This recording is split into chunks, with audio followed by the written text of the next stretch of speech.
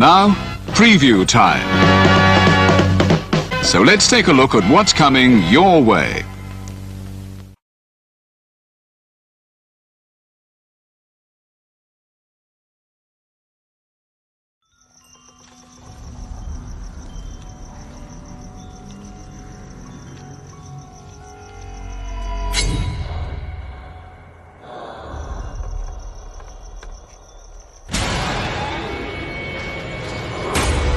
For 42 years, he has terrorized this town. Tonight, it ends.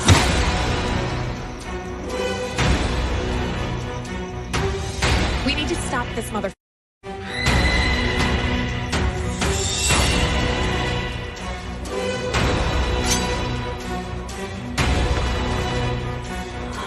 We need a plan of attack. We have to get these people out of town. How can he still be alive? This is Officer Williams. Our night isn't over yet.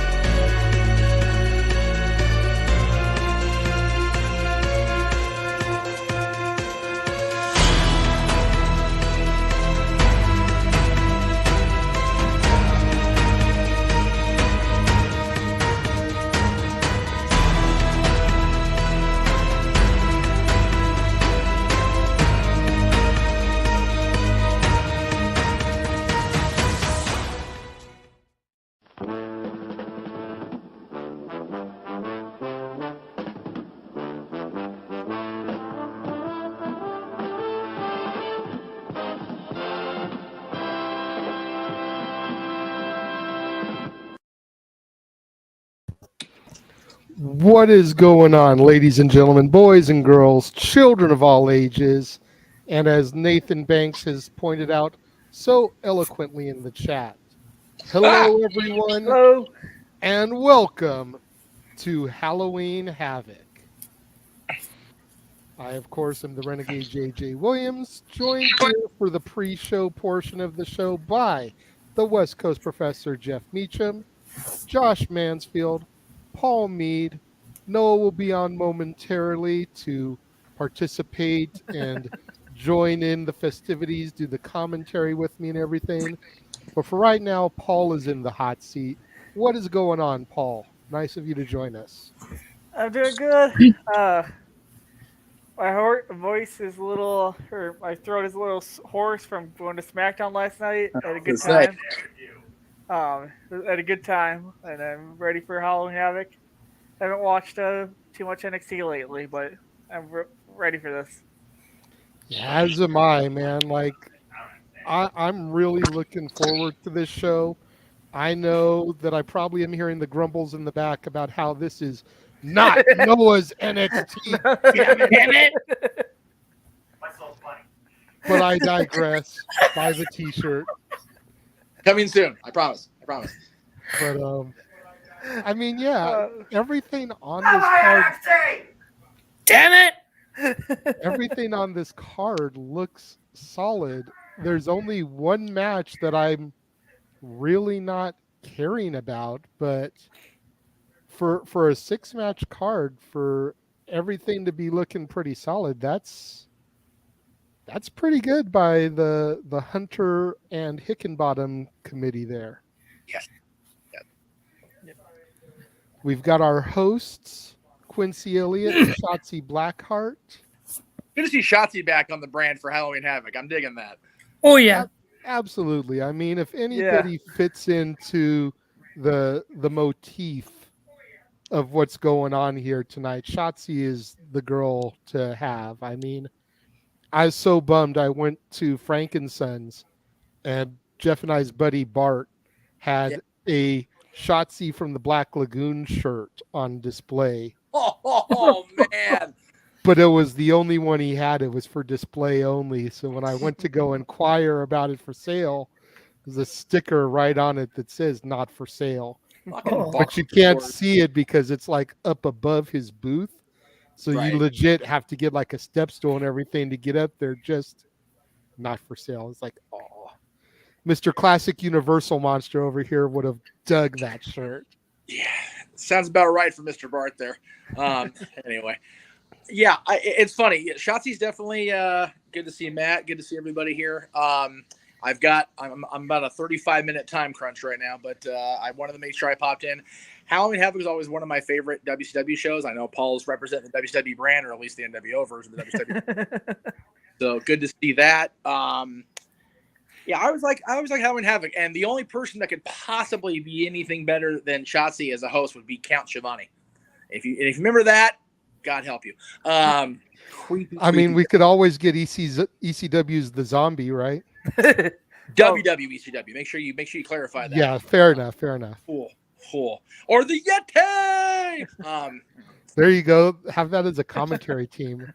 That's right. The Zombie and the Yeti. Well, while we have you here for your limited time crunch, Jeff, and Yes, sir. since Paul and Josh, I don't know if you guys have done this on camera yet. I was on Simply and Predicting with Noah earlier this week. So Right. let's get your guys' thoughts on these matches here tonight. Starting Shall we? off with Apollo Crews and Grayson Waller. Jeff, go ahead and go first. Well, this is the one that spin the wheel, make the deal, correct? Yes. So, do we have our choices from the higher ups, or are we just kind of winging it, not knowing what the stipulations are going to be offered? Yeah, we don't really know what all is on the wheel. I know there's like Buried Alive, Casket, Steel Cage, Trick or Treat. You know, it's Whatever. not Trick or Treat, just because they're not going to try to do anything else that crazy. They might. We'll see. Don't say that, Jeff. You know this is WWE. You said never say never, but Vince McMahon We're gonna have a retired steel this year, cage so of the you ring know. tonight. Well, but here's the deal, though. Having a steel cage option means they're going to have to either lower it, which they could do, or have it be erected or whatever. Buried Alive is a complicated build. I've seen it be built. It's not easy. So I would think Trick or Treat can mean just whatever. That's the only reason I say it'll be that. Now, based on what I know about the feud and what I know about the people involved, I really think they're going to try to hitch the wagon back up to Grayson. He's kind of stalled. His engine's kind of like sputtered here the last little while, but I think as much as they've been high on Apollo, matter of fact, Apollo, if I remember, was like a featured part of that. Breaking Ground, I think, was the thing that was narrated by Shatner. Forgive my ignorance if that's not the case, but I think they really want to get behind Grayson again, and this is the way to do it. You have him win on for lack of a better term, a major show for the brand, and this kid is a future superstar. I think Apollo has the potential to still do well, but not be the guy, whereas Grayson has the chance to be the guy. So I'm bringing him in this, whatever the damn wheel lands on. Anything with coal miner's blood, right, Jake? Yeah, I definitely think this is positioned to be a big show. Apparently, during the media call, Shawn Michaels said that he wants Halloween Havoc to basically become NXT's SummerSlam. I'm here for that. So, well, Zach, good to see you. Tell all your lady friends that we say hello back. Yes. And he definitely thinks that Grayson Waller will win also. Well, you remember, JJ, Bischoff really got behind Halloween Havoc as the tentpole event, even more than Starrcade or Bash at the Beach, considering how historical those two shows were. Bischoff always hitched his horse to Halloween Havoc, so maybe Michaels is trying to do the same. Fair enough. What are your thoughts there, Josh? Sorry, burping up my Pepsi Zero here. I'm glad you had Jeff go first because I had to go find Noah's screenshots in the group chat to find out who exactly I picked because I forgot. Grayson Waller, just because build up the new guy. Apollo is coming back down from the main roster. He's a former Intercontinental Champion. Good way to get some heat on the younger guy and give him a big win on a big stage. And this is not going to be a steel cage match. It's not going to be a Buried Alive match, as cool as that would be. I think a casket match would be kind of cool at Halloween Havoc, if we're being honest. But they have to they have to have either recorded the spin or having a way to where they know what it's going to land on. They will not have this as a shoot decision. Well, no, because they made that mistake in '92 and they learned Yeah. from it. So Yeah. So, whatever this match is going to be, it's already determined. We just don't know what it is. Is it likely that trick or treat thing? Probably. Fair enough. What are your thoughts, Paul? I go with Grayson Waller. He is, like what you guys said, his push is stalled. He needs a win.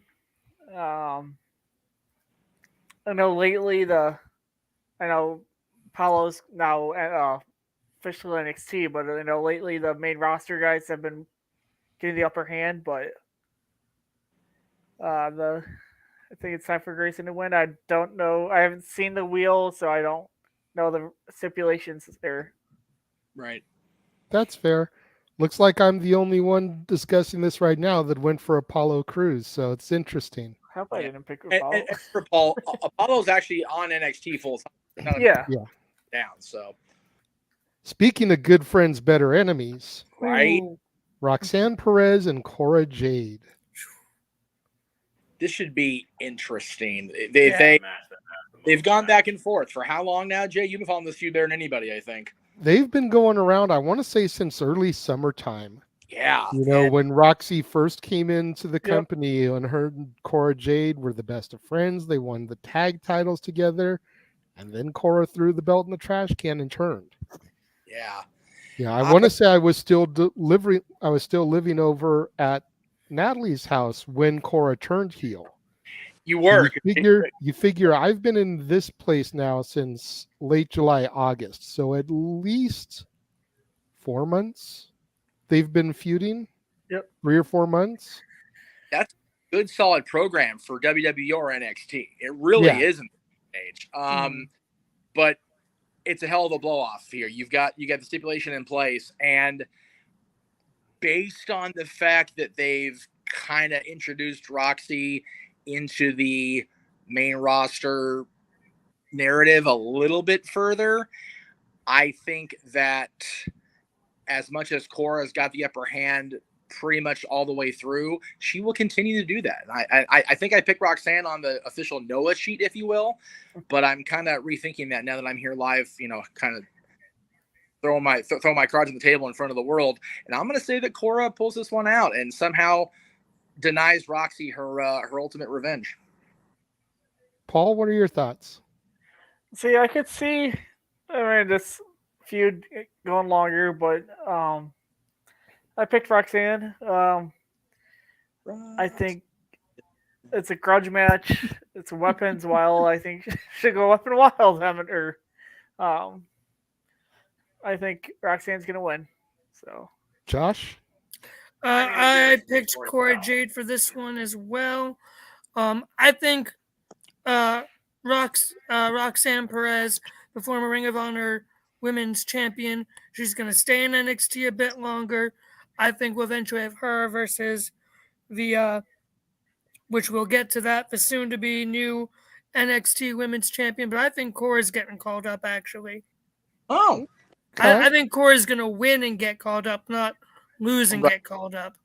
Interesting. Right. Zach thinks that Cora wins because the higher-ups are really intrigued by Roxy, so they'll see Cora go over. See, this one was hard for me because I love me some Cora Jade. Yes, you do, sir. But I went with Roxanne Perez because Cora got the victory at Heatwave. And on NXT this week, she technically got the W twice because Roxy got beat by Rhea Ripley. And then Cora won via disqualification over Raquel. So Cora is looking way too strong. Roxy's got to get a victory here somewhere. And then I think at the December 10th NXT show, which is going to run opposite of Final Battle, Ring of Honor, of course, that's going to be the grudge match. That's going to be the blow off to the feud. Damn it, NXT can't just let us have one freaking night of peace. No. Matt, yes, I do love the Monster Mash, as well as the Monsters Holiday, which is the Christmas song version of that. Yes. Look it up if you don't know about it. That goes double for you too, Josh. I know how much you love Christmas too. Which we'll get to that. before Jeff leaves. You mentioned the women's title, so let's discuss Yes. Mandy Rose and Alba Fire. Josh, go ahead. Alba Fire. Because on Monday, we're going to have Bayley versus Bianca for the Raw Women's title. We are going to have a new Raw Women's champion. Then we will see the main roster official debut of Damage Control. Or not Damage Control, of Toxic Attraction. That's an interesting theory. I don't see Bianca losing the title yet, but I do like the Damage Control Toxic Attraction idea. But both teams are heel. Yeah. You default turn Toxic Attraction babyface by doing that. And I don't want to see those girls as babyface. They need to be heels. You can't do that. You don't need to necessarily turn any of them babyface. Nope, Have them you don't. both be heels. This isn't AEW though. Paul, what are your thoughts on this is match? mattering less in wrestling, Paul. I'm saying two heel female factions feuding together. I mean, I don't see it. Yeah. I mean, technically, we have two heels facing each other in Logan Paul and Roman Reigns at Crown Jewel in Noah Do It. Country redacted. But whether you want to admit it or not, Josh, Logan Paul is a babyface in WWE. To the fans, no. So he got a mixed reaction last night. So I still haven't seen SmackDown. I've been on Halloween overload. I hear they edit out the booze for the show. Not surprised. As they often do. SmackDown, but he's watching Halloween 4 and 5, the poor bastard. Actually, yeah, I just watched Halloween and Halloween 2, the Rob Zombie ones. Even more. Yeah, Alba Fire's winning this time for the NXT UK people to get their wins back. Special hint for later. Ooh. Fair. So I wouldn't mind seeing Alba win, and I do like Josh's theory about all three of them going up because God knows Mandy and the girls are way overdue for going up to main roster. But I just don't. I'm so torn because I think that Damage Control needs a fresh team to feud with. So Gigi and what's Gigi's partner's name? Help me out, guys. Sorry. JC Jane. Gigi and JC are definitely a great team. I don't know if the heel versus heel dynamic will work on the main roster only because everybody loves Toxic Attraction so much that they will get cheered. Whether they're actually presented as baby faces or not is irrelevant because my point. They'll be cheered. So I don't. That's fair because when Bayley and company came out at SummerSlam, they all got babyface pops until the next night on Raw. Yeah. Even knowing they were going to be heel based on the way they presented, people still were happy to see Bayley back, ecstatic to see Dakota Kai reinstated, and the Io Sky to come up. So based on all of that, I really think that Mandy, as long as she's been champion, I think that there's not a whole lot more they can do with her. She went down there to rejuvenate both herself and the roster. She's done that. Yes, she has. Very much. So I think it's time to reset. Bring her back up with Gigi, with JC, and have Alba, as Josh said, have the NXT UK folks kind of get their moment in the sun now that they've been officially integrated into NXT proper. So Alba wins here and carries the title on in the future. It's pretty much what Zach says. He thinks it's time for a change of the guard. Alba Fire wins, and Mandy and Toxic go to SmackDown. Then Survivor Series will get Toxic and Damage Control. And War Games? Have each on different shows, not on the same, even though they're tag champs. No, not every match at Survivor Series is going to be War Games. It's just going to be those two. Yeah, but although they could be part of the women's War Games match. That's my point. I see Damage Control being part of War Games. Well, but do you have one or two partners? If so, who are they? Again, we'll get to Survivor Series, but I wouldn't mind. It really depends because right now you figure it's October 22nd, not counting Country Redacted. We got a month to go for Survivor Series. So War Games has to mean something. I talked about this when I was on with you guys last time. War Games was the end-all, be-all.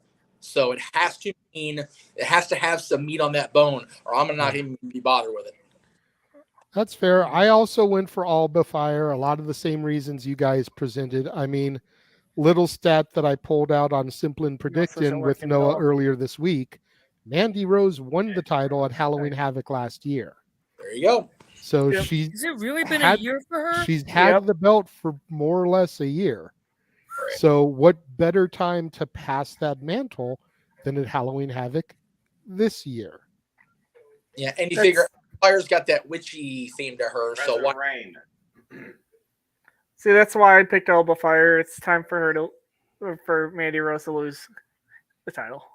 Well, I'm trying to see it as time for Alba Fire because I don't think Mandy proven, but she's an absolute fucking powerhouse. So yeah, Alba Fire's time is here.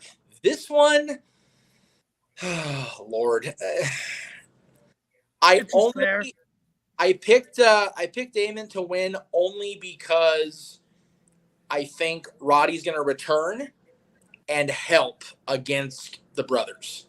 He's going to side. That's exactly what I said on Simplin Predictin. Oh, I said that Roddy has been in it with Damon all along.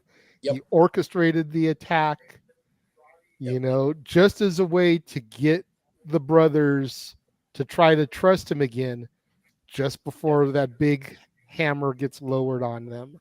Yeah. Roddy has always shown that while he is very easy to like, very easy to cheer for, you and I both know that, JJ, from personal experience, he is better when he's being under the you know, reading between the lines and being a sneaky, snarky heel. This is going to be him going, nope, no more sneaking and snacking. I did it to my damn self, and I did it with purpose. Then you have ready-made tag team feud. The brothers against Damon and Roddy. Yeah. There you go. But if Julius loses, Brutus is gone from NXT.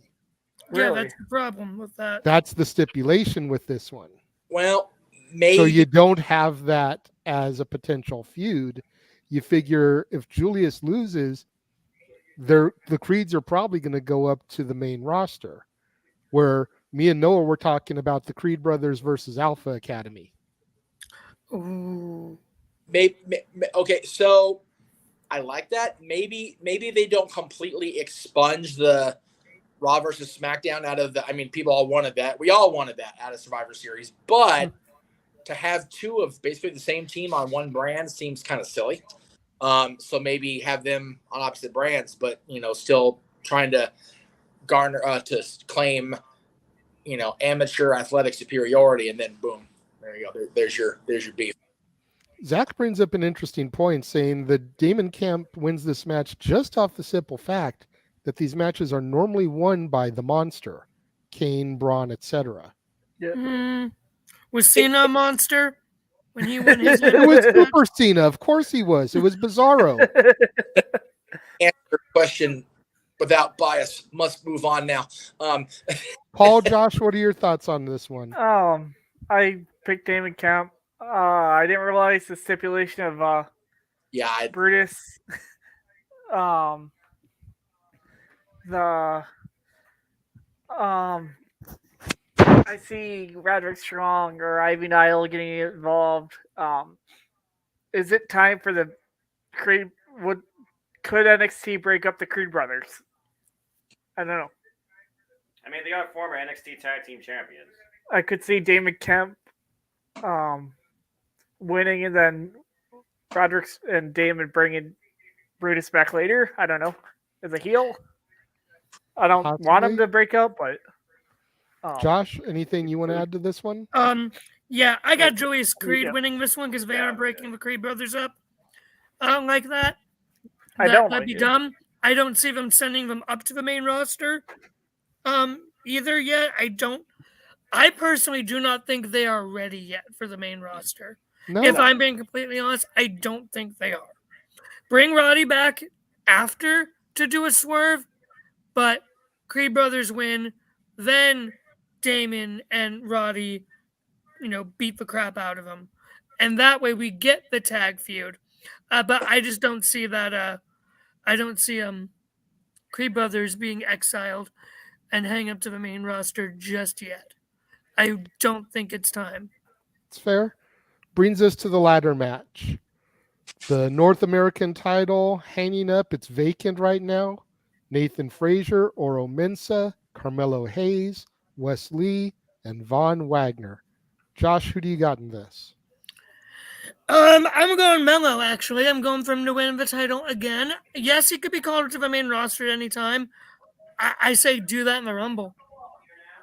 Oh, there you go. Or in the December 10th, whatever thing. Or have him lose then. I don't see him losing it just yet. Well, technically, he doesn't have it right now. No. It's up for technically, grabs. he shouldn't have lost it to Solo Sikoa to begin with. Because Coulda, Solo woulda, Sikoa coulda. wasn't a legal person to win the title.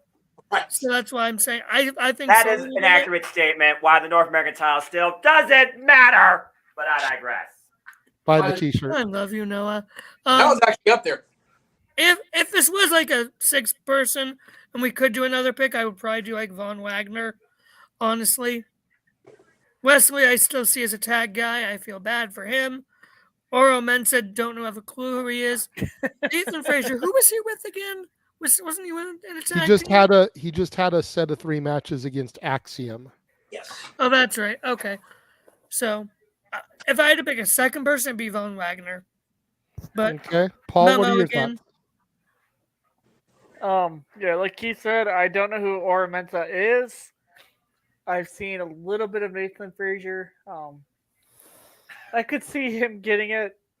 I mean, but my pick is Wesley.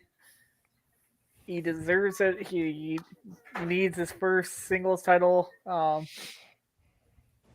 just got to meet Wentz last week at a show, and I trained Wentz team to the show in Toledo last week that I got to see. So, okay, gotta represent the Rascals here.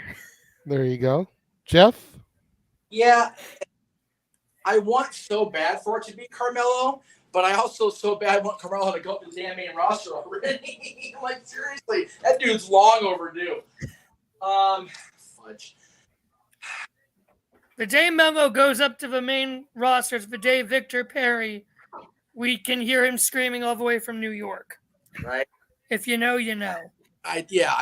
So I picked Wagner, I believe, in the Noah thread. So I'll go ahead and stick with that. But my want is Carmelo, but my Wagner. Okay, interesting. We got a bit of an array of choices here. Yes. Much like I said on Simple and Predicting, I got rid of Oro Mensah and Von Wagner right out the gate. Damn. I just don't see them. Oro Mensah just basically popped up on NXT like 2 weeks ago. They're not going to give him the belt that quick. Right. And Who is he? Von Wagner, nothing special to me. Now, here's my question, real quick. Go ahead, before we Josh. switch to the next thing. Well, I was still giving my thoughts on this one. Oh, Go ahead. Sorry. Continue then. Sorry, my bad. I thought you were switching. Carmelo, I think his time is going up to the main roster. So that brings it down to me for Nathan Frazier and Wes Lee. Nathan Frazier had a great set of matches with Axiom, but I don't think he's ready just yet. Where Wes Lee, Zach made a great point here in the chat. This is Wes Lee's big moment to shine and get a defining moment. So my pick was Wes Lee. Johnny Boy, excited for the show. What was your thought, Josh? And then I'll move on to the main event. So, when it comes to North American title ladder matches, especially when the title is vacant, North American title multi-man ladder matches are its shtick. Like Noah's catchphrases, like Walter's stick to my shtick thing. The North American title's shtick is multi-man ladder matches. Yep. Is this ladder match going to live up to the hype of what has come before? That's my question. With the legends that have been in these North American title ladder matches, and we have so many people that were like, who? In this one, are these guys going to be like, okay, bet, and live up to the hype of the previous ones and or surpass it? That's what I I think really so. want to know. I absolutely think so. I think that all these guys, even Von Wagner, even Oro Mensah, are going out there with something to prove. Yeah. So look for Wesley, I'm calling it now, to have the Shelton Benjamin / Kofi Kingston spot of the night. Whether he wins or loses, look for him to have that, oh my God, did he just do that moment? Right. Yep. Yeah. Jay, you brought up a point about Wesley. Yeah. If they're absolutely not going to bring his partner back, whatever the reason was, I remember the reason. I'm just trying not to be too much of a dick, trying to get ready to go to a happy place here. Then they either need to sugar get off the pot with him, either turn him loose and make him a single superstar, or just cut him loose. So if he wins, great. If not, where does he go from here? So you do make a good point. So Wesley will be my backup. We don't have a backup pick, not my No. ever.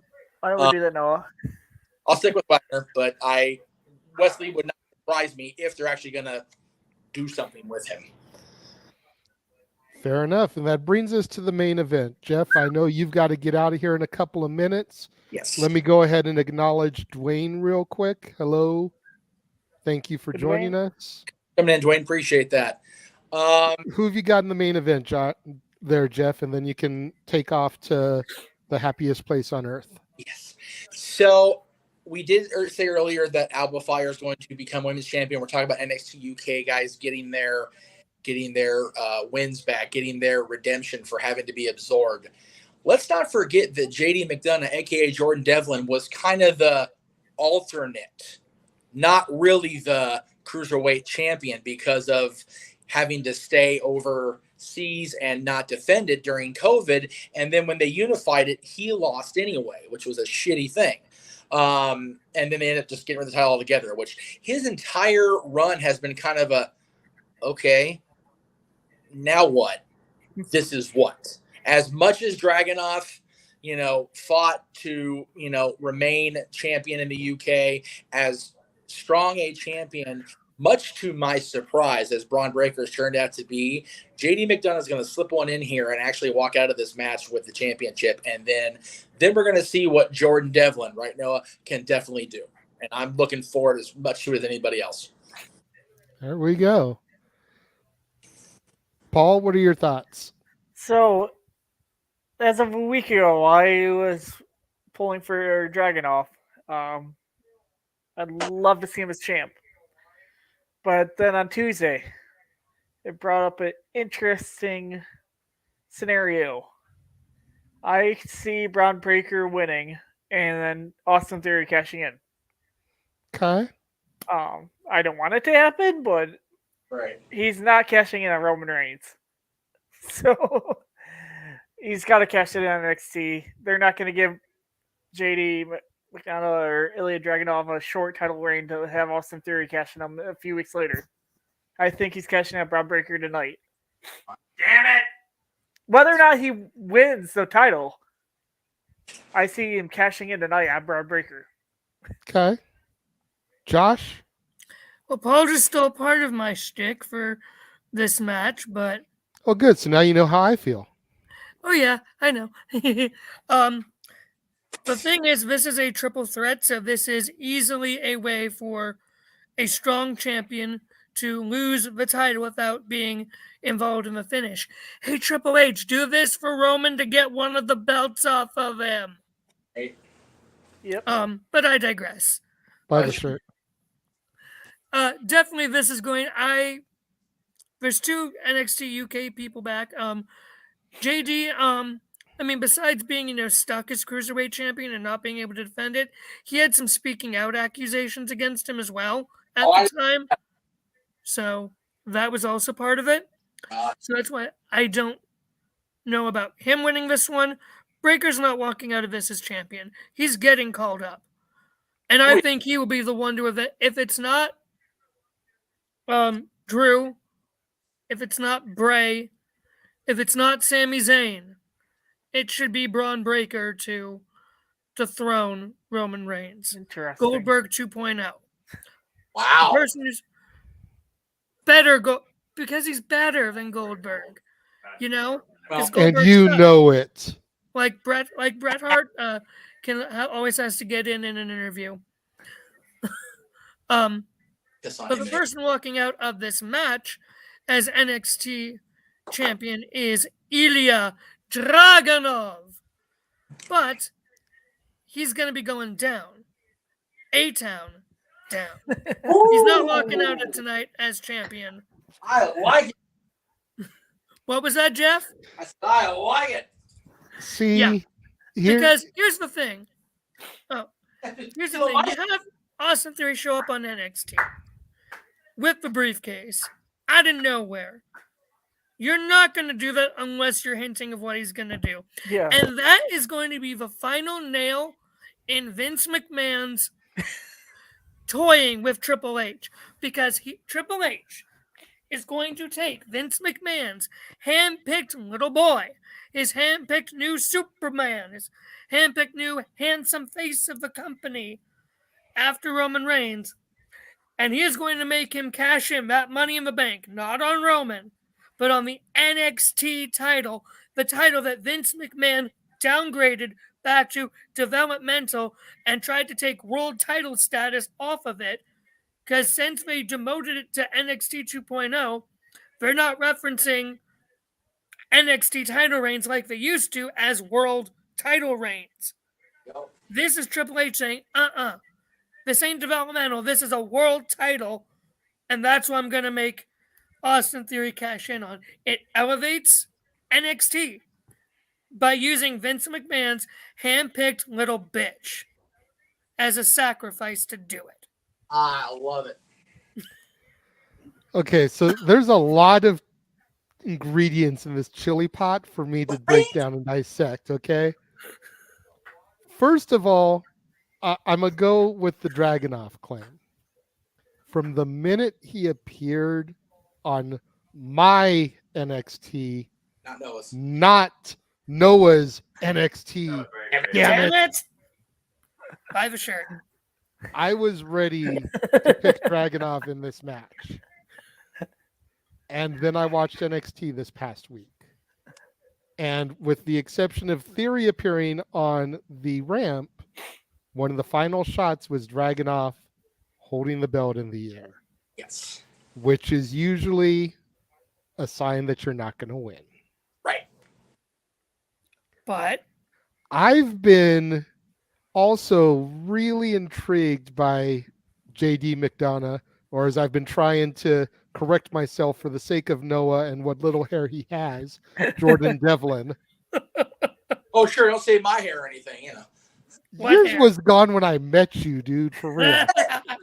New naming convention. You had Homer Simpson level hair when I met you. Get off it. I cite my Mickey 07 bullshit on that. But anyways, I officially picked Jordan Devlin, JD McDonough to win the match because as part of the predictions, we're not predicting if Austin Theory is going to cash in. Right. I do totally agree that it's Braun's time to lose the belt, get called up to the main roster. You know, there may be a rematch or two down the road, but it's Braun's time to move on to bigger, better things. And I feel like with hearing the story of the Dragunov Devlin saga, he needs to get that victory back over Dragunov. Yeah. As far as the cash-in thing, when I first saw Theory pop up on the TV with the briefcase, I thought the same thing. Right. He was going to cash in tonight on whoever wins the match.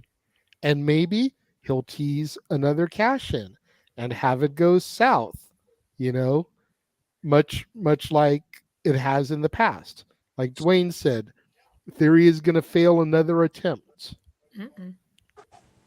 You know, because if you think about it, you mentioned, Josh, why would you have Theory on there if you're not trying to tease that this would actually happen?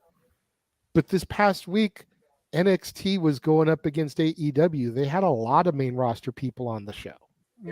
Theory wasn't announced though. So that's my point. So So Shinsuke he wasn't was announced there. either. He's there to tease as a caveat, but I don't think he'll do the actual cash-in.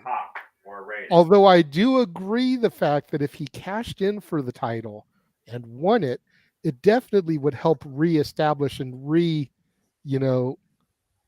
bring up the status of the NXT title. I do wholeheartedly agree with your theory there, but I pitched this to Jeff in private, and I actually made this on Simply and Predicting. What better way to fuck over Vince's boy, as we put it, than to have Theory hold the briefcase until Money in the Bank next year, have him cash it in on the champion at the time, win the belt, and then that night's briefcase winner come in and take it right off of Theory. That is how you fuck Vince McMahon's hand-picked boy. That's valid, because I don't think Theory is And you going give to him fail. and to you cash give in. him the full year. It's something that hasn't been done before. Which it's getting harder and harder to do stuff that's never been done before with Money in the Bank. Right? Especially know, for women's Money in the Bank, they just keep doing it the same night almost. it's never been held the full year to where there's technically two briefcases in play at the same time. So there you go. That's clever. I like all the theories, folks. I like it. Because I don't think Theory's going to fail to cash in like Dwayne suggests. Triple H has too much respect for Money in the Bank to do that even to Theory. Because Triple H is still likes Theory, still high on Theory. I can see Quincy Elliott keeping Austin Theory from cashing in. There you go. Also, Dwayne's comment about there we go. Yeah, Jeff Meacham did have hair. If you look in his profile pictures, you can actually see, and go back and watch old episodes of Talk Wrestling on the No DQ channel. Jeff actually had hair when I first met him. I give him crap, but he did have hair when I first met him. When he came to move in with me, completely different story. Yeah, I have hair, as Obi-Wan says in episode 4, before the dark times, before the child. That would do it. Every time. All right, kids. Well, I am out the door and on my way. So, but one more light. Forgot that light. Damn it. Okay, there we go. All right. Damn, it's loud out here in gray. And just make sure to rewatch later, Jeff. I'll try to keep tabs on. Have fun. What happened? I said, then just make sure to rewatch later when you'll see the unboxing I have for you that you'll enjoy. Looks like Jeff is frozen. There he is. Yep. Well, we here on the Halloween Havoc coverage and everything across the Jeff Meacham Network Multiverse of Media, we wish Jeff a good day at the happiest place on earth. As the WWE Network on the Peacock streaming service, or as we call it around here, the Cock, promotes the show that'll be happening in 2 weeks at Country Redacted. We have given you guys all of our thoughts on the matches. Those of you that have just joined us, what do you guys think? We've only gotten a couple of reactions about some of your thoughts. Anybody else have thoughts?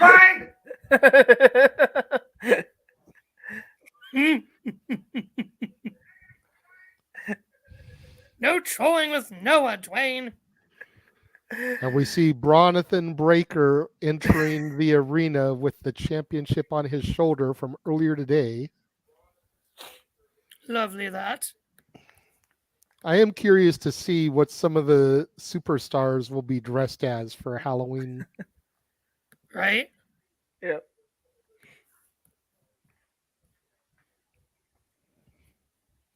There'll be some sort of Halloween party backstage skit, and someone will get their face in the punch bowl, turn into a carry.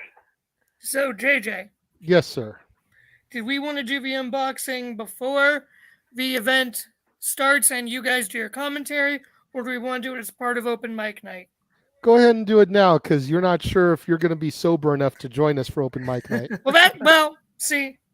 Well, let me See, here's the thing. I have some special brownies. These are not Colorado brownies. No. These are special Irish brownies made with Baileys. I'm going to be good. I won't eat many of them. If Austin Theory cashes in, that's another story. And succeeds. Yeah. So, I ordered something on eBay recently because, like the good man Renegade and the good man Meech, I am a big Christmas guy. Get the hat on with it. So I ordered a classic keepsake ornament set from 1992 of Hallmarks. So figure I'd do a little unboxing here, on our Halloween PLE. Let's go ahead and give Josh here the main screen. Yeah. So let's go with our first set. Okay. Sure, why not? Hey, I mean, Nightmare Before Christmas is all about what happens when two holidays collide. So, And, yeah. Cute. Nice. That is true. That's one. Oh, very nice.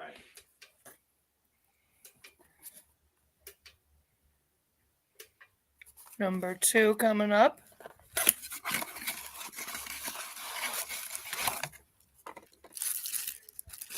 I'm digging the dude dressed as Stone Cold on the pre-show. Hey. Cool. Very nice. Very, very cool.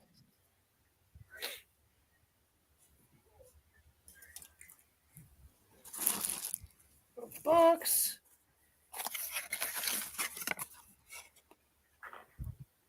Stay tuned because I'm sure that Renegade will have a lot of holiday cheer and gifts galore in store for you at Casa D18 Studios through the holiday season.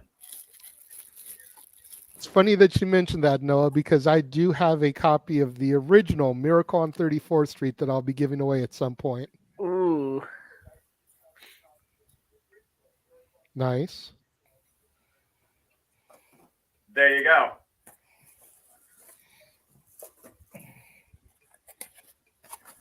Number 4. Nice.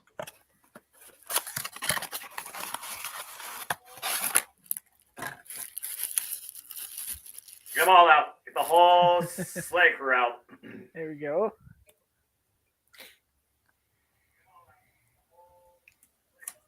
And this one I really wish we did have Jeff here for, because last but not least, the fat man himself. Kaiser theme word for word. God rest my father's soul.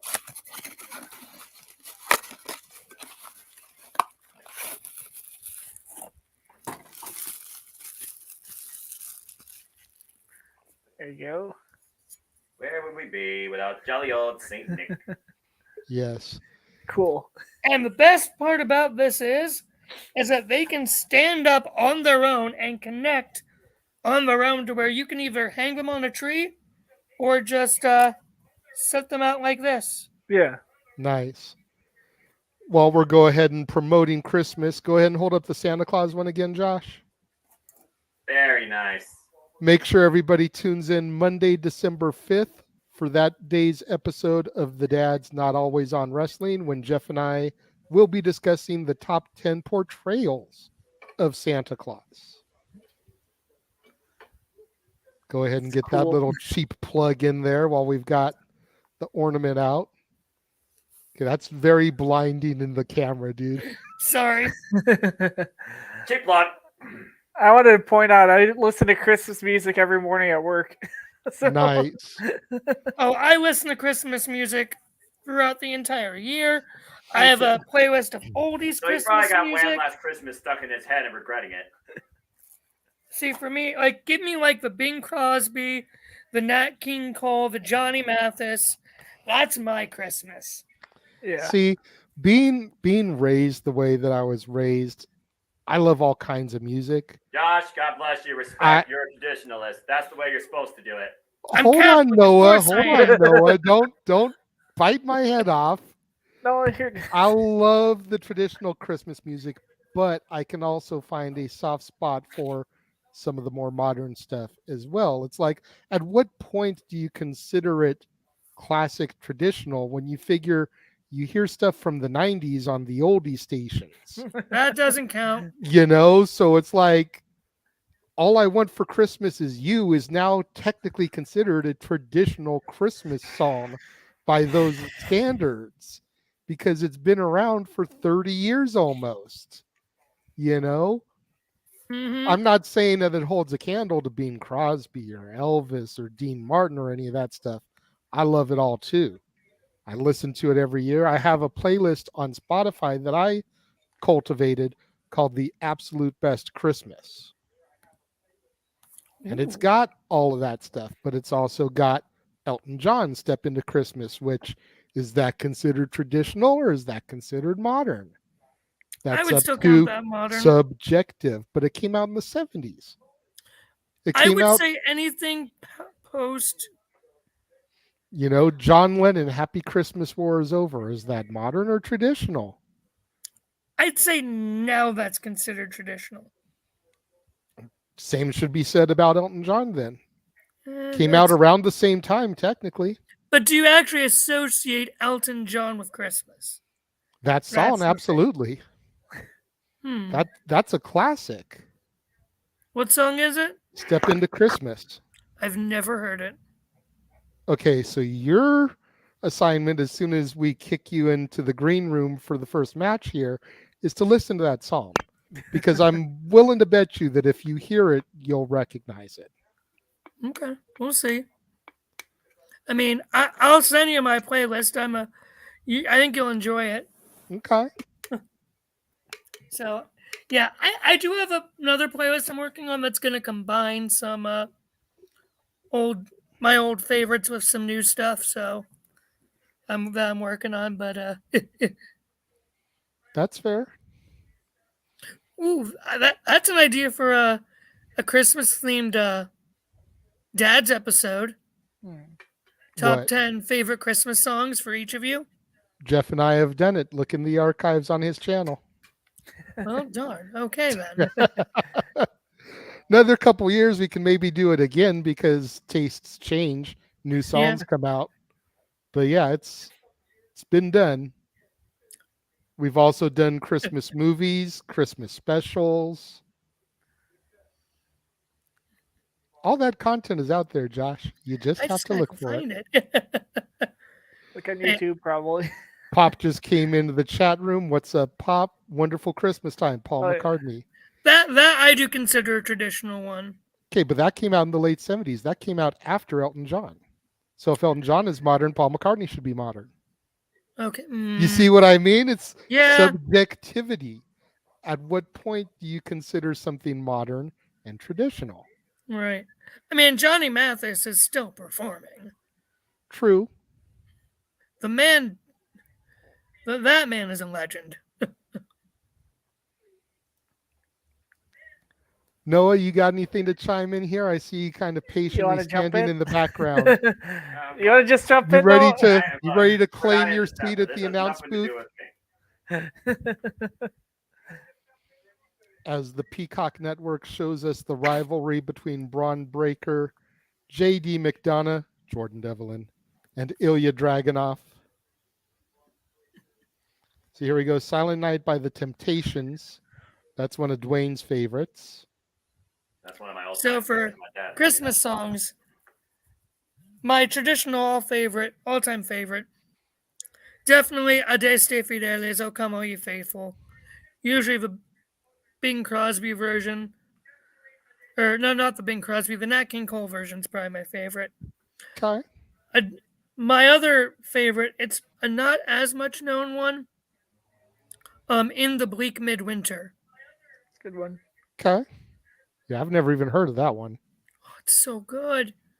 Julie Andrews has a really good version of it. Okay.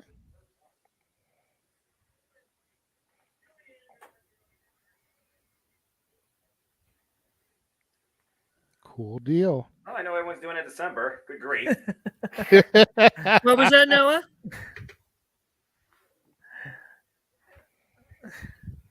What did he say? No. What did you say? I know what y'all are doing in December. Uh-huh. Oh yeah, Our open mic nights in December are going to be fun.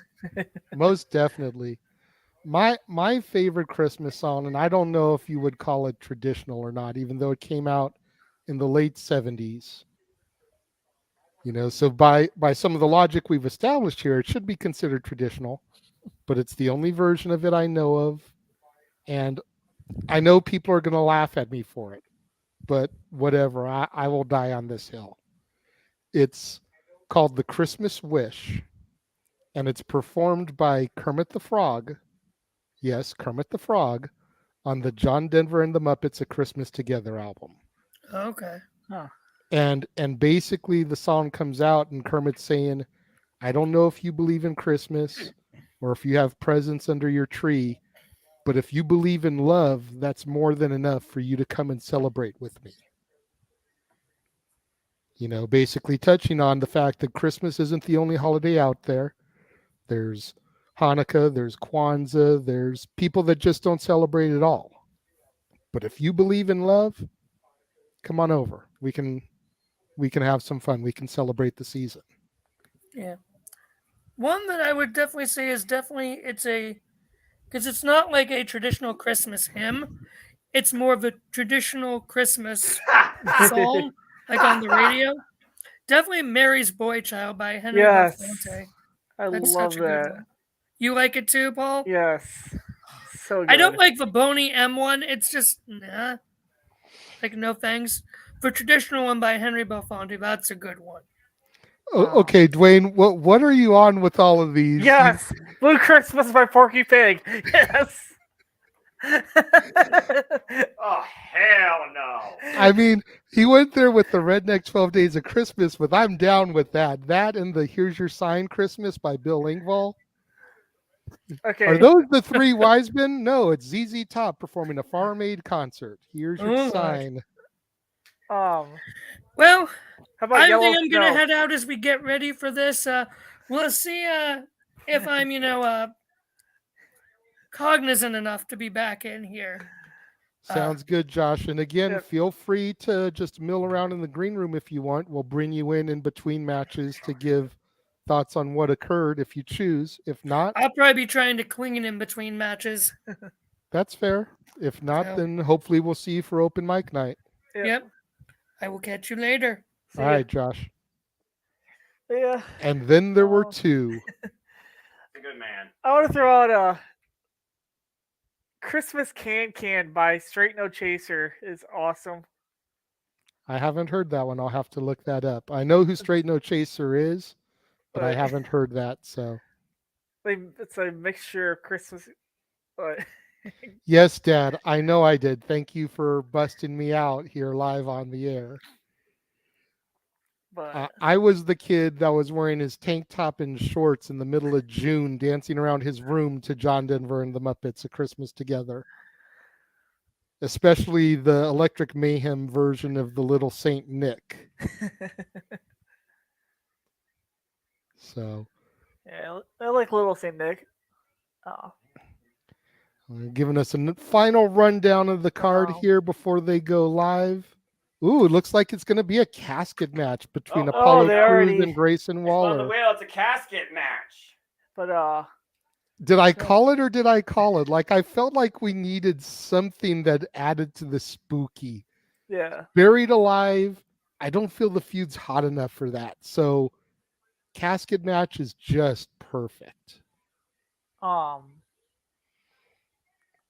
As we get ready to go live inside for the show, let's switch backgrounds. Let's get out. All right.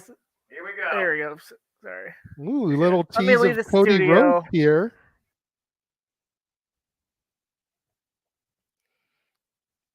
As we wait for Noah to get on camera here. Nice little hype package here for Cody Rhodes.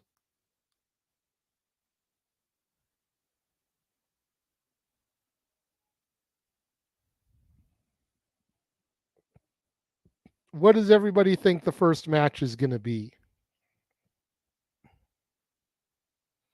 Thank you, Dwayne. Look forward to it. Hopefully, you'll hang around in the comment room. And there's Noah. Good evening, JJ. I was definitely having fun with y'all back behind the scenes. Not that far, of course. Shout out to my brother Paul. That was some good stuff. Hello, everybody. Welcome once again to another Jeff Meacham Network production. All the tricks and cheats galore, championship bouts, and so much more in store. JJ, are you ready to go tonight for Halloween Havoc? Absolutely, dude. I've been looking forward to this show. I've told you in private. I've told you on Simplin Predicting earlier this week. Say it again right now, man. I have really been looking forward to this show, and even more so since they announced the return to NXT of one Shotzi Blackheart for one night only to be co-host of this event.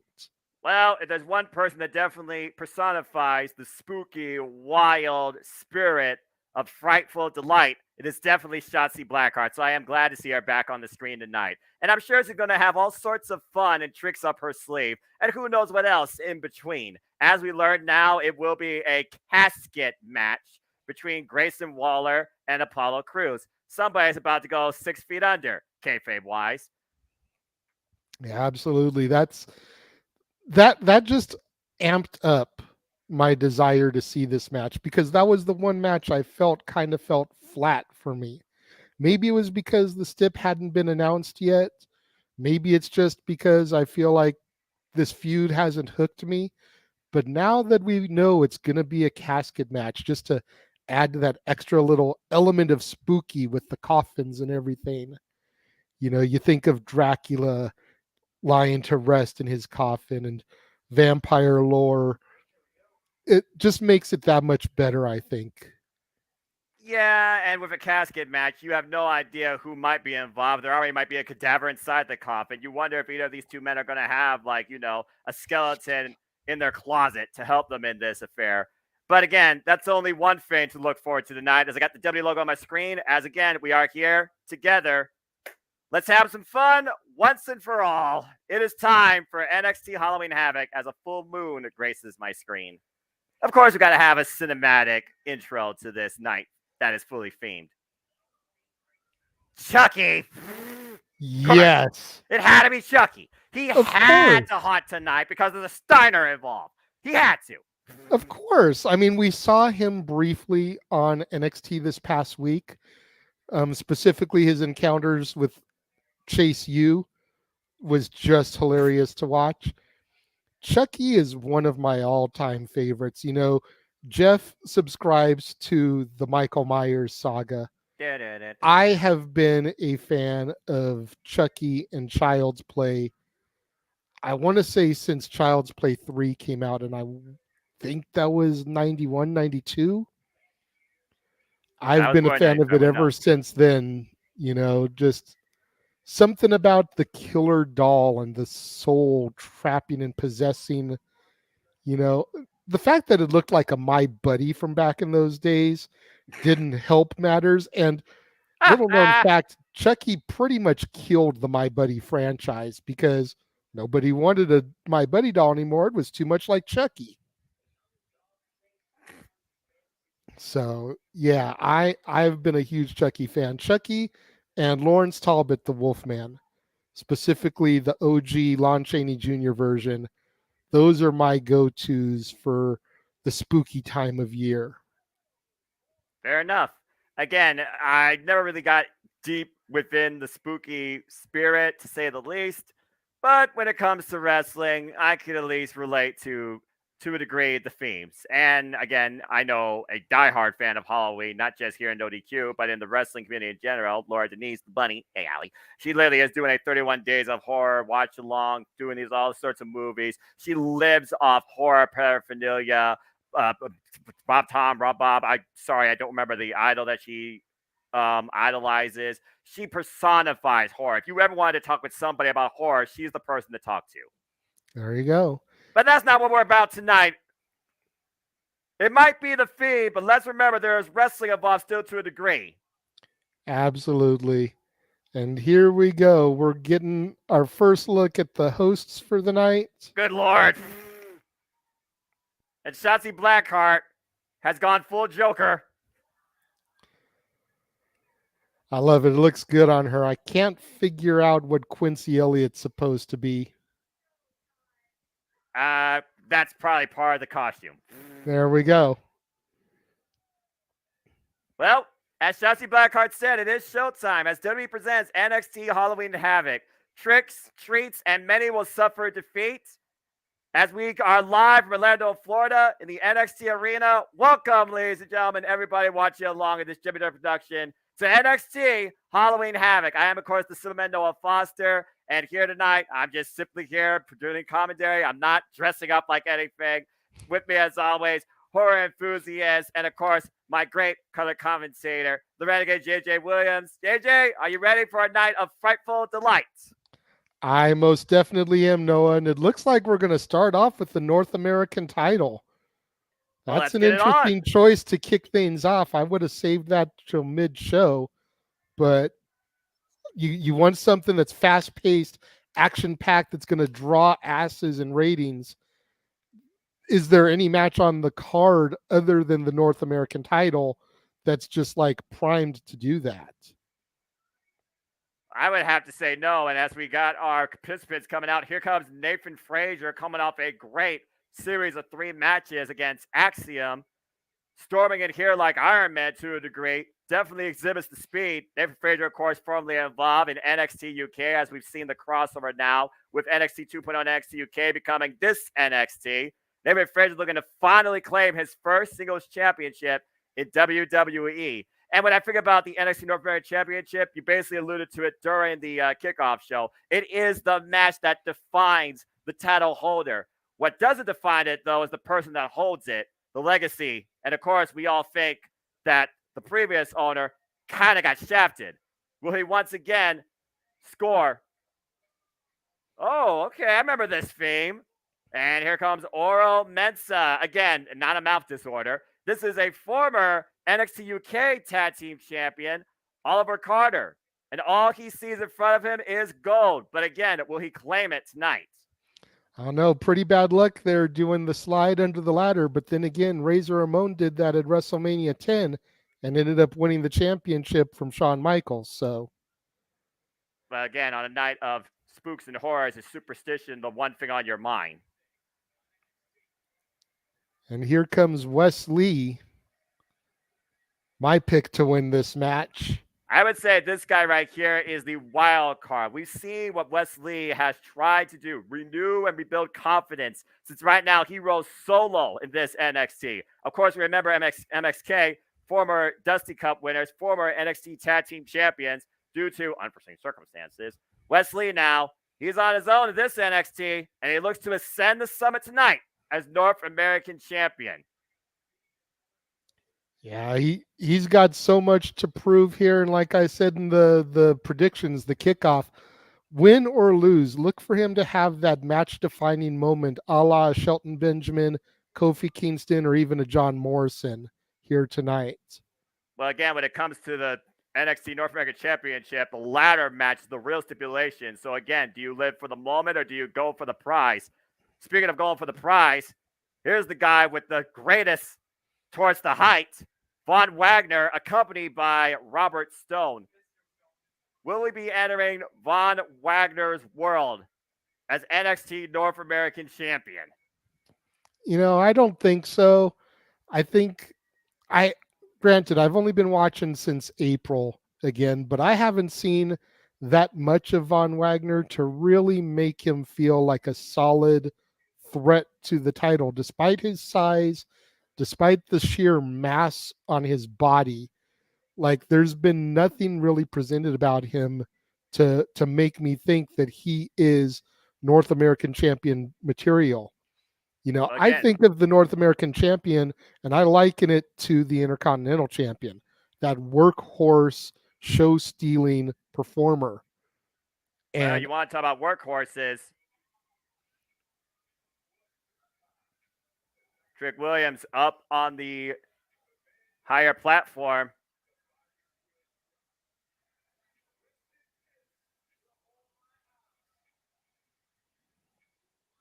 All right. This is interesting.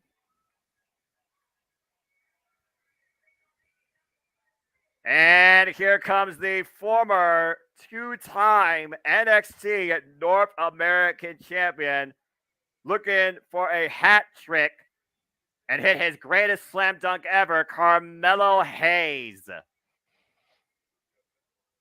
What can you not say about Carmelo Hayes, JJ?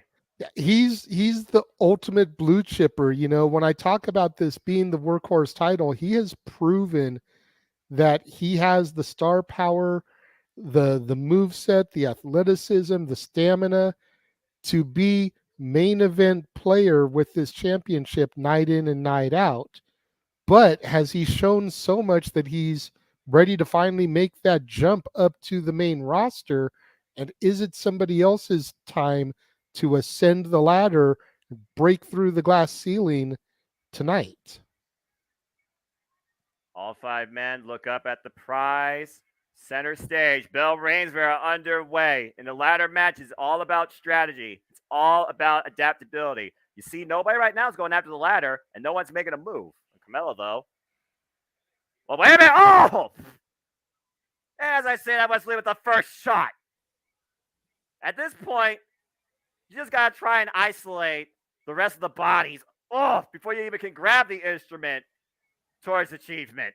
Von Wagner right now taking on Nathan Frazier and Orametsa 2-for-1 in the corner. And Von Wagner, he's one of those like strange anomalies, I feel like, in NXT. Like you said, he's really proven anything to us to show us that he deserves and can be a champion in this brand. I mean, it's kind of been up and down for him lately.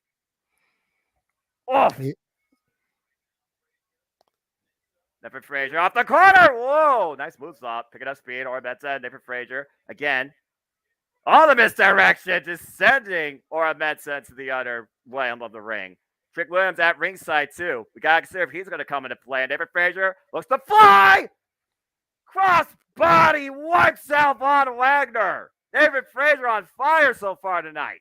Yeah, you know, he really showed himself to me these last couple weeks with that series against Axiom.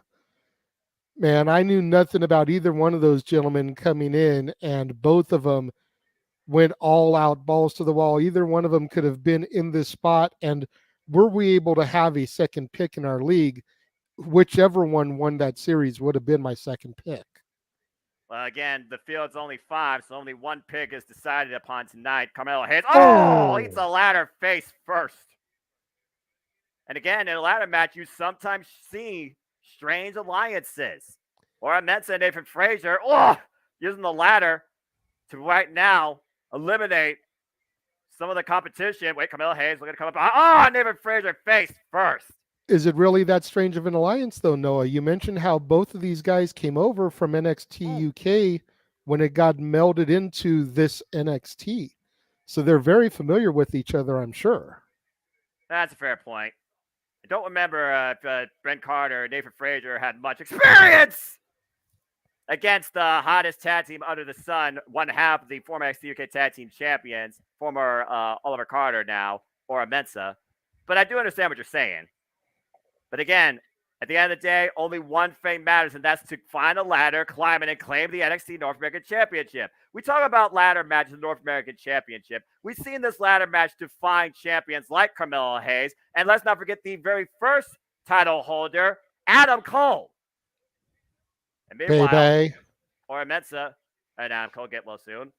Whoa!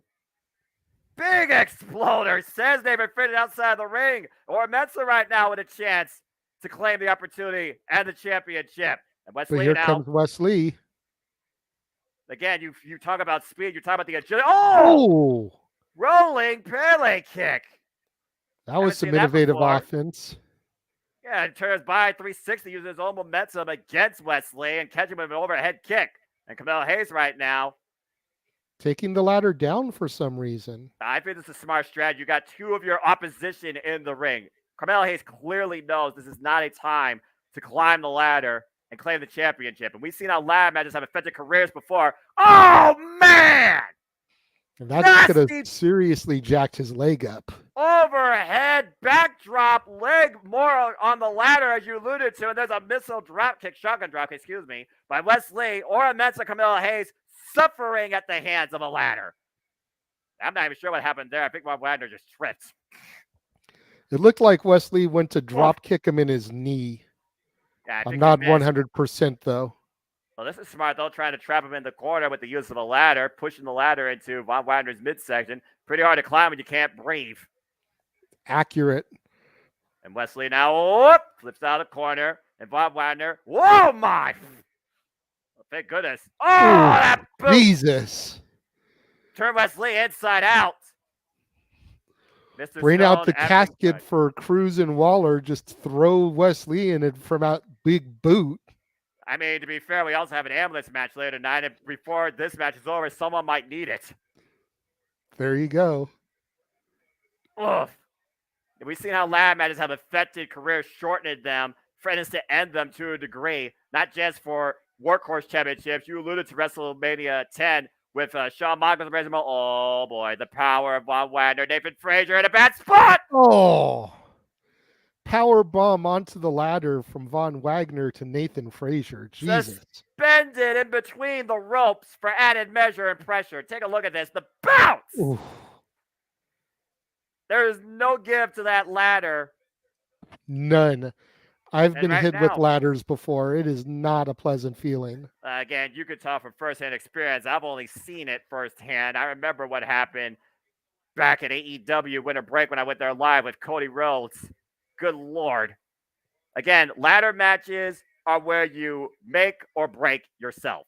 That's really what that comes down to. Camilla Hayes right now trying to take over Von Wagner. Nice job by Hayes taking down the big man. But again, he has to take advantage. He's right now in the ring alone.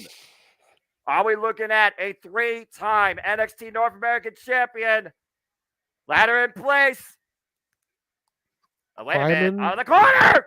Ooh, Nathan Frazier drop kicking him off the ladder. Good grief. And oh my gosh. Wesley put his own body on the line to a degree, dropping a ladder on Nathan Frazier. The crowd echoes its approval with the Holy S chants. And we're just getting started tonight. Again, folks, this is believe it NXT. or not, this is just the first match. Yeah, no kidding. Off! Again, this is NXT Halloween Havoc. We are kicking off with the 5-way NXT North American Championship ladder match. Please like, subscribe, comment, tell a friend. Oh, scissors kick! And again, I feel like Mensa got the worst of that. Drops Von Wagner to the outside. Notice how Trick Williams has not gotten involved yet in this match either. Meanwhile, up the ropes. Oh! Nice moonsault. It's probably pretty wise of Trick to not get involved just yet, because you know that if he gets involved, all attention is going to shift focus to him. Yeah, but at the end of the day, Trick Williams and Carmelo Hayes, they are a package deal. They are out there for one another. And meanwhile, what is this? Oh! Good God! Some more innovative offense there by Carmelo Hayes. And a bit of an assist by Trick Williams, setting up that ladder underneath Oral Mensa, making sure he had a much worse landing. And right now, Nathan Frazier, just runs midsection first into the ladder. Again, Carmelo Hayes, the one of one. That's what he calls himself. And right now, Carmelo Hayes, what's going for here? Nathan Frazier, though. Good Lord! What the hell? Holy TJJ! Nathan Frazier off the second rope. I am like dumbfounded. What do you call that? It was kind of like a Spanish fly. Reverse Spanish fly. You're right. Jesus. Both men colliding into the ladder midsection first. And Von Wagner back in the ring. Again, the ladder match. Do you go for the prize or do you create the moment? What are you memorable? What are you more remembered for? What do you want to be more remembered for? Von Wagner's got Wesley up. Wesley up. Oh, nice Enziguri. Yeah, I mean, it's very rare. It's very rare that you can create the moment by winning the match. It is possible, but more often than not, if you take that opportunity to create the moment, you don't win. Well, right now, you're not going to win if you just wipe yourself out on the outside of the ring. We got 4 of the 5 men down the outside. Meanwhile, our Mensa somehow is back inside the center, looking to set up a ladder. Again, ladder matches, all about opportunity. You find your moment, you pick your spot, and you claim the prize. If you want that winner's purse, you gotta win the title tonight. And as I was talking earlier, there's Trick Williams looking to lift the ladder, or Met's at a dangerous spot. What's he gonna do here? Tap the belly! Oh man! And Ora Mensah throwing caution to the wind. I think he got caught up on the top rope, but he still wiped everybody out. Yeah, it looked to me like he jumped just a little too soon. You know, speaking from experience there. Uh-oh. What is this? Trick Williams and Mr. Stone now ascending the ladder, looking to claim the prize for both their agents. Okay. And Robert Stone. Oh! Honestly, who uses a shoe? Uh-oh, Trick Williams says Robert. Oh, man! Crouched on the top rope there. And the ladder is the only thing that remains in the ring up against the ropes. Everybody's down. And I think Robert Stone's going to need an ice pack. Take a look around. You see the destruction. You see the type of death these participants are willing to go to call themselves champion. Ora Mensah once again looking to ascend. He's there by himself. Wait, Von Wagner. He's got his hand on the title. Von Wagner just ripped him down. And meanwhile, Ora's still on the ropes. Von Wagner, though, with the ladder. Ladder to the midsection. Again, Von Wagner. Again, let me say from experience, that does not feel good. And again, those are solid ladders. Those aren't like toothpicks. Von Wagner just tossing over the top rope over two participants. And man, I'm doing very well. Thank you for tuning in again. Thank you all for tuning in. Like, subscribe, comment, tell a friend. This is NXT Halloween Havoc, available on Peacock. We are kicking things off the NXT North American Championship ladder match. A match that has, again, defined long-reigning workhorse-level champions, going all the way back to Adam Cole. And you talk about the likes of Johnny Gargano that's held this title before. We talk about Camille Hayes and his incredible 2 reigns. Cameron Grimes even claimed this championship at one point. Keith Lee, Roderick Strong.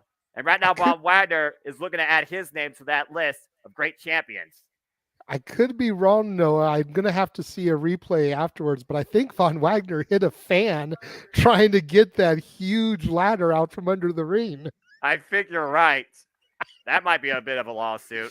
They'll just probably get like free tickets to NXT for the rest of the year. Who knows? And meanwhile, we got Bridger with troubled water. This is never a good thing as Wesley rocks Von Wagner, who is almost taking a seat across a very precarious. Oh, wait. Frazier going to the top rope. Good God! Breaks the ladder in half. Holy hell, Noah. And that might eliminate Von Wagner from this entire championship match picture. Frog splash as you set off the top rope through Von Wagner, through the suspended ladder. The ladder breaks in half. I am still dumbfounded by that, Noah. Well, again, you literally become a victim of your own weapon, a tool of your own demise. Good grief. Yeah, we discussed it the last time we were together. He who sets it up usually is the one that suffers the fate of going through it. Well, as we try and regather ourselves, Wesley's like, oh my gosh! Ora Mensah right now explodes into Wesley. Camille Hayes off the barricade. Nice innovative across the body, wipes on Ora Mensah, and again, Camille Hayes, the only one stairs feet. Wesley off the stairs. Oh man! Jesus. Talk about a step up cannonball, launching himself, and again, throwing his own body and well-being caution to the wind. Wesley looking to make a moment tonight and become North American champion. He sees the prize, still raised high, and once again we got to grab. Oh my, that looks like a big lap. Whoa! I think it's about the same size one though they just put Von Wagner through. Maybe a little bigger. Maybe a little bigger. JJ? That ladder looks like it could touch the championship. Look at that thing. Well, they say bigger is better. I'm not sure how that applies to ladders. And how the hell is Von Wagner standing? Determination. And right now, Von Wagner stands alone with a giant ladder. Once again, looking to ascend. Ladder is in place. We have Wesley and Von Wagner. Wesley, though, look at his speed. Again, sense of urgency, but Von Wagner, though, whips Wesley off the ladder. Uh-oh. Got him goozled. This might end badly. Up in the military press. What the Looks hell like is he's Von Wagner eyeing doing? that ladder. Whoa, Oh, the Lord! announce booth. He just skidded right over the top of that. Barely even hit it. Holy shit! Talk about a freaking toss for distance! Wesley literally thrown outside the ring across the announce table to the floor. And meanwhile, Von Wagner says, "Land David Frazier!" It's like Nathan Frazier hesitated there. He ran to the top, thought about it, then decided to throw some punches to Von Wagner. Well, he knew Von Wagner was still in play. And right now, David Frazier's the only one. Oh, wait, Von Wagner again. Uh-oh. Up in the clutches. And the power of Von Wagner coming in again. Oh, both men over the top rope to the floor, but Nathan Frazier somehow. Wait a minute. And again, oh! Oh, Jesus, out of nowhere. How many times has Ora Mensah come out of nowhere on our screen, just throwing his body into somebody? I'm glad it's not a drinking game. Jesus. Between how many times Oro Mensah's come out of nowhere and how many times Booker T will say shucky ducky quack quack tonight, yeah, no kidding. I'd be plastered by open mic night. And meanwhile, teamwork by Ora Mensah and David Frazier right now trying to eliminate the Von Wagner problems in this equation. Von Wagner still refuses to stay down. Oh, and again, little ladder. Trying to trap him underneath it. What the hell? Oh! Okay, see, Booker T mentioning how this is a great plan, but what he fails to realize is there are three men that are preoccupied on the outside. This is a perfect opportunity for either Wesley or Carmelo Hayes, wherever they may be, to try to ascend the ladder and claim the prize. If Wesley is still conscious, that is. But you do make a point, and I don't see Carmelo. Well, there's Trick Williams. I don't see Carmelo. Oh, Ora Mensah, though. And right now, we got Ora Mensah and David Frazier both making a beeline for the championship, both at the top of the ladder. Looks like their temporary alliance has now been dissolved as both men punch it on top of the ladder. Oh, no. And right now, one of these two might be going for a long, hard ride. Carmelo, But here comes Mello. See him Frazier on the outside. Oh, wait, Frazier's got a hit on the title. Oh, wait, Ora Mensah trying to But it headlock. takes more than a hand, Noah. You got to unstrap it. That's true. And what in the hell is this? Still trying to hook him up and pushes David Frazier off the ladder. And meanwhile, right to the ankle. And right now trying to make that ladder. Oh, Ora Mensah, though, has a hand on it. Again, Ora Mensah, he refuses to be in the night tonight. Carmelo Hayes, though. Oh! Drop the hard way. Ora Mensah jumped first to the ladder. And Carmelo Hayes stands alone in the ring, trying to create a rector set. For now. But again, favoring his back. Carmelo Hayes climbs, though. And Wesley somehow making a beeline. Oh! Step up ladder bridge. Great shot to the lower back, Carmelo Hayes. Superman punch of sorts, knocking Carmelo down the ladder. And meanwhile, Wesley and Carmelo Hayes are duking it out inside the ring. One of these two will, I feel like right now, two of your front runners in this match, even if they are the worst for wear. Oh, man, that was a hard right. This has been a brutal affair. Oh! Well, that was innovative. Could this be Wesley's moment as he Is tries it Wesley's to get time to shine? Leave the past behind. Uh-oh, Carmelo Hayes, though. Again, refusing to be denied. And both these men are in a very precarious state on this ladder. All it's going to take is one misstep, and one of these two will be taken out of this match. And they're going at it! Laying bombs to each other. Carmelo Hayes right now. Wesley got the better of that exchange, but Carmelo Hayes is crawling forward. Again, trying to prevent Wesley. Oh! That was just a boot to the face. But again, Carmelo says no, though.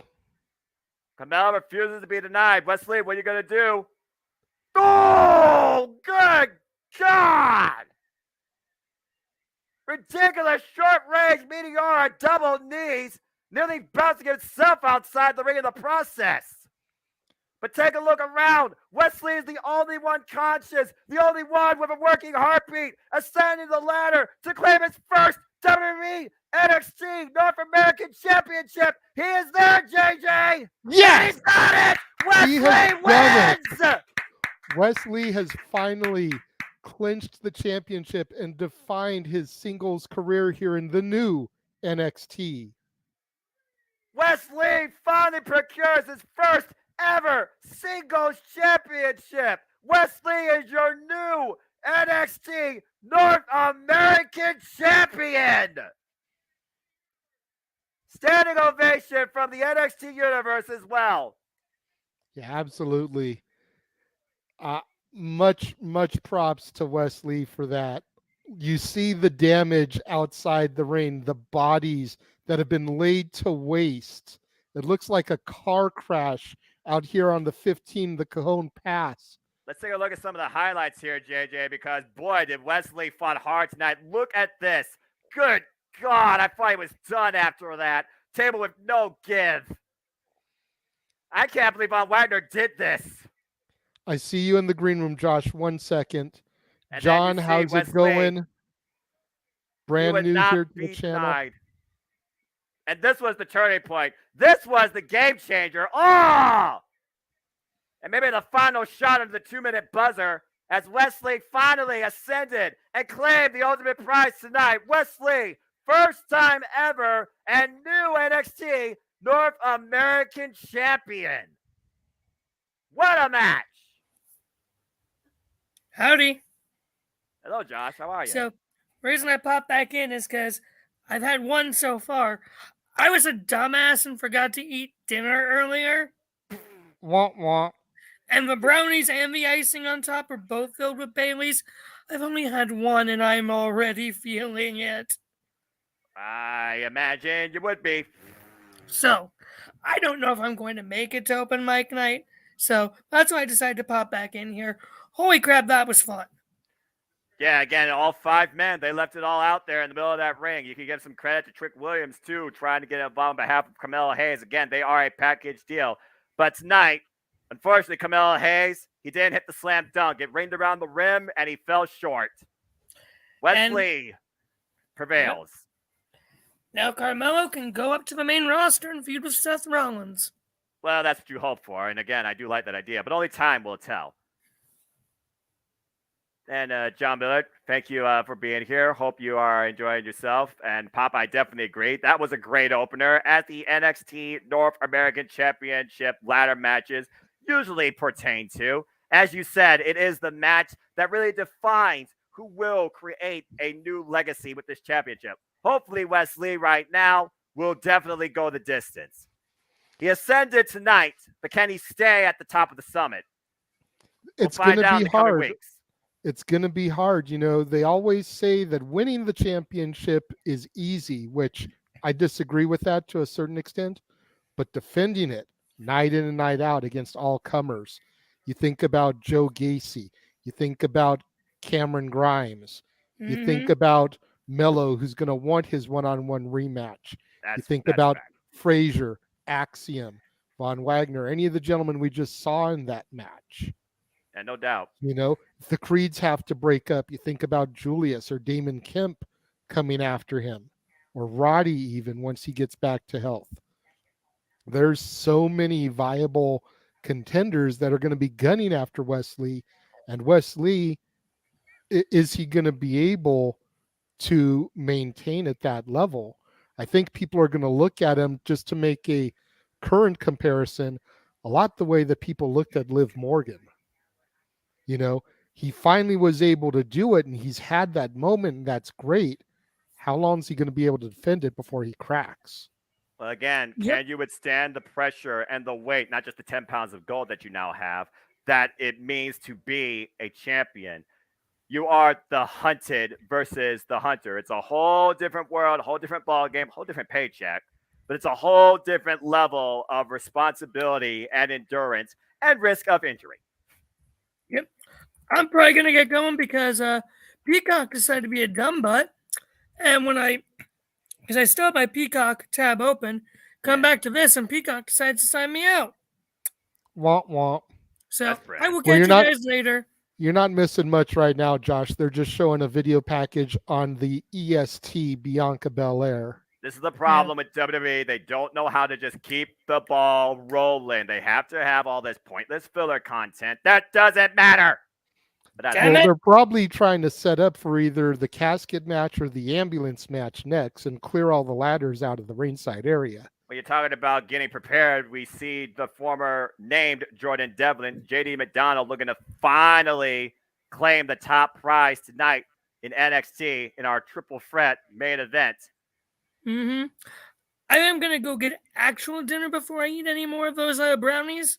Good call, Josh. At least I won't be like gone like I was for SummerSlam 2021. There you go. Oh, that was terrible. Never Smirnoff green apple vodka ever again. Now you learn. Of my life. What the hell is happening here? So, all right, Josh, we will catch you later. All right. Looks like they're bringing out the casket for the casket match here, Noah. We're going to be going straight into that. Very ominous feeling right now has ascended upon the NXT arena as you see the casket being brought in. Looks like we got a digital exclusive here. Oh. Up a fire.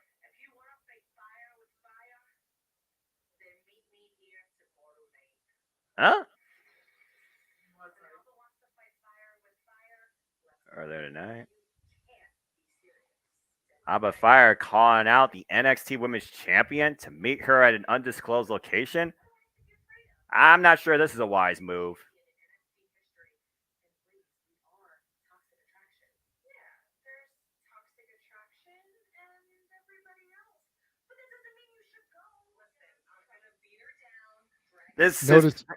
You notice Chucky in the background there. Of course, because Chucky has to be here. Hey. Look, I already told you what I'm about. I'm a fan of wrestling. That's all I have to say about that. That's why we love you, Noah. You're the simple man. Well, this doesn't look simple. This looks eerie because it looks like Mandy Rose has decided to accept Abba Fire's ultimatum. As Taz Attraction, don't tell me it's going to be some cinematic BS.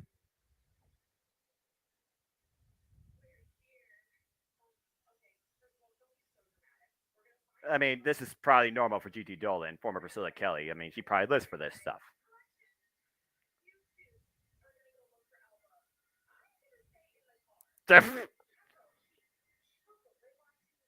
I don't know if that's a smart move or a dumb move by JC Jane, because it's smart to stay behind and not to look for the evil being that's hunting you. However, at the same time, if horror movies have shown us anything, when you split up from the group, you die. So, you know. I don't even have to watch horror movies to understand that philosophy. I completely agree. You stay together. At least that way, if you're going to go down, you go down in a blaze of glory. Or you got more bodies against the one ultimate nightmare, which tonight sounds like it's going to be Abba Fire. Looking to burn down the Black Rose Garden that Toxic Attraction has planted in NXT.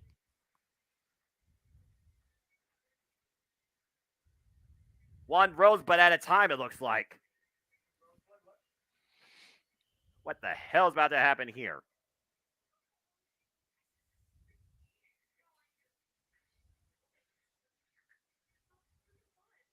Why do I feel like Jeremy Borash had a lot to do with this?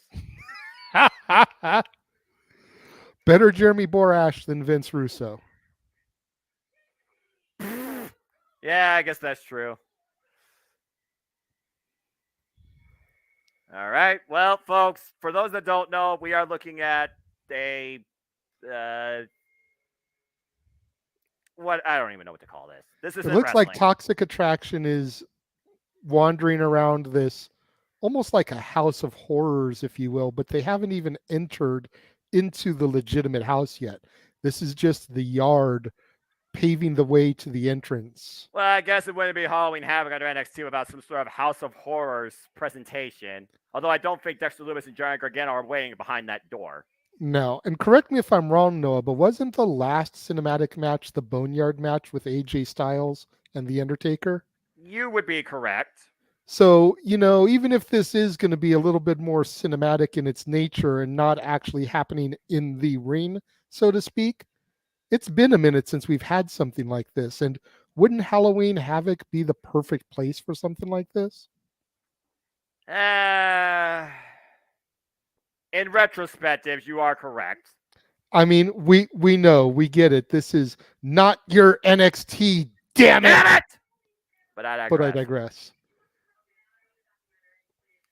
It's almost like a little bit of the old guard, the COVID 2020 guard with the cinematic, mixed with the newer version of NXT. I'm kind of digging it because it's like a little mini horror movie right now. And considering I've been cover spooky all week, all month.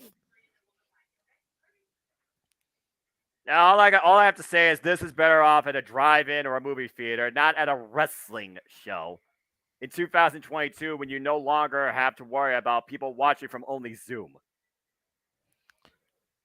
And seriously, was this all pre-recorded? You're telling me right now that everybody in that arena are watching this on that tiny little folded over screen.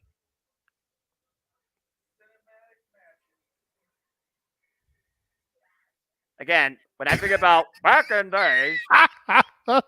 I'm sorry, I'm just cracking up at JC Jane's reactions. Well, I mean, I guess when it comes to Toxic Attraction, you need a true scaredy cat. You need somebody that embraces the horror. Then you need the ultimate person that's brave. JC Jane, your sacrificial lamb. But sometimes the brave person is too brave. Sometimes it's the chicken shit that actually ends up surviving. And there's Alba Fire. Well, that's one down. Well, former Priscilla Kelly, Gigi Dolan's like, this is nothing. And there is Chucky again. I feel like Gigi has no problem having tea with Chucky. Nah, she seems to perfectly fit in. She's like, hey, y'all my kind of people.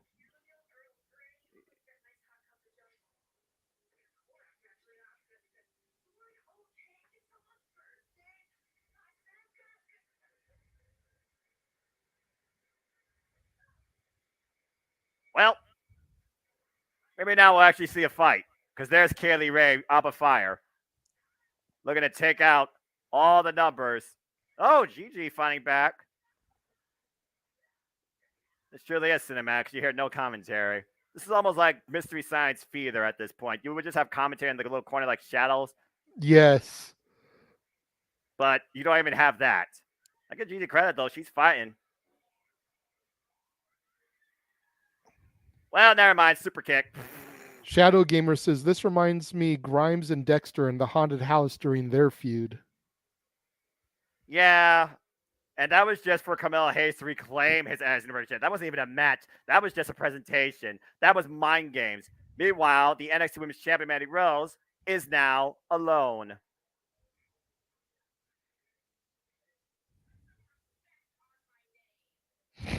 You don't give a damn. Oh, look, a piano. It still works. I was actually looking for the piano to play itself. Right. And there it goes. See? What'd I tell you? You called it, Noah. I've seen enough of these in Impact Wrestling between the Bunny and the Demon, Allie and Rosemary, to kind of understand what WWE is doing. And I was more enthralled in that because it wasn't actual matches. It was storyline elements. I'm supposed to be seeing a women's championship match tonight. Why wasn't this on Tuesday night? Explain that. Oh, wait, that's right. Halloween Havoc. I get it. The name implies. But seriously. And Mandy Rose, don't give a damn. Still fighting back. Alba Fire with the bat. Again, folks, this is not a match. This is right now, I don't even know what to call this. Mind games? Yeah, that's the perfect thing to call it. This is total mind games. Challenger went upmanship. Mandy Rose fighting fire with fire, but again, in this portrayed House of Horror, she's outnumbered. Uh-oh. Went for the gory bomb.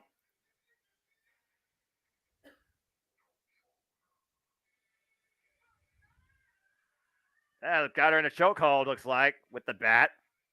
Alba Fire looking to render the champion, and does so. And it looks like JCJ and Judy Dawn are going to enjoy the rest of the night at the Manor, as Alba Fire looks to finally bring the champion to the arena. Oh! Ooh. Baseball bat shots to the midsection of Gigi and JC. That's not scary. That's just effective. As Alba Fire claims that she is not everybody else, but she is something else. And we very well tonight could be calling her NXT Women's Champion. Yeah, I don't see... Well, that was about as worthwhile as a bag of hot Cheetos like that guy is dressed up as behind Booker T and Vic Joseph. I definitely foresee Alba winning tonight. We've discussed it a few times over the course of the week on Simplin Predictin' and then on the pre-show earlier tonight. You know, although after just seeing that brutal attack that Mandy was subjected to, you almost think that she's going to have to find a way to come back now and win this match.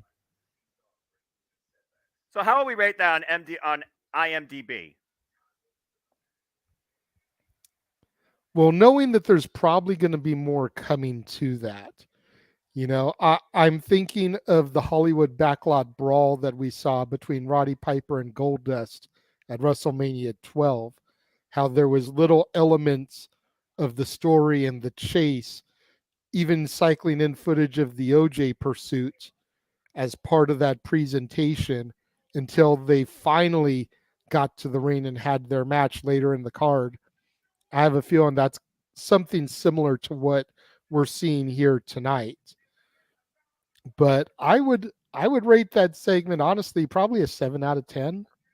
I think it was very effective storytelling. It set up everything that needed to be set up for what's going to happen here tonight. You can almost expect that Gigi and JC will be zero factor in this unless they come at the absolute last moment. Which chances are they're going to, because even a bet to the ribs doesn't necessarily mean you can't call an Uber back to the arena. No, but that would kind of be a cheesy way to play the story. You know, they get back via an Uber. Well, I mean, this is NXT. Fair. I mean, and it's not your NXT, damn it. No, that's why I said this is NXT. This is not my NXT. But I digress. We can talk more about that later as we talk about right now how Grayson Waller has been preying on Apollo Crews' psyche, calling him a loser, and apparently busting his eye up too. And now Apollo Crews is looking for a bit of revenge and maybe a bit of a dark influence by Chucky. Red in the eyes of Grayson Waller. Is that fear? Is that confidence? Is Grayson Waller in over his head? And will the lid be closed on him tonight? We know that Grayson Waller has previously beat Apollo Crews before. But can he do it once more? That's the $1 million question, Noah. You know, I feel like Apollo's got to get a victory in this feud somewhere. This may just be his night. Ring of Fire. Yeah, right. They can't even use thumbtacks. You think they would actually do that? Well, either way, someone's about to be left in the dark. As it's time for Grayson Waller versus Apollo Crews. Spinner Make the Deal has decided that this will be decided upon a coffin match as we go down to the ring and Alicia Taylor.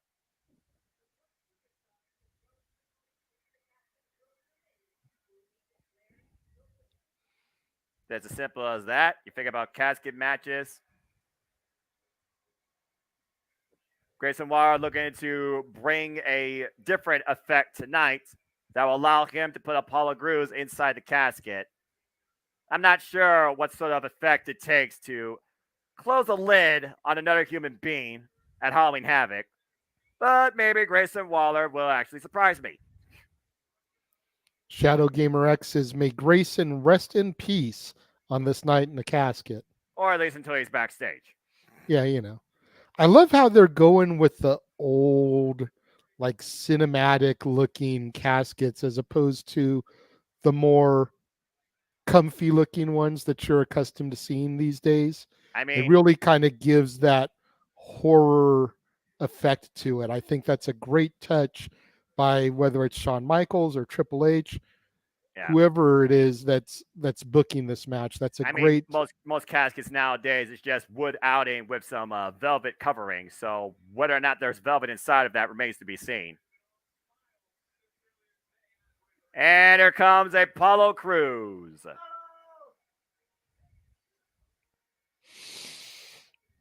Of course, Apollo Crews, a former Intercontinental Champion.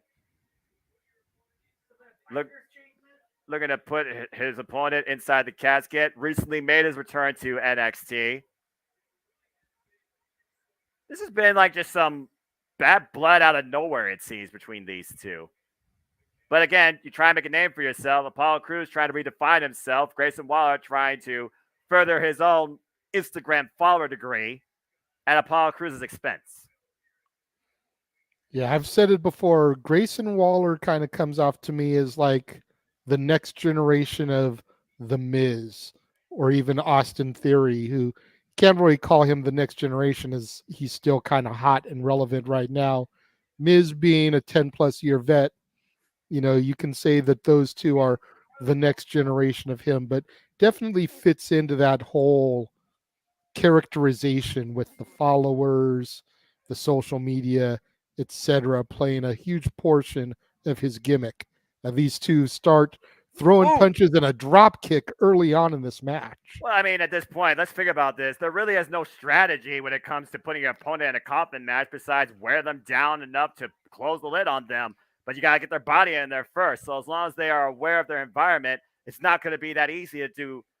Just put somebody in a smaller environment, especially if either one of these men are claustrophobic. And that remains to be seen as well. Ugh. Fair point, and it's not the easiest thing to do. I had one casket match in my career, and it was my last match. Whoop. I lost it. Oh, jeez. Oh! And Apollo might have just lost the filler with that kick. And right now, Grayson Waller with the ground and pound, mounting up position. Grayson Waller has definitely had an effect on this NXT ever since this breed of NXT won War Games. Off the second rope with the elbow drop. But again, there are no pinfall. All right, really?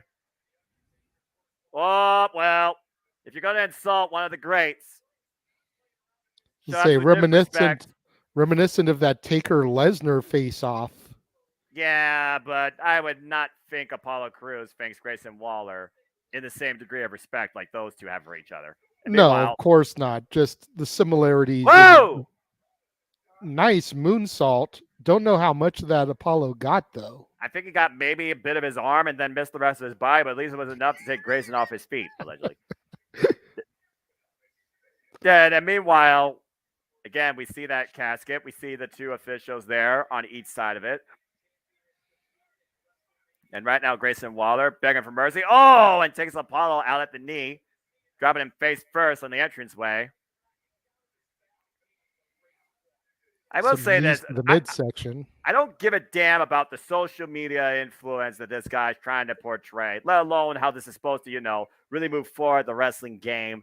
But I will give Grayson Waller credit. He really has made a name for himself in this NXT. And you got to respect the gumption of this young man, especially against a former Intercontinental Champion. Let's keep that in mind. Oh, my! Ooh, nice overhead suplex. And Grayson Waller feeling all of that. Again, that's just a thin tarp layer over concrete. Yeah, I'm inclined to agree with you, Noah. The whole social media part of it, it doesn't impress me. Oof. But at the same time, you look at the modern generation and you look at ways to make yourself stand out and get over. And while there are other people, as I've mentioned, like The Miz, like Austin Theory, who have used social media to their benefits, it's not something that is oversaturated the marketplace. So you can still kind of make yourself stand out in that aspect. And it's a great tool for Grayson Waller to use. And meanwhile, Apollo Crews looking to use the ropes to his advantage, sending Grayson to the outside of the ring. Still trying to get feeling back, it looks like, into his leg and knee. He's not walking very gingerly, though, so it doesn't look like there was much damage done so far, as Grayson looked for a single leg takedown, maybe. And Apollo Lily beats him with a punch. Picks up speed. Drop kick. Good grief. Almost into Booker T. The second official match of the night, and second time that opponents have been laid out onto the announce table there. No breakage yet. I'm sure we'll get that coming through at some point. Well, it wouldn't be a double. Oh, he just stabbed Apollo with a pen. Well, again, Apollo Crews, if he has to cheat to gain the advantage, he will. We saw it countless times when he was feuding with the likes of LA Knight, for example. Grayson Waller is a guy that will do whatever it means to make sure that he gets all the attention. Let's take a look at the replay here, see what happened. Apollo Crews is beating him down, and yep, Grayson with that pin. Oh, right in the eye or the head. Jeez. And the words of the great Hall of Famer Eddie Guerrero, if you're not cheating, you're not trying. Especially in a match where there literally is no disqualification. The only way to win is literally plant your opponent inside a coffin. And right now, Waller is back in the driver's seat. Both men up on the apron. Oh, what the? Casket is still closed, though. I wonder necessarily if you still win the match, you plant your opponent through the top of the coffin, and the coffin lid's broken. That would be an interesting finish to the match. I don't think we've seen that before. I've seen coffins exploded before and destroyed with both men inside it. Hello, Ken Undertaker. And meanwhile, Apollo's looking to superplex Grayson Waller literally through the coffin, as I was alluding to.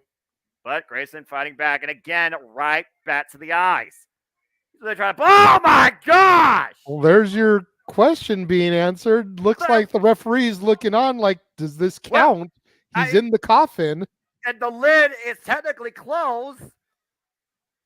So. What would you call it, Noah? You literally just called it. Is it over? I don't know. We're waiting to get some kind of reaction. Let's take a look at the replay here. Look, JJ, I literally called it. The referee is saying that you can't. That it doesn't count. Grayson Waller's trying to get the referee to declare him the winner. Well, wait a second here. Okay, hold on. Let's. Oh, wait, what the hell? What happened? I can't see anything. What happened? My screen went black. Well, you're supposed to plant your opponent inside the coffin, close the lid on them. He planted for the top of the coffin. So, technically speaking, Grayson Waller did not do what the coffin match entailed. What the hell? Apollo is gone. What's Grayson Waller looking at here? Wait, Apollo and the Druids together. Looks like they're bringing out another coffin. Noah. Oh boy, I didn't think this match was going to end like this. Looks like they brought another coffin to come out and play. So this match continues. And Crews, oh man, planting Grayson into the steel ring steps, shoulder first in front of the Scooby-Doo gang in the audience.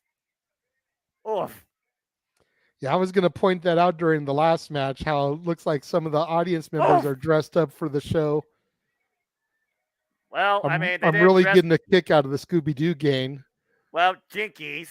I was going to say, we got to work that in there somehow. Uh-oh. You might want to work in Zoinks because he almost planted those steps on Grayson Waller. Grayson right now just trying to figure out what the hell he is. Misses the shot. Apollo's got him up. Oh! That was a heck of a takeover Samoan drop. I thought I was going to go for a faraway throw. And I'll tell you this much, Noah. Win or lose, these competitors are going to go back behind the curtain and have some Scooby snacks after this is over. Well, one of them will anyway. The other one's just going to be, eating their own defeat. That being said, this match does continue because Grayson Waller did not put Apollo. Oh! The step-up moonsault off the steps to Grayson Waller. Because Grayson Waller did not literally close the lid on Apollo Crews. He sent him through it. And that's a much bigger casket, too. And Crews is calling for it, JJ. He's calling for it to be open. I mean, at this point, he literally could just roll Grayson Waller into it, probably. Nah, it looks like Grayson Waller's got too much fight still in him. That might be Apollo Crews' plan, though, at this point. Oh, but I do see what you're saying. Grayson Waller, though, right now, eating the assault from Apollo in the corner. Free fall up short arm lariats, and there is red velvet on the inside of that casket. So that casket is much more comfortable versus the last one that was, I think, all wood. The fact that Apollo Crews may not have any splinters in his back is impressive. You know? And meanwhile, Grayson Waller up on the shoulders of Apollo. Oh! Gutbuster. And again, Apollo, though, I'm not sure if he got the worst for that. Again, putting your own body into that, the weight of your knees. And there is the casket. Grayson Waller, very vulnerable, being rolled to position. All Apollo has to do is drop him inside and close the lid, and this thing's over. All Apollo has to do is shut the lid. You have to shut the lid on your opponent. That's why the match was not called earlier. And Grayson refusing to let that happen. Been a very lazy ending, to say the least. I noticed Grayson's arm was hanging out the end. He was probably going to try and use that to keep the casket from closing, but he ended up popping up before Apollo could even attempt it. And meanwhile, he's crushing his opponent's head inside the coffin, trying to render him unconscious. A smart move. And that literally might be all Grayson needs to do to close the lid on this match officially. And Apollo says no. Again, keep the lid from closing. This match continues. And meanwhile, Apollo bringing Grayson inside the coffin. Both of these men are inside.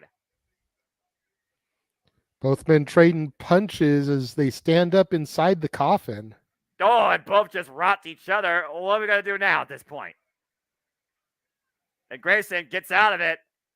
Uh-oh, wait a minute. Apollo looking to drag him back inside like he dragged him inside the ring. What the hell is this? Oh! That was just a mean toss to the floor. Again, there's no love lost. Nothing but bad blood between these two. Apollo now on top of the coffin. What the hell is he about to do? Split leg frog splash on the floor to a Grayson Waller. Again, putting your own body at risk, throwing caution to the wind, just to render your opponent weak enough to put inside the coffin. But look, Grayson's back up on his feet first. And once again, Apollo called for the coffin to be open. And Apollo right now literally gripping for his life around the turnbuckle. Looks like he wanted to try to German suplex Grayson Waller into the coffin. Exactly. And right now, Cruz. Oh, it's a Guri! And again, Grayson holding on by one hand, both hands. And Apollo looking to pick up speed. Grayson, though. Oh, a stunner! Gorgeous stunner. That's a hell of an effect. Desperate maneuver, though. Waller can't get to his feet. He's slowly starting to get there now. And right now, Waller is in the driver's seat, even if he is. And says that is it. Mocking one of the great ones, The Undertaker. Again, Grayson Waller, he will not avoid stooping to any level. You've got to be kidding me. No way. No way. And Apollo has, lung blower.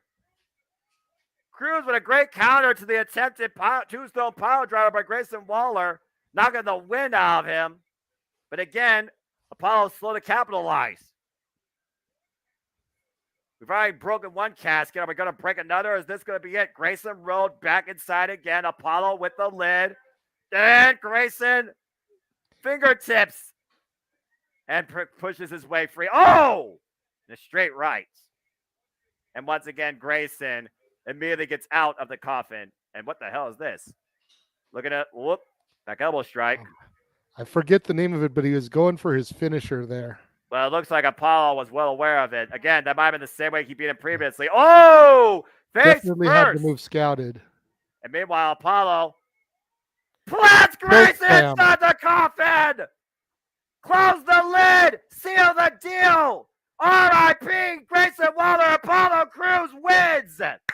There we go.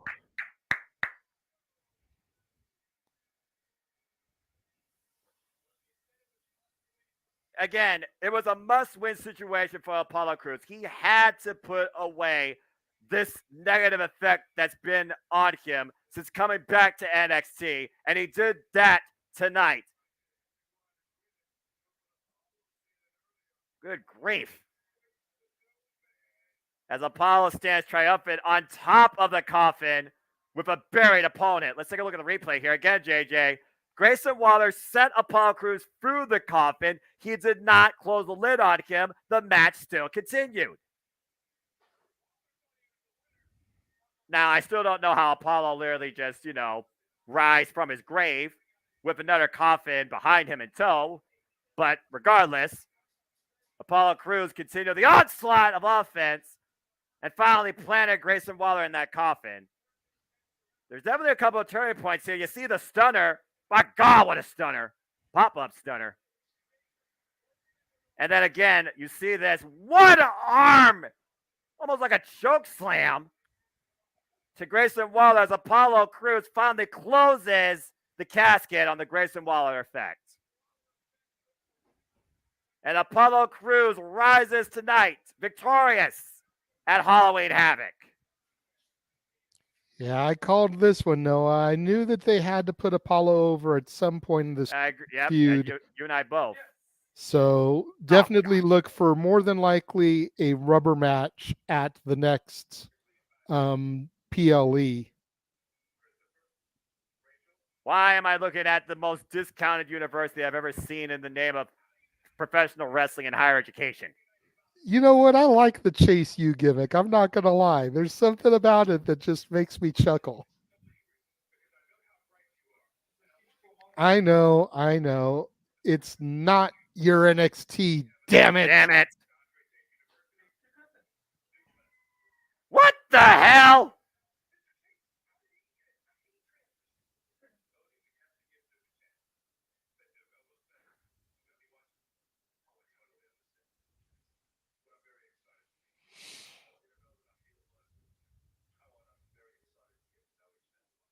I forgot Duke Hudson existed in NXT because all he was known for was playing poker and losing to Cameron Grimes.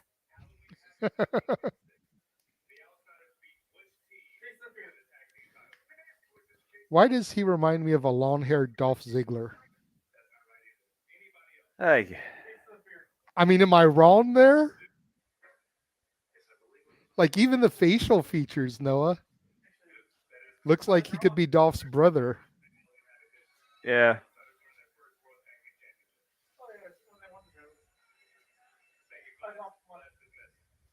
Oh, God. This is turning into a Nickelodeon Team Nick drama.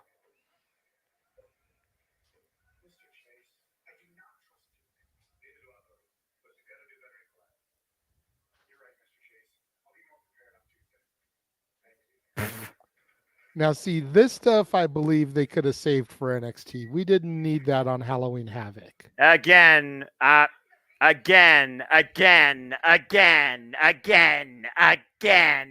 That is not Matt Striker. That is not my teacher. This is not professional wrestling. This is not my NXT. This is driving me bonkers. What the hell? That's what you're supposed to see Tuesday nights on USA Network? Are you kidding me? I'm going to have a conniption fit before this night.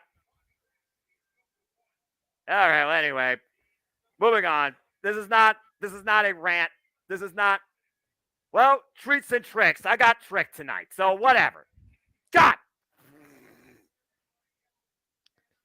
Lashley, a freaking genetic beast over here. And they're going to revisit the Royal Rumble, one of the only losses that Brock Lesnar has yet to avenge this year.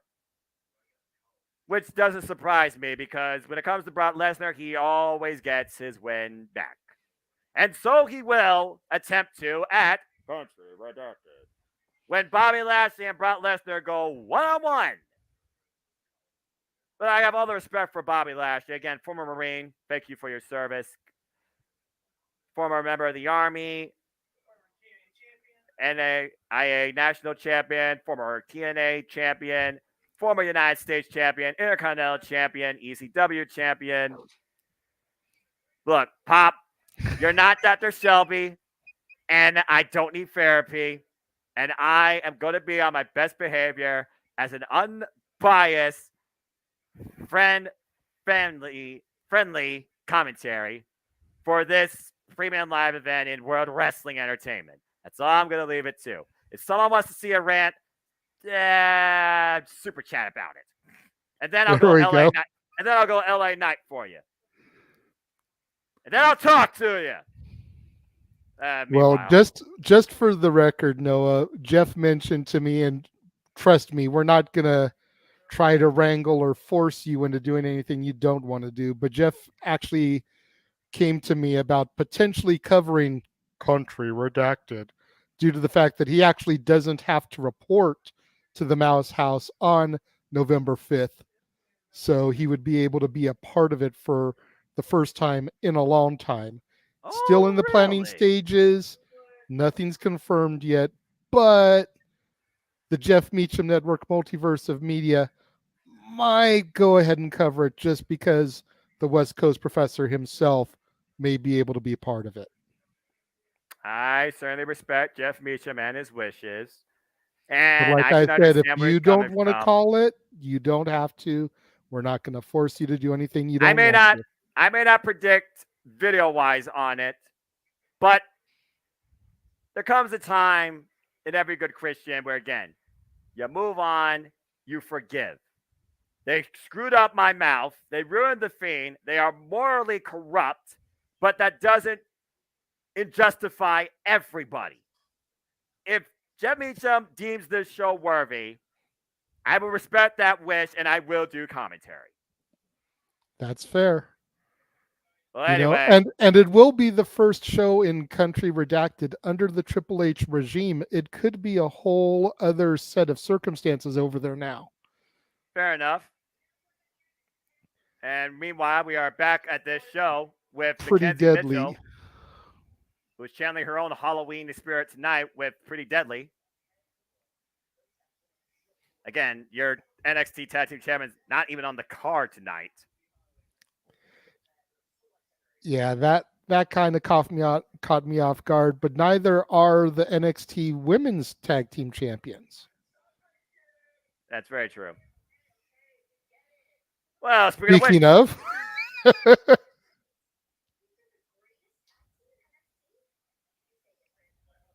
well,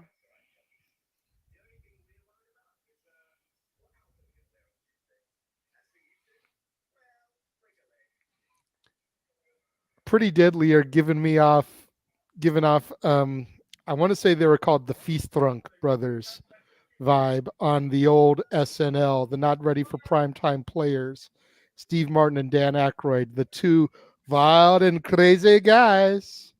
Well, we don't have wild and crazy guys, but we might have violent and destructive ladies. And it's time for Weapons Wild with Cora Jade and Roxanne Perez. The best of friends, now the most bitter of enemies, looking to have an end game tonight. And Cora Jade has arrived at Halloween Havoc with that weapon on her shoulders. Ever since Cora Jade has descended into this dark world, betraying her friend and dropping the NXT Women's Tag Team Champions, we have seen the fallout with these two. Roxanne Perez had a chance to literally take a shot against a former friend. She refused to, and Cora Jade capitalized on that, preying on her emotions, taking advantage of her innocence. Tonight, Roxanne Perez will not hesitate. But Cora Jade, does she know her friend well enough? Game on! Here comes Roxanne Perez. Time will tell, Noah, and she's bringing out her own little trash can full of goodies. Again, Roxanne Perez, we saw Pick Your Poison. We saw what happened when the poison pick for her was Rhea Ripley, and Rhea Ripley eradicated her to a degree, yet Roxanne is still Hey! Well, doesn't that look familiar? There is that very skateboard, allegedly. I was going to say definitely a different one. Cora used to carry a penny board. Yeah, exactly. And that's more of a legitimate size skateboard. Well, still, it is a symbol of the betrayal that led us to tonight, JJ. both women ready and armed, both women looking to win. We are about to go hardcore tonight, and the former Elena Black Cora J is no stranger to that. We're going to see how hardcore Roxanne can get. Round 1, fight! Oh! See, the $1 million question is will Roxanne be able to pull the trigger when necessary? We've seen her in the past come up on Cora, even after her heel turn, and not be able to finally take that vengeance out on her.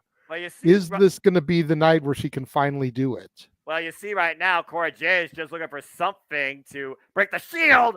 That is that skateboard in the hands of Roxanne Perez as she just ate that in her midsection. And so far, Roxanne taking early control. Cora J was on the run. And the only weapon we've seen in play so far is literally that skateboard. Oh, and it hasn't broken in half yet. And meanwhile, Cora J now has it. We've seen this before. Ooh, nice ankle pick. Dropping her down to their knees. Oh, face first.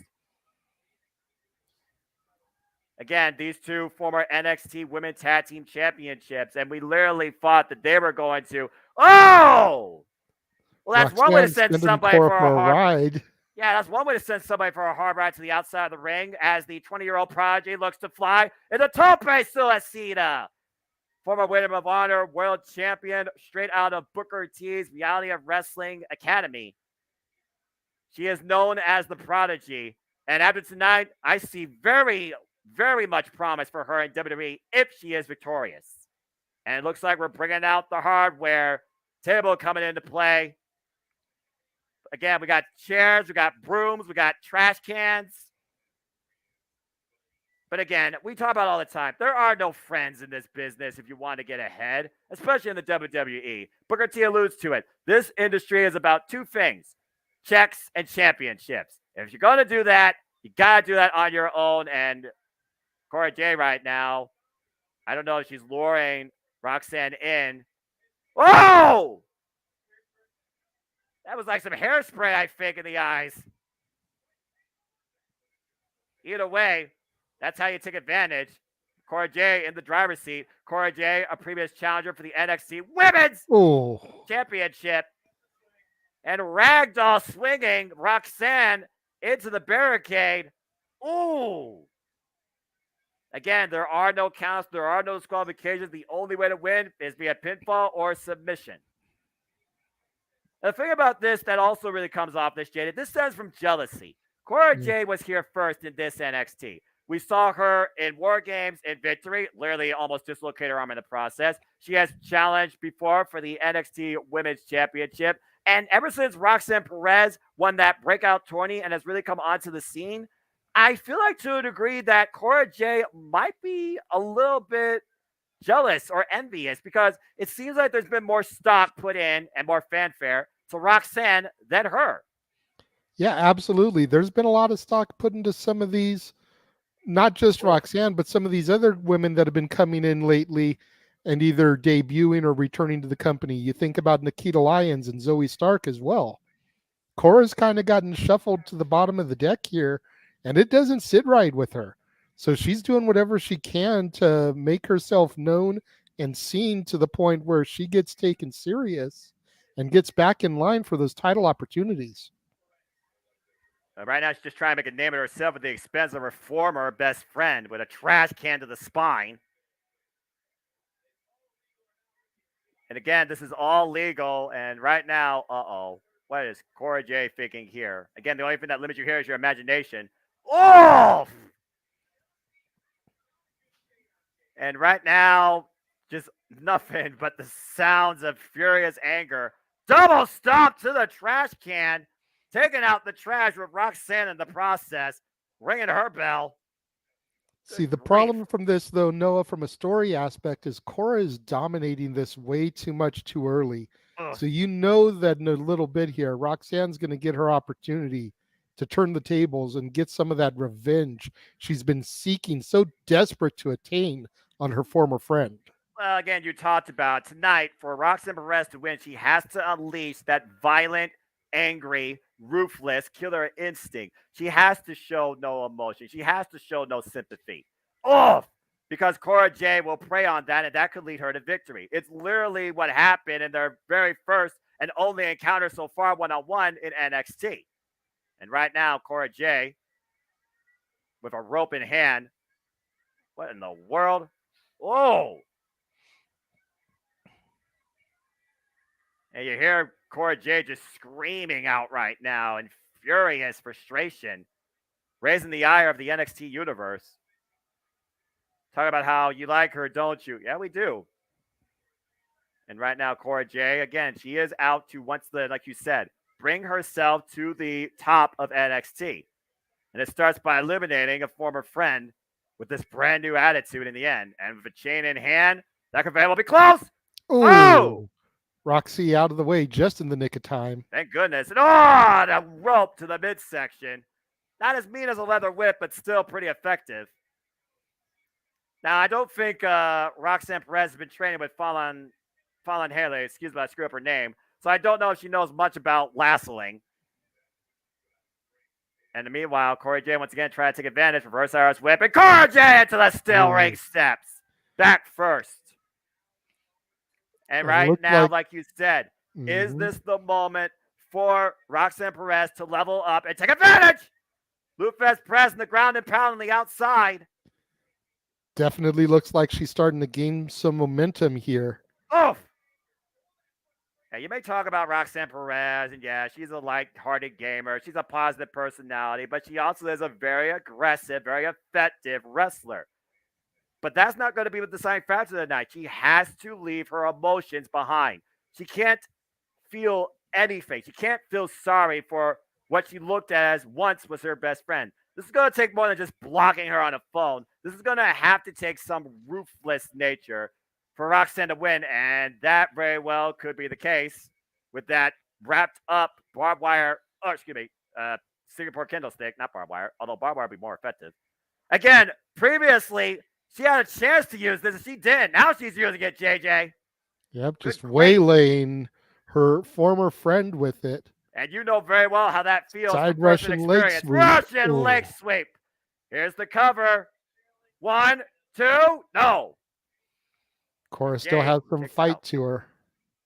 Now, let's keep this in mind. This is our first match so far tonight that actually will be decided via pinfall or submission. It's crazy to think about it. Well, considering we've only had 2 matches tonight and a cinematic presentation and a T-Nick tease. What is this?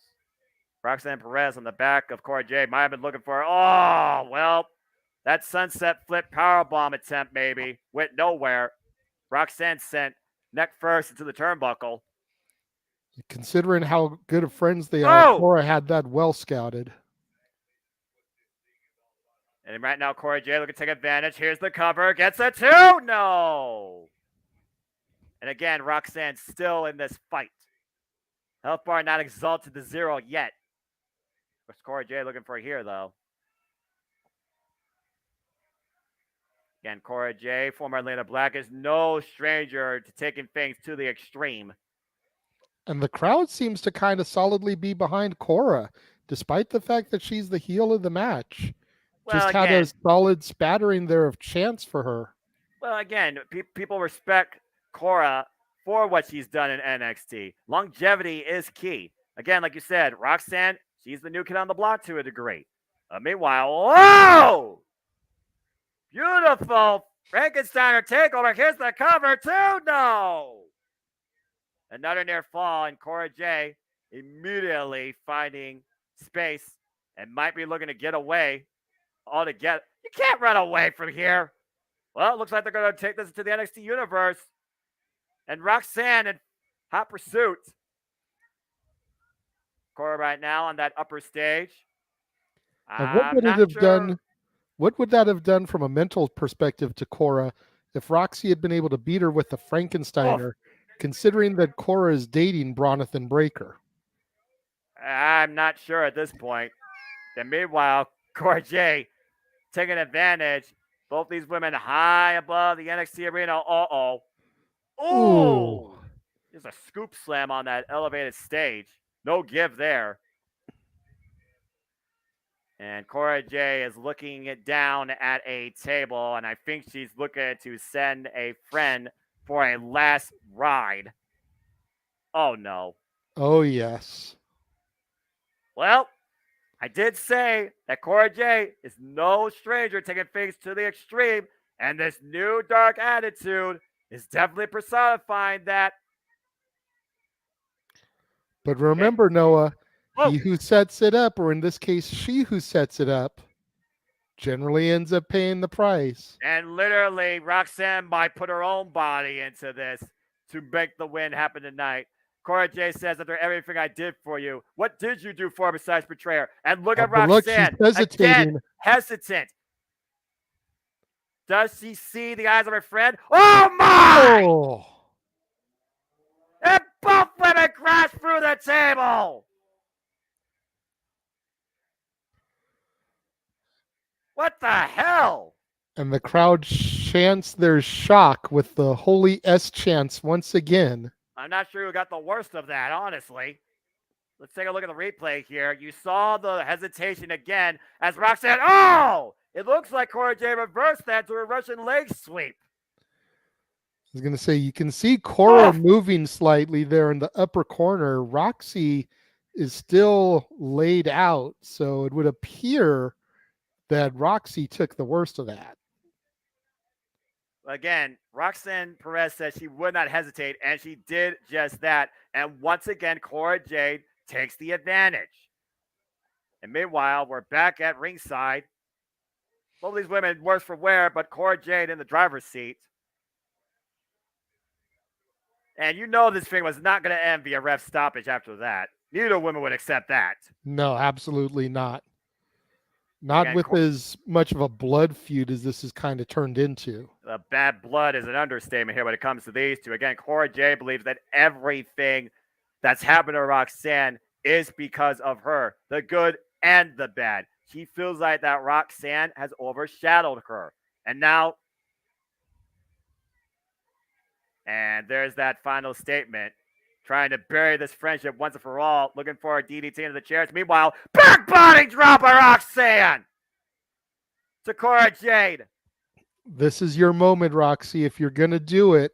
And meanwhile, you heard what Roxanne said, always her friend. Sunset flip, power bomb. Go red, the cover in the chairs, 1, 2, Roxanne Perez with the win. Buries her former friend.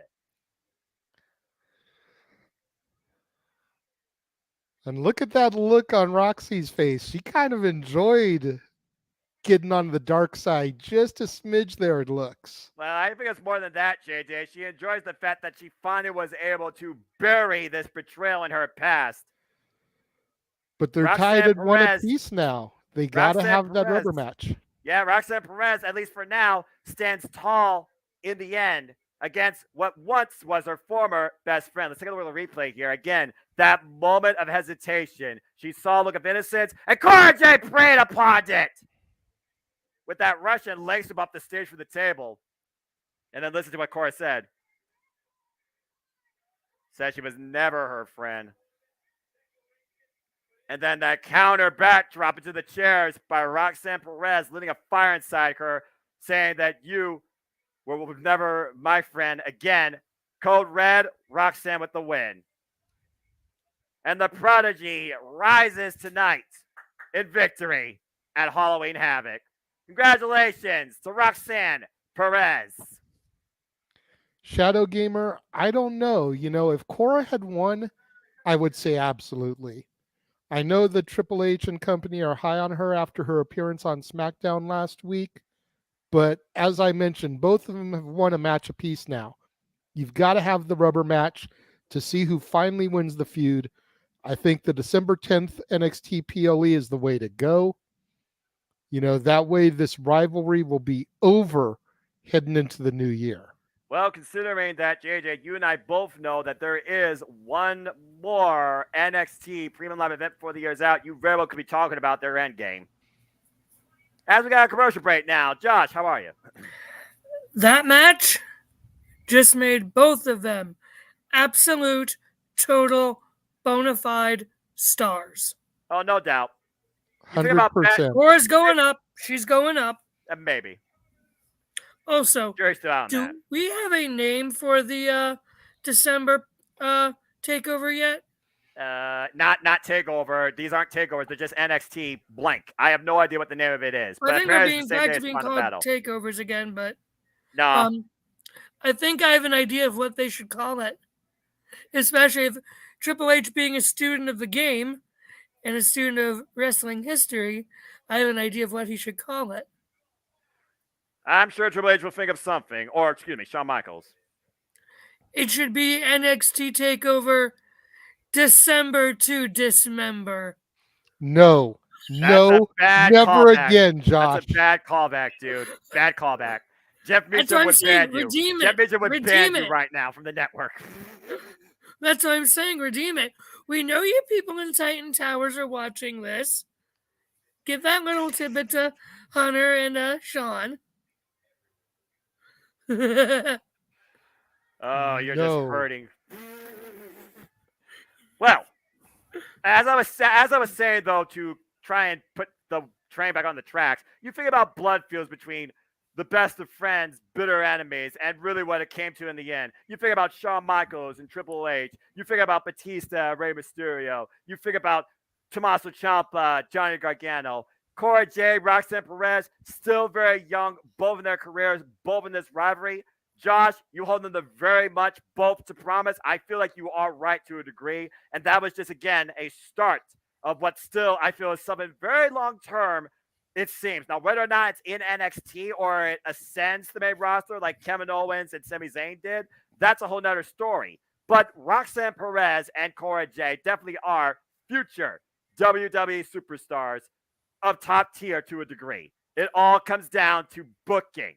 And I really trust and hope that Shawn Michaels and Triple H don't F it up by rushing it. And I don't think right now Cora Jade and Roxanne should be just elevated to the main roster. There's still a lot more growth to come and storytelling. But I do agree with your statement about them being future WWE superstars. High in a degree. But this thing is far from over. No, my point is that they are to the level, I think, now of not the Four Horsewomen. They're to the level of Rhea Ripley, Bianca Belair, Io Sky. I wouldn't say Asuka. I'd still say Asuka's above that level. But that is where the level that they are getting to right now, I think, in NXT wise. Well, meanwhile, we look at Ilya Dragunov training hard backstage for what very well could be his redemption tonight. Yeah, to answer this your is going to be a good... Josh. Yeah. To answer your question, Josh, on the same conference call, there it goes right there. Deadline. Deadline. Okay, never mind. Is what was announced on the conference call that Shawn Michaels gave leading into Halloween Havoc tonight. Well, Sassy Blackheart's coming out to the stage. What does this mean? And she has her tank. So, yeah, this has been an amazing... And she's become Beetlejuice. That's right. Little wardrobe change. Went from Joker Blackheart to Beetlejuice Blackheart. Yeah. Or she's about to be a referee. Oh boy. This has been an amazing show. My predictions, not so much. They have not been amazing.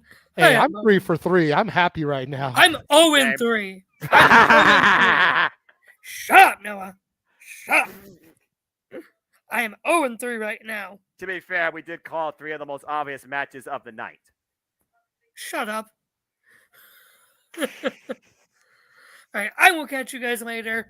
I've eaten actual food, so I've sobered up from the one brownie. Good. Yay. So maybe you can actually join us for open mic night still. Well, we still got 3 matches left, so hold that thought, JJ, because right now we're at another intermission with Satsi in the ring. And Kevin Dunn needs to go back to that other camera angle there real quick. Kevin Dunn just needs to not, in general. I agree. All right, Josh, we'll catch you later. Gotcha. They're calling for Quincy. What? And here he comes. What in the hell am I looking at? It's a banana.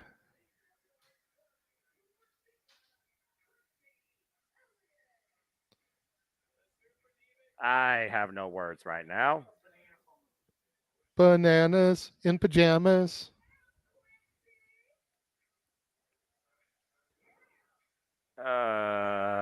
Or is he about to go Brian Griffin from Family Guy? And is it peanut butter jelly time? Peanut butter jelly time. I will walk out this damn room and not return if that happens. I kid you not.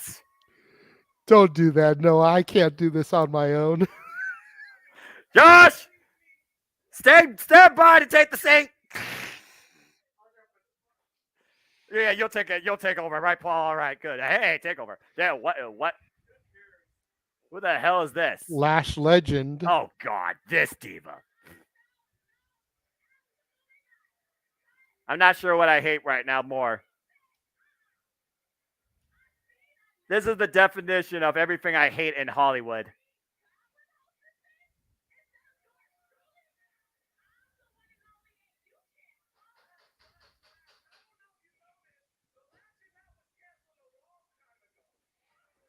She had a talk show?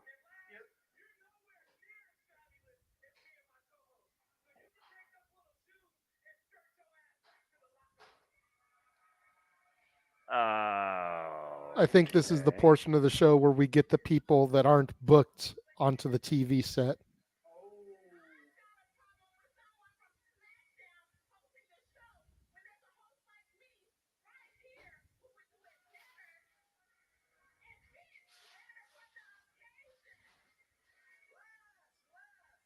Seriously, can we get back to the 3 matches we have left? I don't know what the hell I'm looking at here. I feel like this is going to set up maybe a match on Tuesday, Lash versus Shotzi. And they couldn't do like some backstage Halloween party segment that could be 2 times shorter. All right, there's a shriek.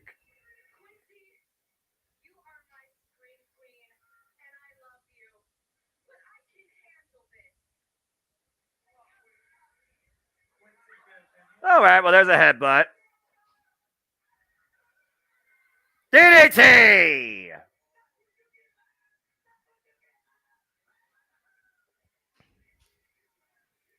Well, that was a thing. See, at that point, Quincy should have gone Chris Tucker from Friday, you got knocked the fuck out. Hey. Oh, Jesus. Meanwhile,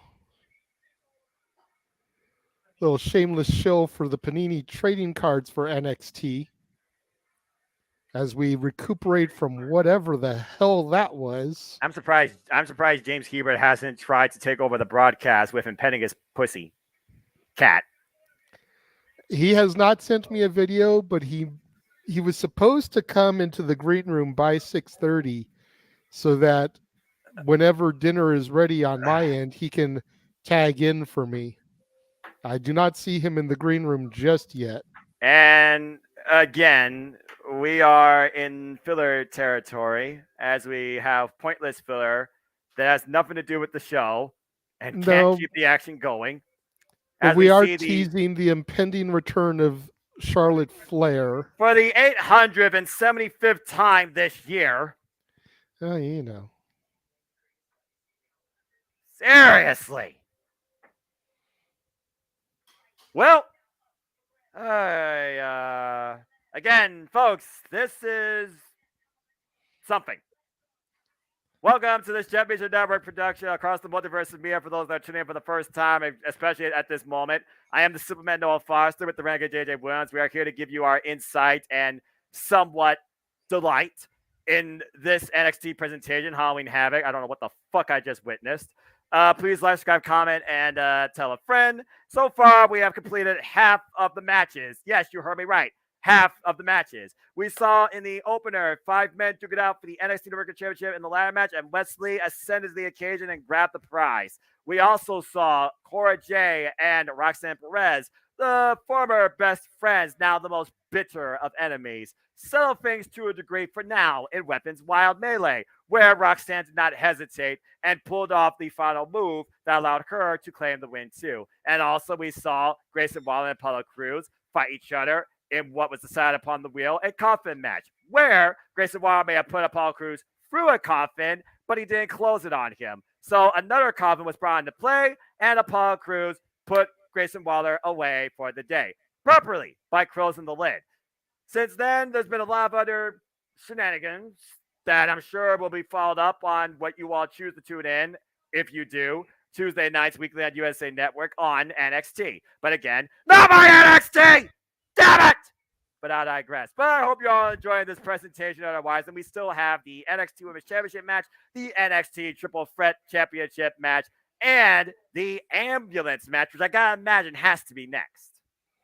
I don't know. I think they might do Mandy and Alba Fire just to put a non-title match kind of separating the two title matches. I don't know. I feel like the title matches themselves, it kind of makes sense for new back-to-backs. They are the centerpieces of your brand, of your show.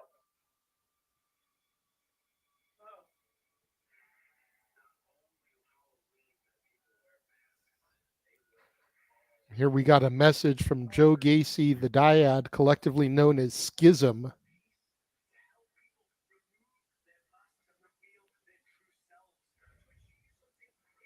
What the fuck has happened to the grizzled young veterans?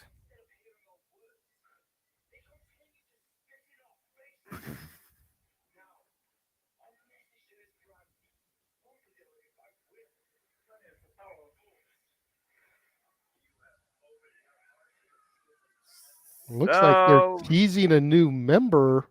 Don't know who this masked individual could be, though. Well, I guess you'll find out Tuesday, JJ. There we go.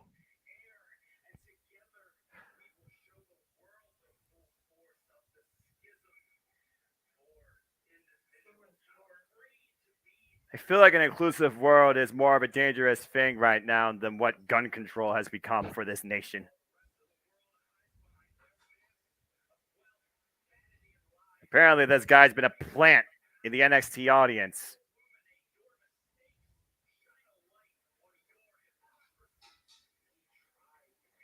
Hypocrisy.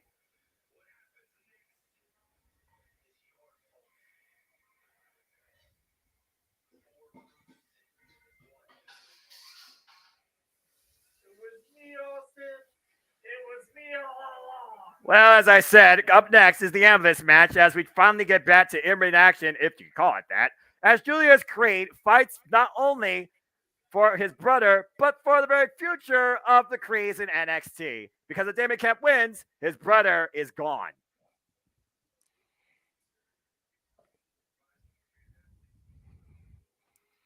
There couldn't be any more personal stakes on the line than there are tonight here, Noah. You know, you talk about family.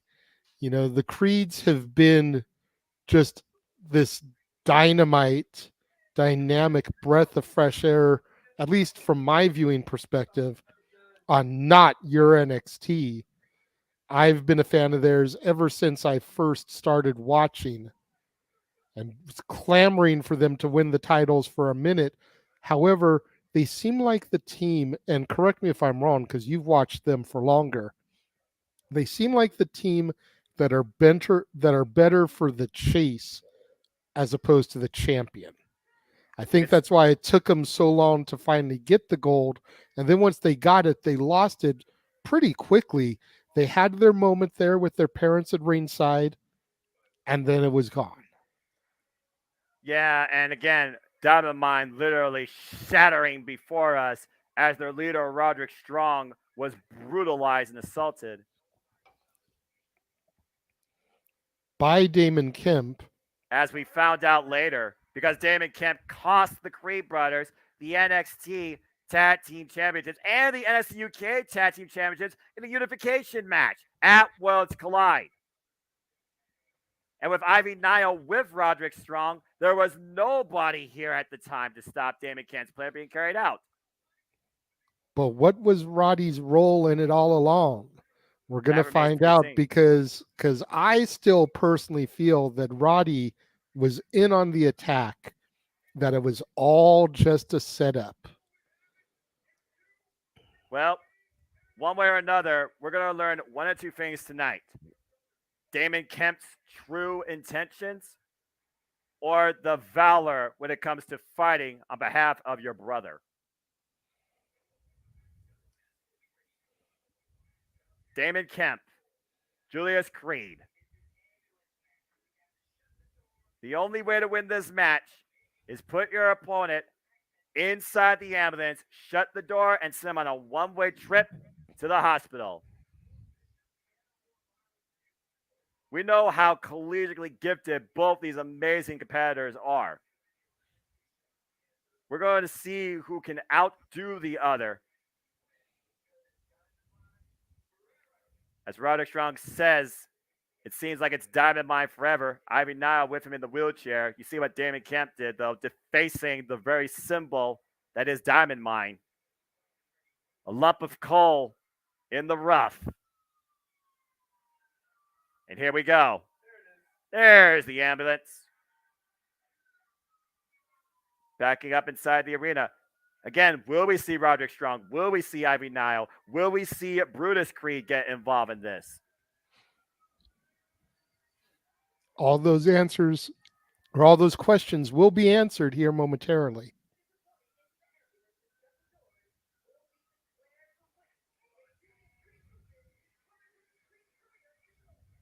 And remember, if Julius Creed loses, as you heard from Lisa Taylor, oh man, Damon Kemp is pumped too and got a chair with Julius's name on it. Because again, Julius accepted this on behalf of his brother. If Julius loses, Brutus Creed, his brother, is gone from NXT forever. And you see that very weapon that Damon Kemp has used to destroy Diamond Mine from the inside out.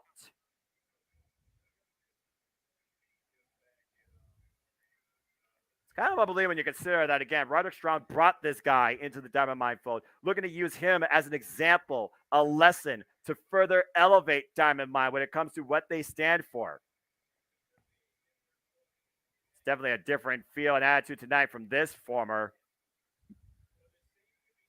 But, something always seemed off to me about Damon Kemp anyways.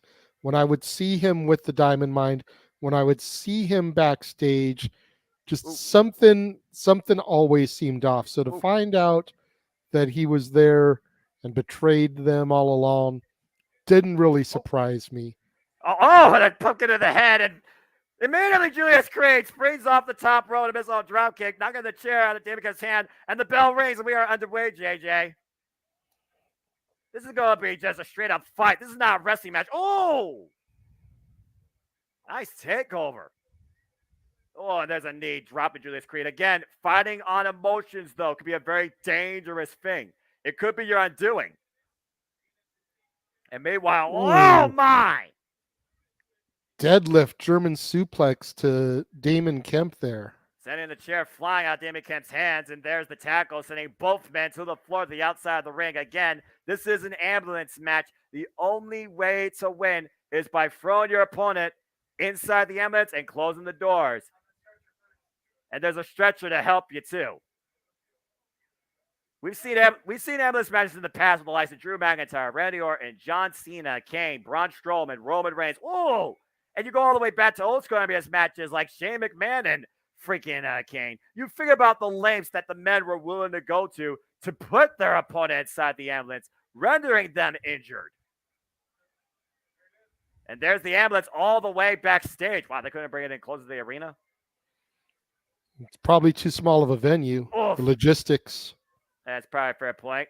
And right now, we see the ambulance is open. Damon Kemp being tossed inside. There's one door. And a crutch blocking the other door from closing. And again, the lights are on, though. That ambulance is ready to go. If those doors close, this thing's over. Oh, and Damon Kemp with a crutch and throws it at Julius's head. And again, Damon right now emptying the ambulance of everything possible for your medical needs. How many crutches are in there? Good grief. And right now, oh man. A crutch to the posterior. I mean, Now playing a tug of war with the crutch. And that crutch sent flying. Oh, and a fire extinguisher. I was wondering if we were going to see one of those tonight. With all these gimmick-based matches, it just felt like it had to come into play. You know what I mean? Yeah. Oh, my. And again, fire extinguisher to the eyes. That would certainly blind a man. I don't know how much that will help you get him into an ambulance. Ooh. And you hear Julius Creed right here. Uh-oh. Oh! The mean back suplex on the floor. And again, that announce table has already faced and endured 2 matches previously. Looks like we're going to make it 3 here, Noah. And will this be the match that breaks the announce table, though? Off! And Damon Kemp throws Julius into the steel ring steps. Wow, they couldn't even budget for real pumpkins here, really? I have a feeling they're going to save the announce table break for the main event. Yeah, it just feels like that just has to be the case, right? Oh! And Damon Kemp drives the steel ring steps into Julius's shoulder. And right now, again, Vic Joseph questioning, what is Damon Kemp thinking? These guys brought you in like family and you betrayed them.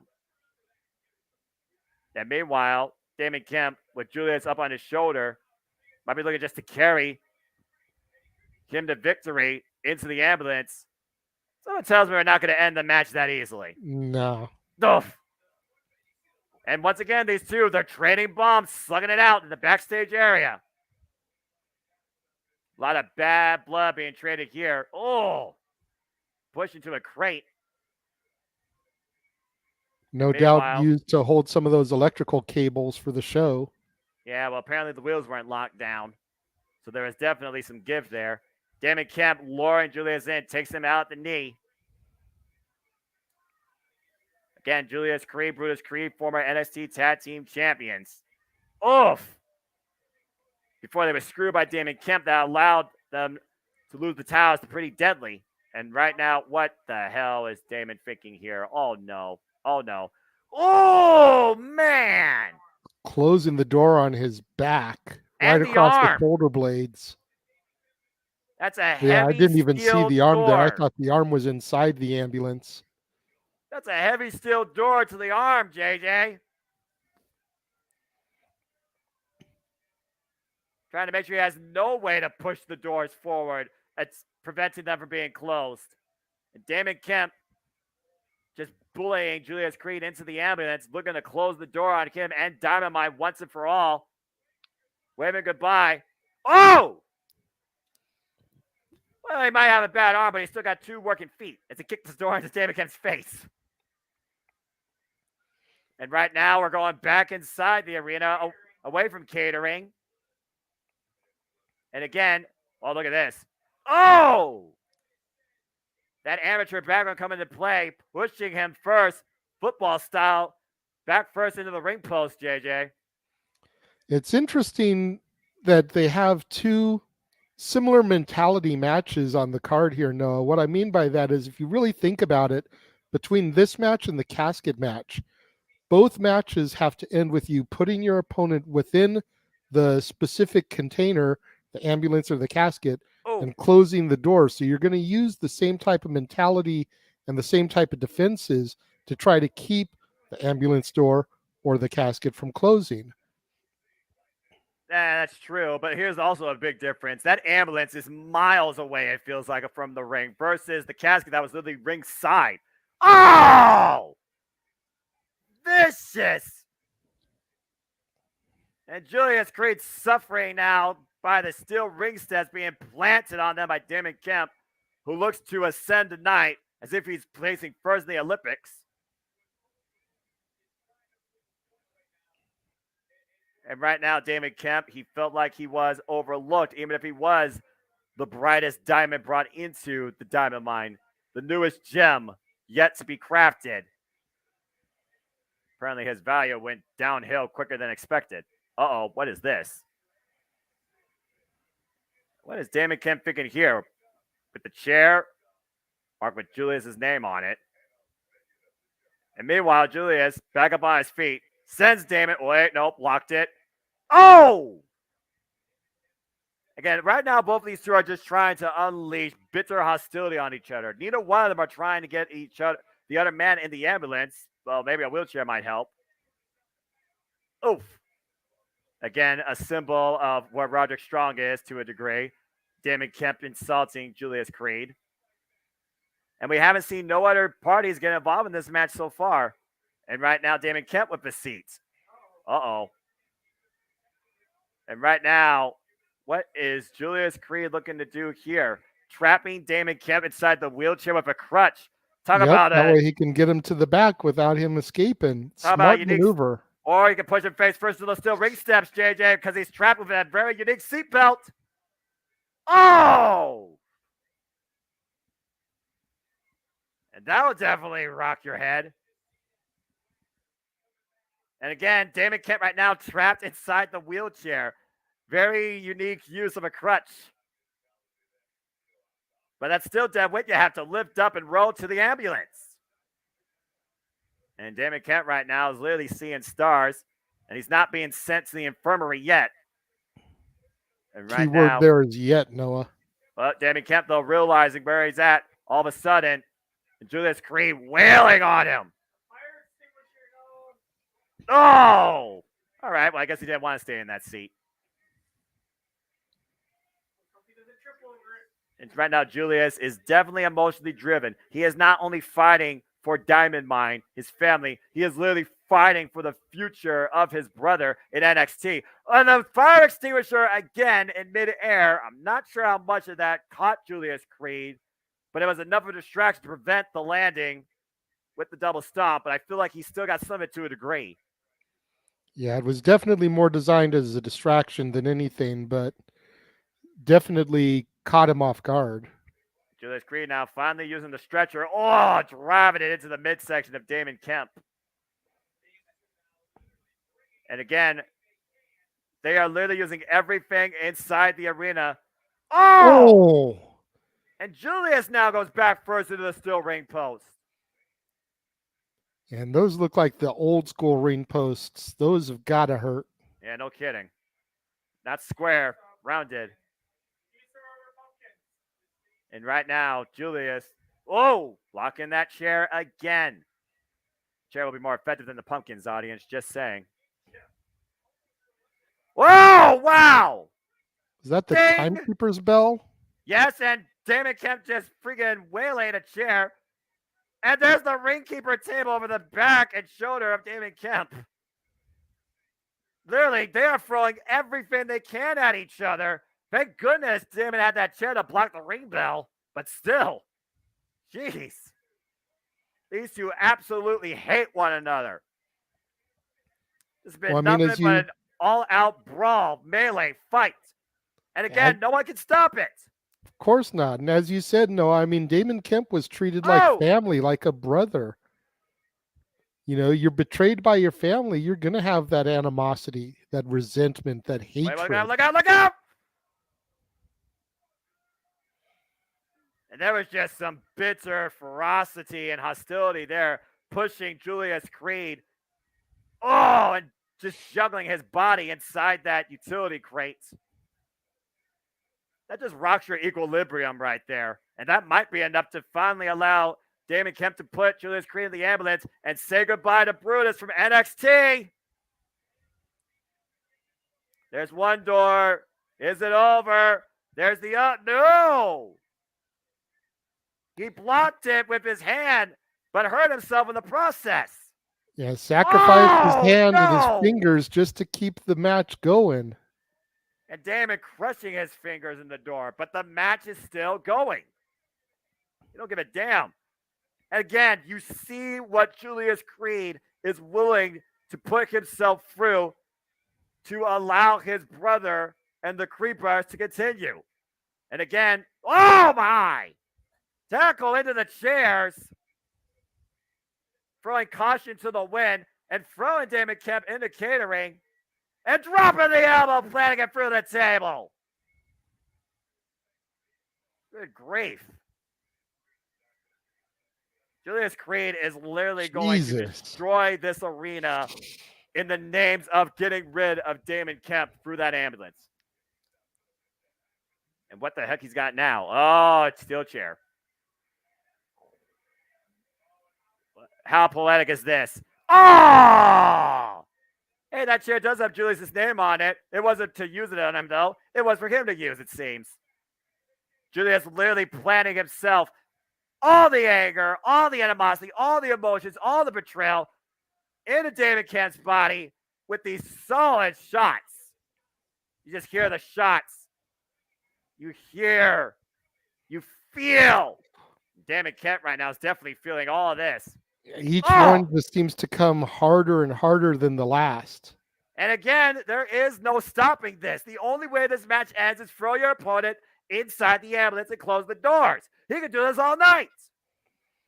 And he very well might. Good grief. I thought I was going to go 24 karat with him with that steel chair. Looks like I'm just going to get a perfect 10. Good grief. But again, is that enough to wear down Damon Kemp and push him inside the ambulance? Oh, what the hell? Deadlift? Nope. Looked like a powerbomb attempt. Oh! Not sure how smart that is, though, crushing the stretcher. Yeah, but I'll say, how are you going to move him now? That stretcher's broken. Uh-oh. JJ? I don't think Julius is trying to... Oh! Jesus! Well, Vic Joseph there at ringside doesn't seem to believe what he's seeing. If his hand wasn't broken before, it probably is now. But Damon Kemp might be knocked out. And it looks like he literally is about to end this match, dragging Damon Kemp, tossing his body inside the ambulance. And that's it! That is it! Julius Creed wins! Wow! You're looking at a man who was betrayed, who did this on behalf of his brother, and did this to preserve the legacy of his family diamond mine. A diamond shines tonight. Julius Creed sends Damon Kemp off to the hospital. Take a look at the replay here. You saw what Julius, again, that like you said, JJ, that was a distraction spot, if nothing else. And I'll give credit credit's due. There was no shenanigans. There was just a bunch of wild throwing and melee. And Julius Creed stands victorious, finally getting some revenge against Damon Kemp, but might have a broken hand in the process. You know, I've never been happier to have a wrong pick, I don't think. 100%. I respect that, and I agree. I'm very glad to see that the Creed brothers will continue in NXT. Diamond Mine shines tonight, and Damon Kemp is left in the dark. Man, that powerbomb, though, buckling that stretcher, and that knockout shot with the steel chair to Damon Kemp's face, and that was all it takes.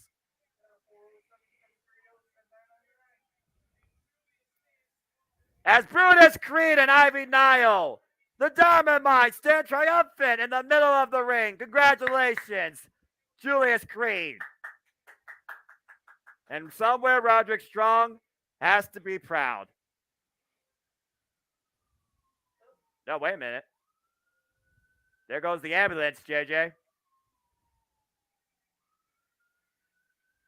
Well, I'm sure Damon Kemp will have a long night to reflect. Oh, wait a second. I recognize that vehicle. Yep, that's the vehicle Alba Fire threw Mandy Rose into. And I recognize that building. From what we saw earlier this evening, Alba Fire has arrived with some... Wait. Mandy Rose literally trying to crawl away. Oh! Well, that's one way to definitely try and get a women's championship match started, impromptu. As both these women make their way inside the arena. And Alba Fire is just laughing as right now she definitely has the psychological warfare.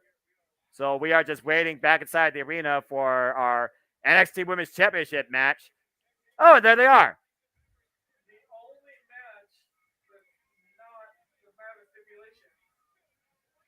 And right now, we're just going to get right into it, JJ.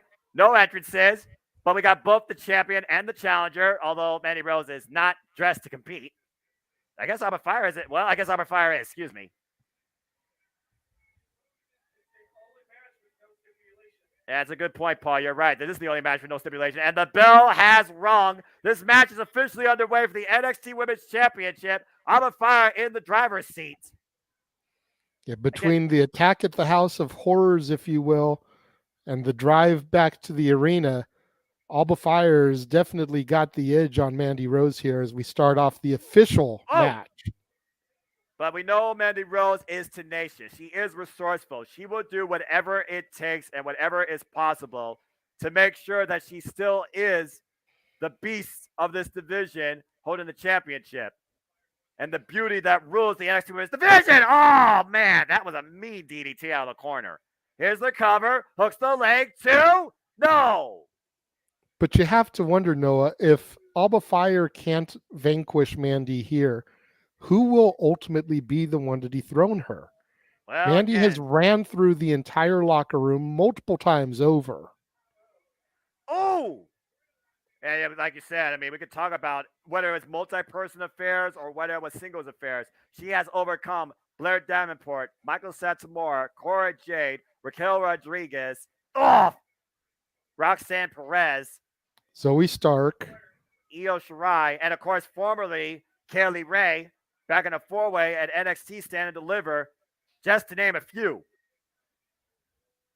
Again, Mandy Rose has come an incredible long way since last year where she won the title at NXT Halloween Havoc.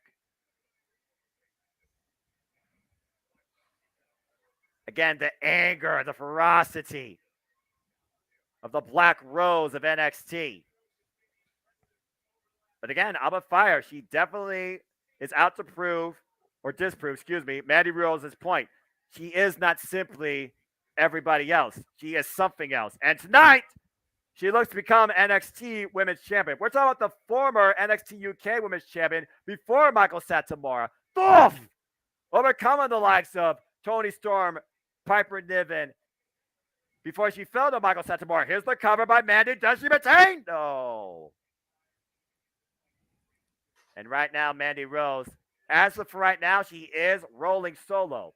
And I will give Mandy Rose some credit also to a degree, JJ. In some of her matches, she has done it on her own. Yeah, she doesn't always need Gigi and JC, her toxic attraction running mates, to get the job done. Spinal tap. That'll ring up the spine.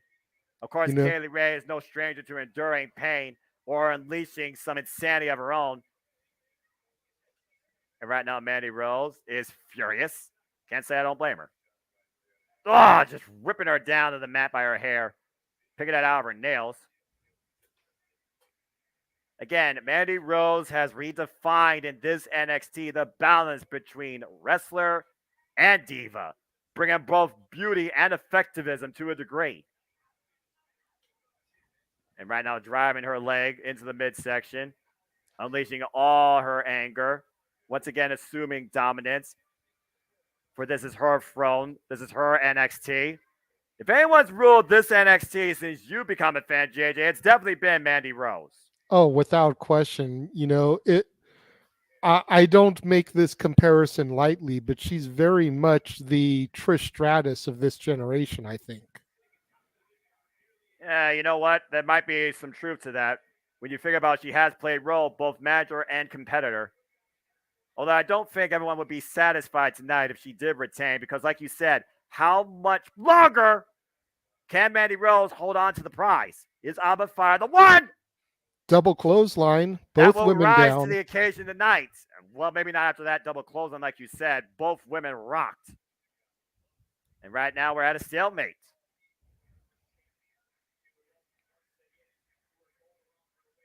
Again, Kaylee Ray did what she had to do to become NXT UK Women's Champion, manipulating her opponent. And we've seen that the last couple of weeks. She has done that with all of Toxic Attraction. And right now, Alba Fire, just bent over backwards with that kick to the midsection. Nice kick there. It's a side lock and plants it. Drop face first. Looking to end the reign of Mandy Rose. rise like a phoenix and scorch the earth of Toxic Attraction. And right now, Mandy Rose escapes out of the corner. Alba Fire looking to follow up. Spinebuster! What a gorgeous spine buster there by Mandy Rose. Going There's for a the high cover. stack cover too. No. Didn't have enough of her body weight on that pinfall, as you alluded to. Boom! It Raymond, was after beautiful. this match, it's just the main event triple threat. You see how far she got Alba Fire stats up, but it doesn't look like she had all her body weight there. It was enough for Alba Fire to still kick out. And right now, double underhook. What's she looking for here? Tiger driver. Up. Fire countering out. Up on the shoulders. Oh! Ooh. Here's the cover. Do we have a new champion? Oh! No, Mandy kicks out at the last second. That was a And Alba unique, Fire looks like she's getting frustrated as she climbs to the top rope. That would look like almost a DVD variation there. Swanton bomb!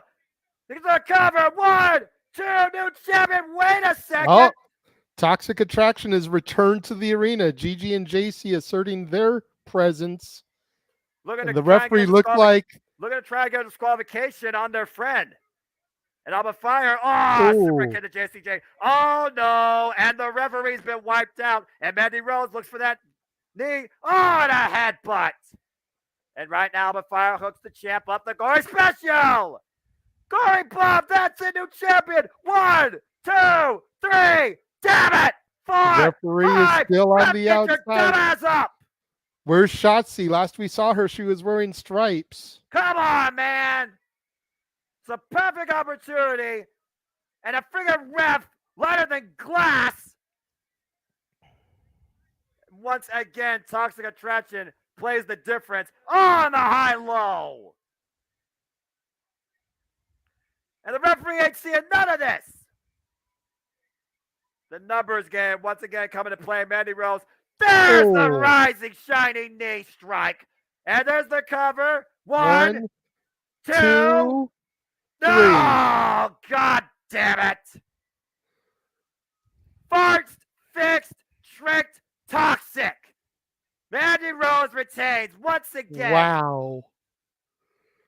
I'm beyond surprised, Noah. That's 2 in a row that I have now lost. But again, much like I said with the ambulance match, I couldn't be prouder. Like, Mandy Rose and Toxic Attraction took a long time to grow on me once I started watching.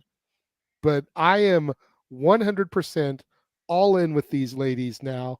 I am such a fan of all 3 of them. I am so glad to see that Mandy has retained her championship. And we are joined by James, our good buddy James Hebert. Fucking crook in the highest of degree. Trick or treat indeed. Toxic Attraction once again reigns supreme. Toxic Attractions, I don't think that's the first time they've tricked the treat, if you get what I mean. What? Shut up, James. Damn it. And once again, coming in with the fire already. Here we go. The Alba Fire. Hey-oh. That fire got extinguished tonight, courtesy of that knee, as once again, Toxic Attraction group effort leads to Mandy Rose claiming the 3. As Mandy Rose continues her ever-long growing reign as NXT Women's Champion, the beast behind the beauty, Mandy Rose, retains. Fuck! That's a good line. That's a really good line. Shit. Well, anyway, we're on commercial break. James, good to see you. How are you tonight, my friend? I'm good. I saw Mandy and Toxic Attraction, and yeah, that was good. My night was made. Can't deny. Although, who's that fire? Who's the redheaded chick? That's Kaylee Ray, now known as Alba Fire. Oh, no. And she fell short after all the tricks she pulled out tonight. I mean, in fairness, it would honestly kind of work if I should have saw this coming. Halloween Havoc and Mind Games, the Trick or Treat, House of Horrors.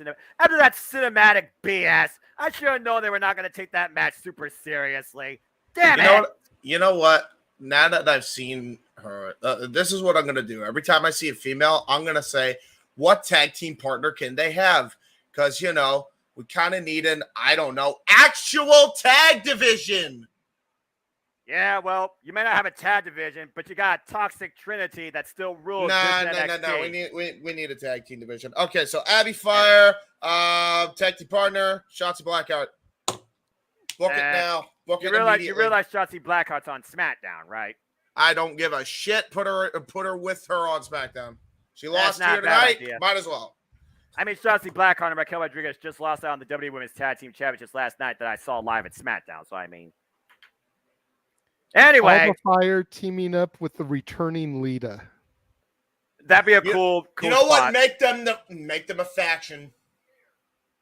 Why the fuck not? Hey, you know what? You might be onto something. Book it. Honest to God. We'll see what happens. Hi. And I even got your tag team name for you because when you got 3 punk rockers, it's the easiest fucking name ever. Punk Rock Express. There you go. Tag lead on that. As we're looking at a video of Cody, again, because WWE does not know how to keep the band going constantly. But I digress. Anyway, question now for the main event. Again, folks, thanks for tuning in so far. Again, all that's left right now in the first half of the Just Reserve Network production is the main event triple threat match.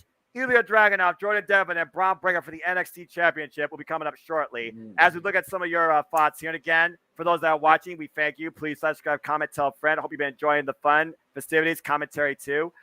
Question now is for the main event, will Austin Theory cash in tonight? I really don't know, but he's not going to get the belt off Roman Reigns. This obviously might be his last chance to actually have a successful cash in.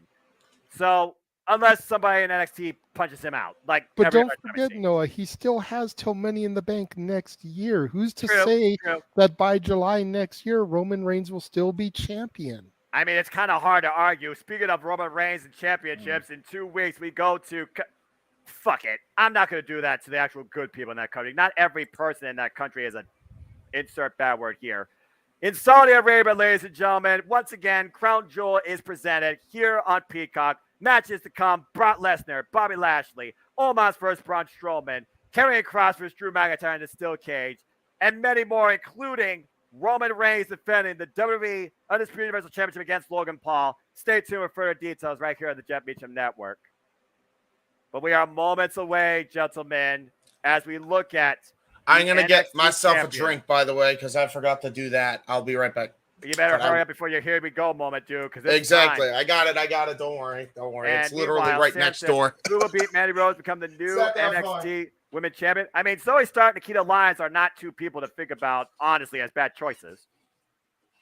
But I think they've invested too much in them as a tag team right now for them to be serious contenders to Mandy. And if either one of them was going to be, I would think it would be Zoe over Nikita. Nikita still has some learning, some of that greenness to shed before she becomes a serious contender to the women's title. Right now, she's just a pretty face and a good-looking body. That's a polite way of putting it. I was also going to allude to the fact that both these women are coming back recently from injuries, so they have a lot to prove.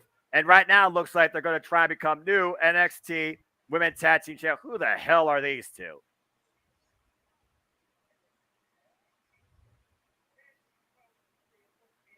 Tag Team Title Tuesday. 4 T's. Quad T. TTTT. All right, so since the belts aren't being defended here at Halloween Havoc, I guess we at least have to look forward to that this week on NXT, as Pretty Deadly will defend their titles, and Katana and Kaden will defend their titles as well. And again, folks, 2 weeks from tonight, at noon Eastern Standard Time, it is WWE Crown Jewel. But let's go ahead and talk about what you alluded to on Tag Title Tuesday night. Kaden Chance and Kaden Carter and Katana Chance versus Nikita Lyons and Zoe Stark, NXT Women's Tag Team Championships. And also, as you alluded to, Pretty Deadly would defend the goal against Malik Blade and Erdis Enofe. NXT Tag Team Championships on the line. will we see either new women or men tag team champions? And after the events that happened earlier, Shotzi Blackheart will be in singles action against Lash Legend. Called that after that encounter. That was an encounter I wish I could forget, but you know what? It is what it is. Hey, you know what? We were able to see Shotzi Blackheart dressed up as Beetlejuice. I don't want to completely forget that segment. It was all right. What's going to be definitely all right, I feel like, is the actual wrestling match that should be a wrestling match tonight in the highest degree, as Ilya Dragunov and Jordan Devlin look to dethrone Braun Breaker. Can I ask, legitimately, can we at least effing try with the women's tag team names? This is WWE. You're kidding me, right? Bro! Yeah, no, I'm not kidding. Why is a fan like me a fucking mark in comparison to a multi-million-dollar company better at coming up with women's tag team names and actually will put in thought?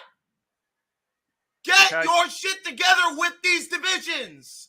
Enough's enough, Christ. Because you're now a retired old man from the wrestling industry? Fair point. I mean, you think about the creative team, so to speak. You think about how creative-minded just these three individuals I'm about to name are. Shawn Michaels, Triple H, Paul Heyman. And nobody can come up with team names for these women's teams? It's sad to say they don't have a women's presence really strong and creative to really try and guide this entire women's division in NXT when it comes to the creative perspective of things. They need like a head person, female present wise, in creative. They got the coaches.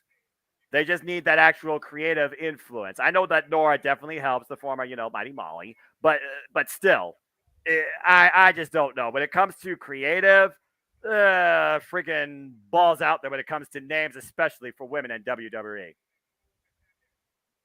I think I once said, you have a blind seal in a tank, drop a ball down a freaking tube, and that becomes a name or something like that, when I was talking about Oral Mensa. Yeah. Anyway, that's a rant for another day, or stay tuned for that, as James Hebert, the creative genius here on the Jeff Meacham Network in his own right, leader of FDR Productions, he, seriously, of course... Can we just make that an open mic night topic, impromptu, to get right from NXT TakeOver to just rant? I'm dead serious. I could go on for hours on that. Well, we don't want to go for hours tonight, but yeah, we can definitely do something on that tonight. James, never change, brother. Appreciate you. Yeah. But I'm really, really going to appreciate this match right here. Let's figure out what we got here, guys. Ilya Dragunov, former NXT UK champion, the person that dethroned Dalin Yanalo Walter and literally drove Jordan Devlin out of NXT UK.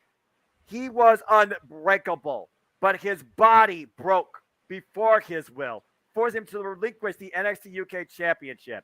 And now he finds himself here at NXT looking to rescind and claim his spot as the czar here in America. But again, when the Irish ace approaches, do you bet against Jordan Devlin?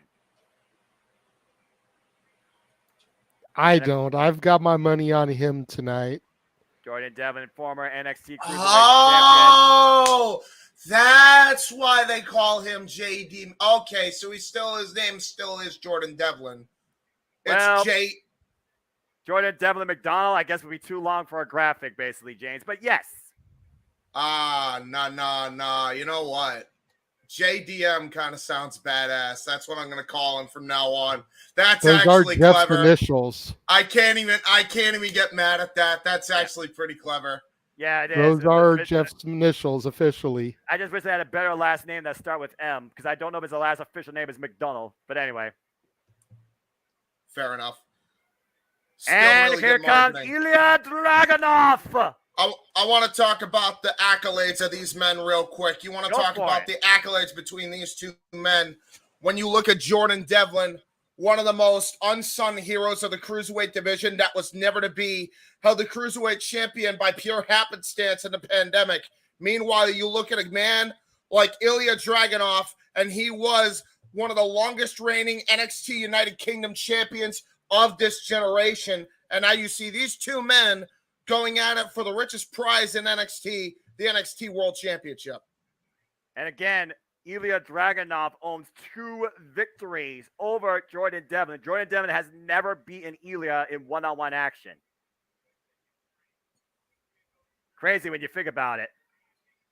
Yeah, and Braun Breaker, I mean, he's been a great champion up to this point, but you really got to consider, gentlemen, like, this can be a make or break situation for Braun Breaker tonight. He is going up in the ring with 2 of the most toughest UK veterans to ever step foot in a game. And I'm not sure. I mean, I could be wrong. Braun Breaker, a student of the game himself, born into wrestling, for crying out loud. But he's a Steiner, for Pete's sake. Right. But how can you compare? How do you prepare? I don't care what size you are, for 2 men the caliber of Ilya Dragunov and JDM.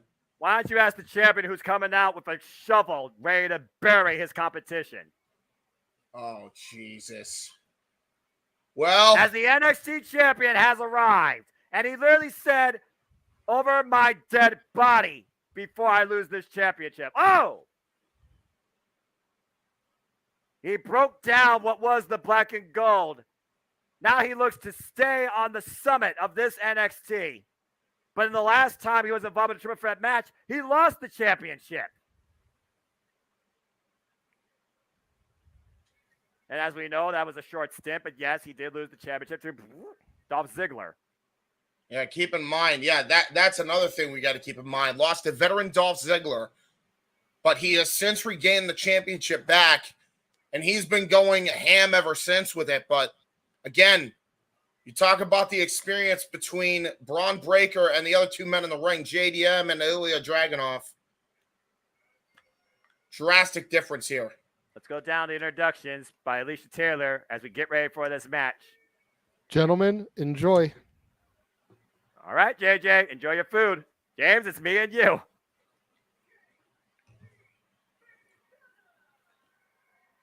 JDM with a determined look on his face. You can see him. He's in it for staring himself. a hole through Braun Breaker and Ilya Dragunov.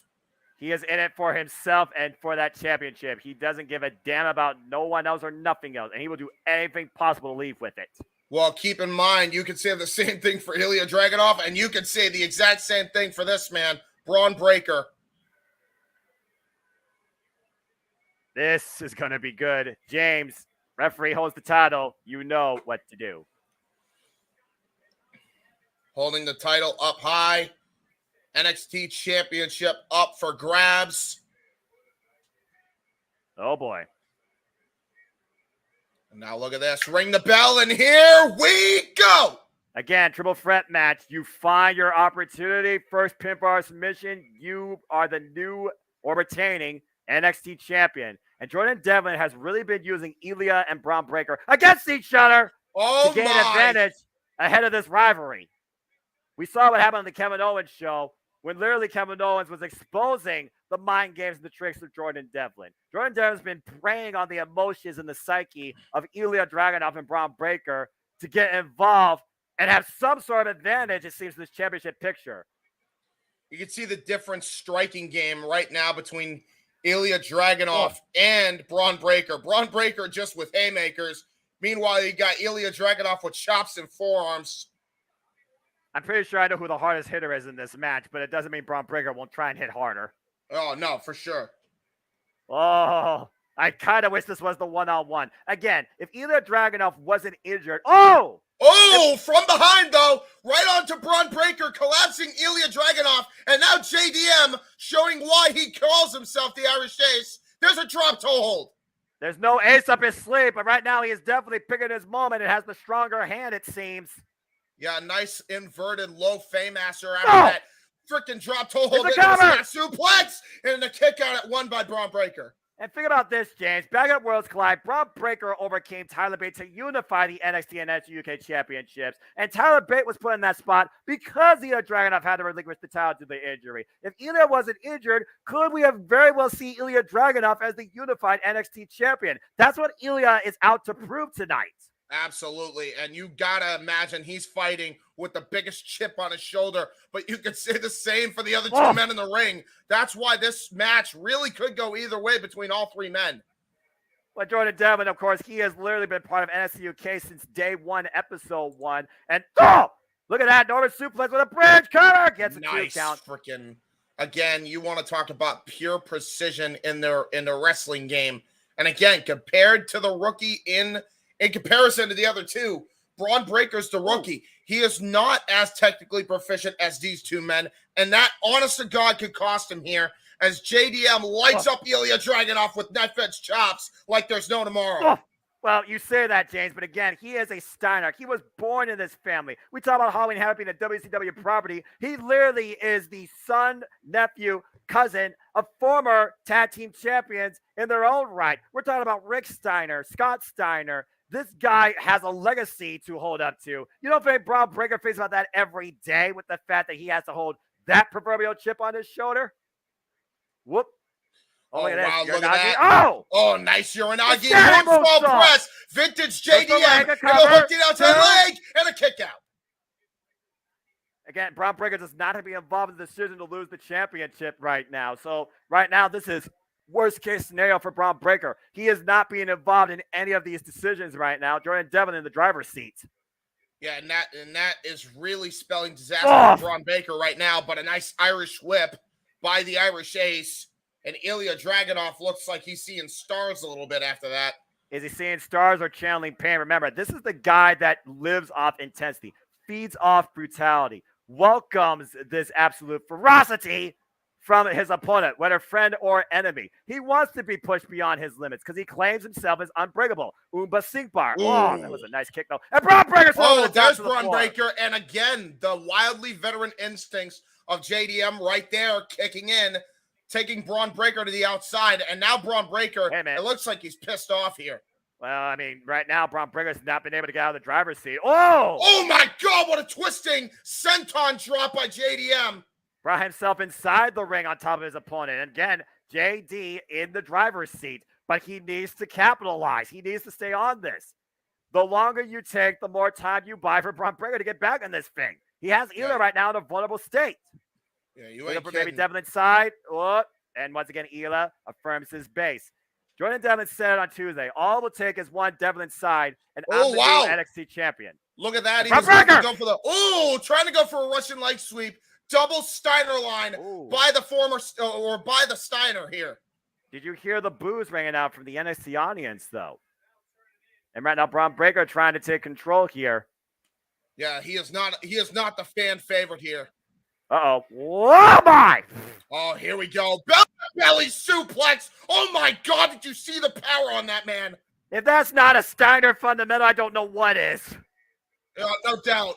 And meanwhile, Ilya might be looking for his own suplex. I was about to say, German looks like. And Ilya out of the corner looking for Constantine. Oh my God, what a catch out of the air. And another release belly to belly. This time he just stands in place like he was nothing. You see him when the pops the hips and literally just pops himself up, elevating his opponent, send them for the ride. And now look at that, gonna go for a front chin lock here, front face lock by Braun Breaker. I will say he should have gone for the German, and I only say that because any blow to the head, any blow to the jaw could be bad for the champion coming into this. Oh, jeez. But, of course, as soon as I say that, just runs right over his opponent that just tried to dodge all of his attacks. And you're down in the back door with the cover of the roll. Wow. Nice roll-up there by JDM. Again, that's what it takes in a triple threat match, James. But to go back to your point, Ilya Dragunov delivered the missile, the torpedo, the running headbutt to Braun Breaker, and Braun Breaker delivered a spear to Ilya. So both these men know what each other brings as far as the finisher goes and how effective it is. That was a very good textbook counter by Braun Breaker, but gets a boot for his troubles after that. Ilya looking to follow up for that jumping knee. Oh, what a power slam! That's a hell of a counter. Steiner-like power slam. And Jordan Devlin breaks it up. And again, Jordan Devlin, look at the way he's playing the match right now. He's monitoring the territory, and he's preventing the decision. But he's Really also good by immediately JDM. getting out of the ring. Frustrating his opponents at this point. And we all know Braun Breaker has a very short fuse. As Jordan Devlin literally rooting Braun Breaker to get Ela up. Ela, though, looking to counter. It looked like he was going to go for the Steiner screwdriver. Yeah. And Ilya Dragunov just got him in a front face lock to try to counter wait, he still might do it. Oh, shoot. And Trying again with counter, another counter. Another counter. Oh, wait, it was sleeper hold. Sleeper hold by Ilya Dragunov. Shades of what he did to beat Walter back at NXT TakeOver 36. And right now, Ilya, just clubbing Braun, bringing him down to his knees. Opponent the breaker in. That was brutal. Right to the top of the head. Oh! And there's Jordan Devlin in the back door. Oh, my! Oh, my God, what an arm drag. And right now, Dragunov looking to tie up Jordan Devlin, hammering Anvil elbows. Anvil elbows, and those are with authority. He's trying to give JDM a concussion at this point. Or that's knock how him frustrated Ilya Dragunov is. Or knock him unconscious, whatever comes first. That's a concussion.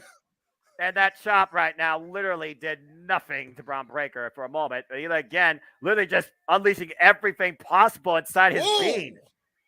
Oh, man. Punched him. That boot just turned Braun Breaker sideways.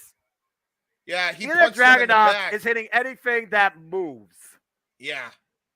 Oh, Jesus. And right nice now, knee there's strike. a right knee. Yeah, right to the diaphragm of Braun Breaker, by the way. With look at this, look at this. Oh! Oh, my God. Knee to the diaphragm. There's a spinning soba, though, by Jordan Devlin. Looking for Devlin's side once again, and Ilya denies it. And once again, Ilya trying to go for a looks like a fireman's carry type maneuver here. Driver, maybe? Oh! Into a cannonball to Braun Breaker. Death driver in the corner on Braun Breaker, James, as I alluded to.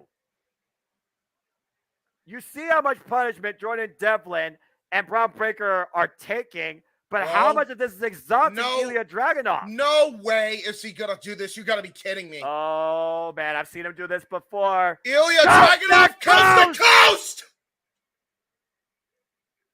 What's up, both Jordan Devlin and Braun Breaker? But again, look at Ilya. He is down. He needs to capitalize. Take a look at the replay here. Yeah, look at this. Look at the brutality here. Oh, McDonough took the worst of that, but right into Braun Breaker, and it looks like he got the damage there, too. All three men are down. This is our main event here. This is NXT Halloween Havoc. This is a triple threat for the NXT Championship. The current champion, Braun Breaker, defending against the former NXT UK champion, Ilya Dragunov, and a champion yet to be crowned in any right since the Cruiserweight title, Jordan Devlin. And right now, Braun Breaker and Ilya Dragunov once again exchanging bombs in the middle of the ring. Oh, what an overhead. Jesus, holy hell. That was a Scott Hall-like punch. Holla if you hear me on that one. And that was a William Regal-like uppercut by Dragunov in kind. And there's Braun Breaker putting everything behind his own type of uppercut, damn near tripping over his 2 feet to get all that in. But look at Jordan Devlin egging them both on. Neither man is aware of that right now. They're trying to knock each other out. And Jordan Devlin applauds this. Nice. Nice, JDM. JDM likes good wrestling, too. I approve, damn it. And look at Braun Breaker. Look at JDM, you DNF. Oh, boy. Yeah, and he's about to run away. I think he knows what's coming here. He's slipping between a rock and a hard place. Wow. Oh, my God. Oh, my God. Holy back body drop. You got to be kidding me. Jesus. That is the definition of going up in the lights. Oh, what a chop. And here we go. We're just going to tee off on Jordan Devlin. Why it's not? It's time for Irish Ace ping pong. Golly. Oh, what a forearm. God. Oh, overhead. I know it. You remember what I said about a concussion? Yes, I do. Well, they were NXT one. Jesus. What a chop. And Jordan Devlin sent to the outside. the hard way. Yeah, he was kind of asking for that shit. That was long overdue for weeks now. I'm just going to be perfectly honest with you. Damn. All right. Well, let's get back to the two at hand. Braun Breaker, Ilya Dragunov. Test your will. And I don't think these two have it any other way, James. No. I know I wouldn't. No, they wouldn't have it any other way. And here we go. Wow. Oh, what a bait in. What a bait in. Oh, he's going to go for the octopus stretch, it looks like. We're going for anvil elbows. Braun Breaker trying to cover up, trying to protect himself. Again, it's Ilya Dragunov on the verge of becoming the czar of NXT. What is he looking for here? Off the rope. Oh, shit. Oh, wait a minute. Clubbing shot to the front and the back. This is really good strategy by Ilya, though. Braun Breaker. Oh, man. Jesus Christ, the power on Braun Breaker. Just runs right through him like it was breaking down the Berlin Wall. And meanwhile, up in the military press. Holy shit. Talk about a heart stopper. Yeah, a headbutt right to the diaphragm, as you pointed out, Noah. And all three men are down once again. NXT Universe on their feet. This has been one hell of a hard-hitting affair, to say the least. This is again for the NXT champion. Take a look at the replay here. Up in the military press, and bam! Dropping Breaker with his head. Jordan Devlin just gasping for air, trying to find the wits about him. And he goes up to the high-risk district. And Braun Breaker somehow, with enough awareness to prevent whatever Jordan Devlin was looking for. Again, who can capitalize here? Uh-oh. Braun Breaker. Jordan Devlin up in the corner. Ilya Dragunov clubbing shots to the back of Braun. And oh, boy. Jesus, man. Oh, Jesus. The Ilya just rocked from underneath. And Braun Breaker, what the hell is about to happen here? A Frankensteiner! Frankensteiner into a power bomb! Frankensteiner into a goddamn Liger bomb! How the hell did Ilya Dragunov have the awareness to do that? Holy shit, indeed! That was unbelievable. What a goddamn catch by Ilya Dragunov. On instinct, James, and all three men are down again. Yeah, and JD is completely out of it. Look at this. All three men are out of this. But look, all three men crawling to the middle of the ring on their knees. Yeah, I agree. This is awesome. This is a great professional wrestling. And here's the thing, like, when you really think about it, no man could capitalize because they all took a big hit there. And they're still taking big hits to each other. Ilya chopping the hell out of them. Braun Breaker and JD now 2-on-1 on Ilya here. Who's the worst for wear? And Braun Breaker and JD now going at it. Of course, Braun Breaker and Jordan Devlin recently faced each other one-on-one for the NXT Championship. Jesus, and Ilya rises. He welcomes this. He lives off this. He thrives on this. Oh, my God. You talked about three of the hardest hitters. Oh. And we're seeing why right now after that senton. Blue spear to the outside. Braun Breaker sending himself and Ilya Dragunov to the floor. I don't know if you're just living in the moment right now here, though, James. Again, we need a pinfall submission in the ring. And wait a minute, what's Jordan Devlin figured here? Jordan Devlin, wait a minute, Jordan Devlin picking up speed. Oh, shit. Oh, nice drop kick, taking out Braun. PK. Took him on the chin and off the second rope. What a goddamn moonsault. Wipes out both Eli and Braun Breaker. Taking inspiration from Taka Michinoku with the height on that. Incredible height. Fully effective impact. But again, grasping his ribs. How much did that take out of him? Can the challenger capitalize? Do you bet against the ace?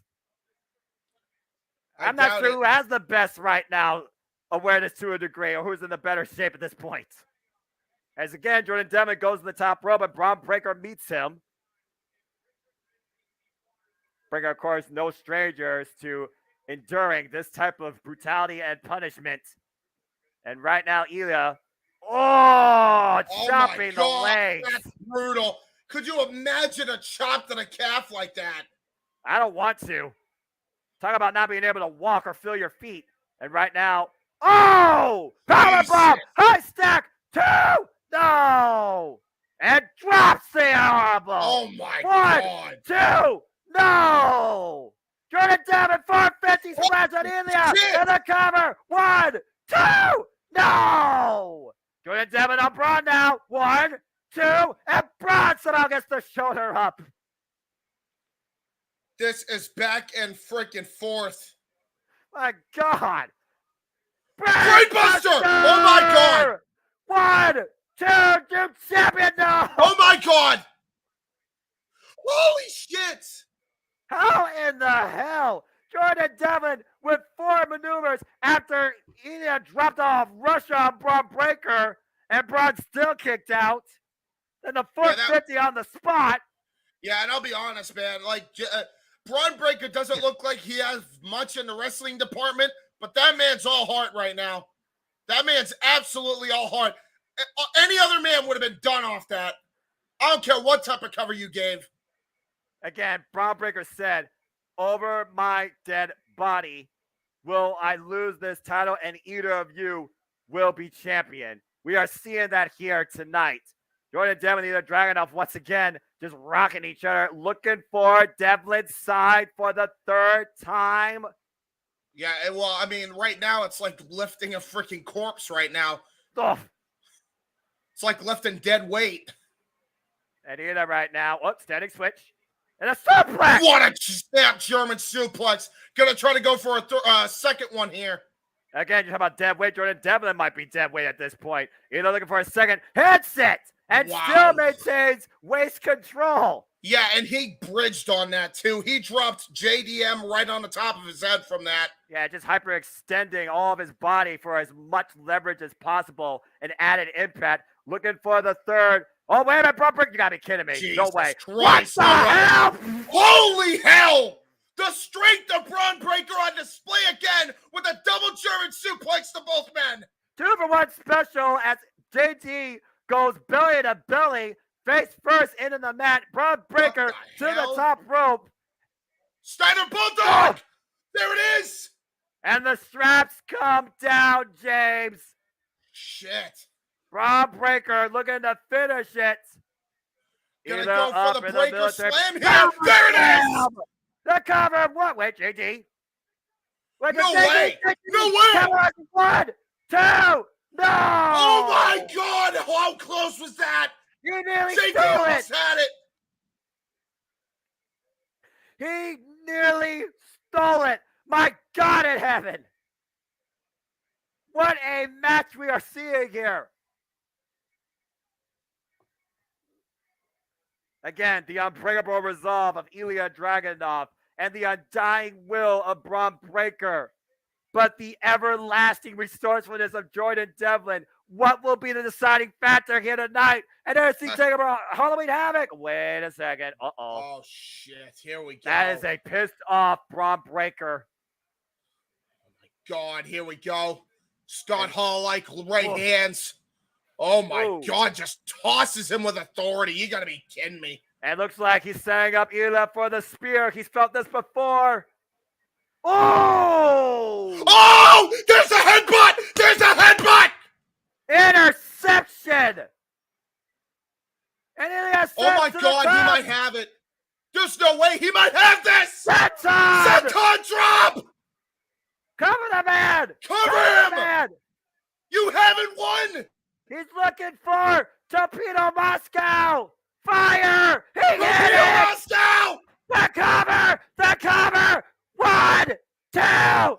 Oh my God, JD again coming in! He stops the rest count! He stopped the rest count!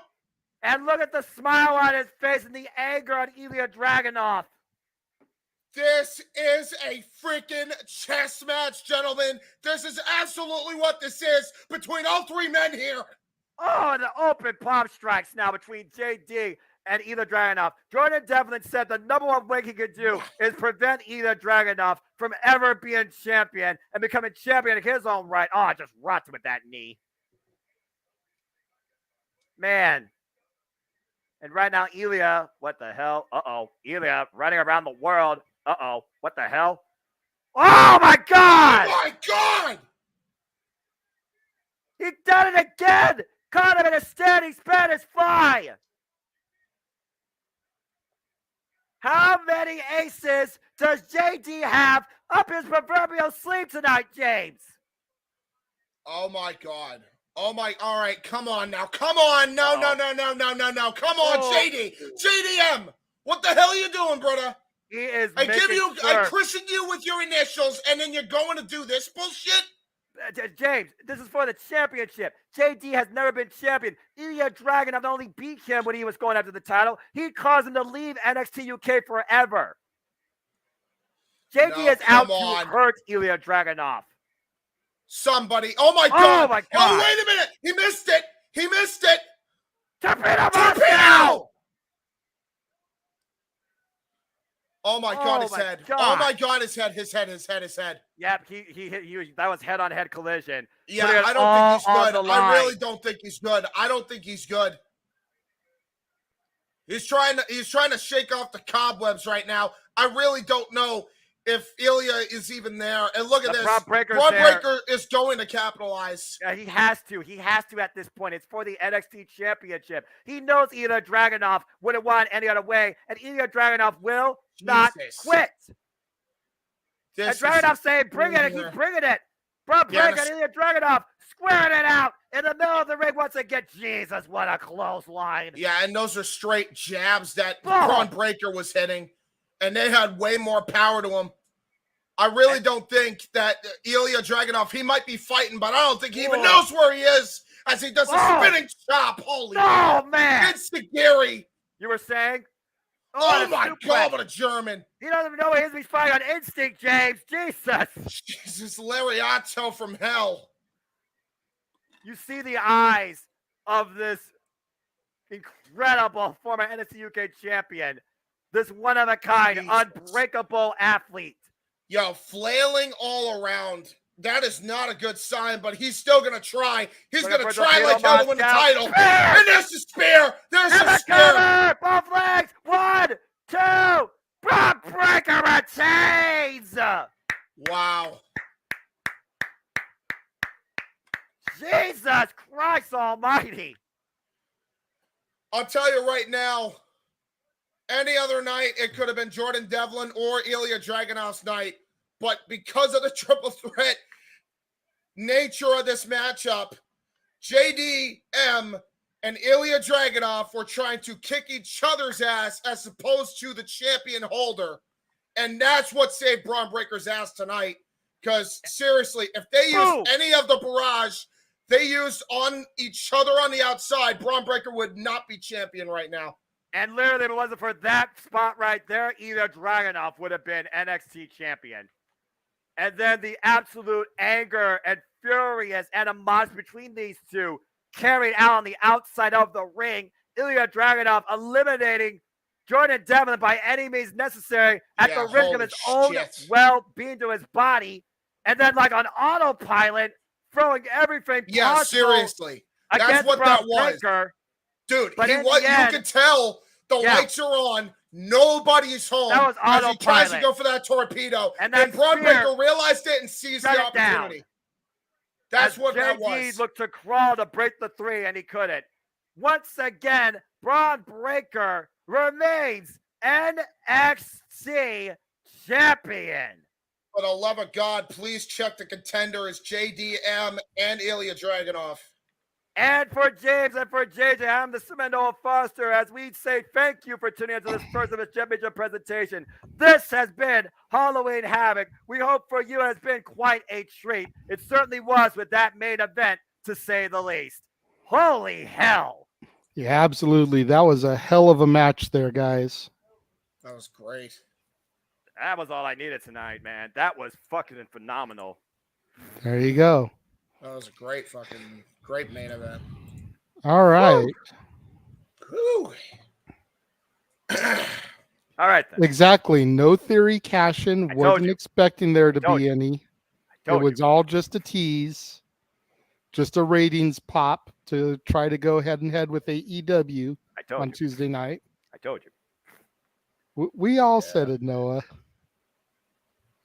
No, Nathan. No Austin Theory. Phew. I see Josh has joined us. I'll go ahead and bring you in for just a moment, Josh. Oh my gosh. I was going to say that we're going to take just a few minutes break. That way, those of us that need beverages or need to go to the bathroom can do that real quick. And then at 8 o'clock, we'll be back, top of the hour. So that would be 11 o'clock Eastern time. The group of us will be back with open mic night here on the Casa D18 Studios channel, Simple Man Studios, Jeff Meacham Network, the whole Jeff Meacham multiverse of media.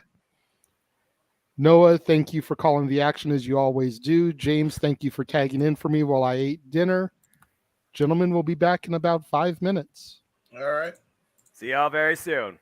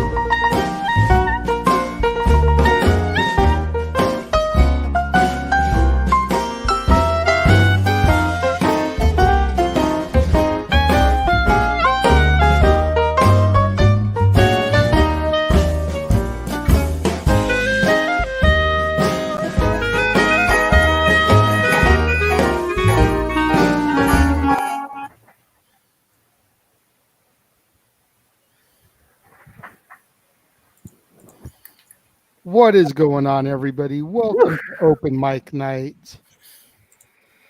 Technical difficulties aplenty. I think what was going on is the fact that I still had the share screen up in the StreamYard. That was preventing the videos from playing properly. As soon as I got rid of it, the intro video started playing like it was supposed to. Gotcha. That's fair. Bro, okay, so we gotta start it off here, okay? Because as that was happening, right, I was singing the tune, right? So I'm doing dun because it was stuck in my head by that point. Dun dun dun dun dun. dun. And then I'm not even kidding. I was doing that for like a whole minute, and then it kicked in right when I was going to the next dun. And I'm like, what the hell? Was that on purpose? I thought you did that on purpose. I'm like, no way. No freaking way. You're talking about the song for our entrance video? The jazzy thing? Yeah. No, I'm talking about the freaking the botch thing with the welcome to the show thing. Oh, okay. That one. Yeah. Like after the last botch, I was singing it, and then it popped up right after it sunk up with me, and I'm like, dude, that's freaky. Why you were laughing in the green room. Yes. Okay. Yes. Oh my Josh, God. thank you for coming back to join us for Open Mic Night. Good to see you again, brother. Got me my Fago to sip on. Sprite for tonight. He's mad. One Josh is mad. match. I got one match. Oh my God. To make a baseball reference. Amazing matches. All of the matches were great. All the matches were amazing. I got one correct. The ambulance match.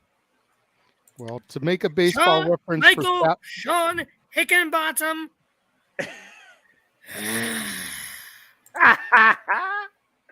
Not my NXT takeover. It wasn't a takeover. Let me hold on. But first off, let me talk to you. Main event, that's professional wrestling. Damn it. Opener, great. Roxanne, good win. Julius, great redemption. Women's title match, highly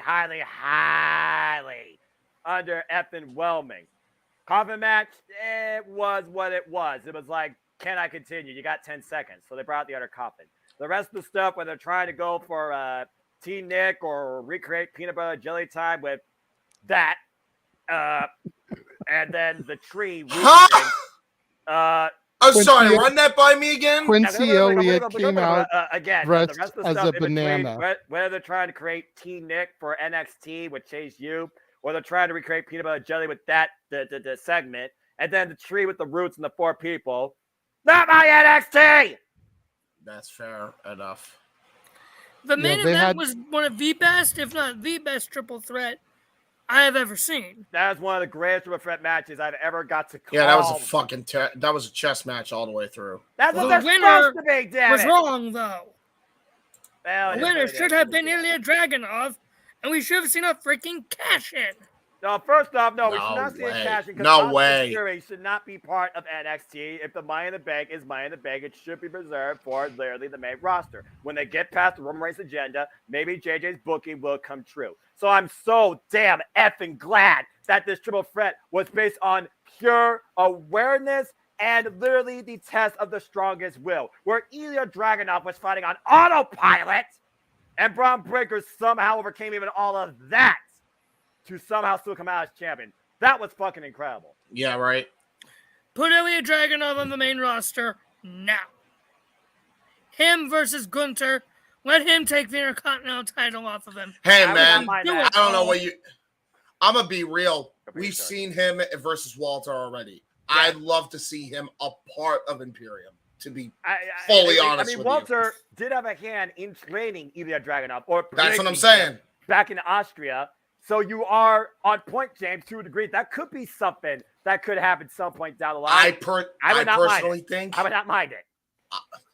I personally think that's a better shot to do for War Games than whatever the heck they're doing for War Games. So I don't even know what they're doing at War Games, but we'll talk more about that later because we still got country right out there.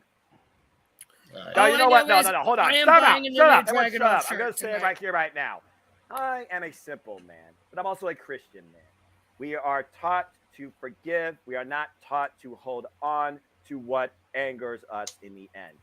Not everybody in Saudi Arabia is a controversial, political, evil dickhead. There are innocent men and women there. If Jeff Meacham, after years, after they fucked up my mouth in The Fiend, can even watch this show, and so can I. So, ladies and gentlemen, Jeff Meacham Never, Multiverse Media Galore, 2 weeks from today, I will be doing commentary for Crown Jewel.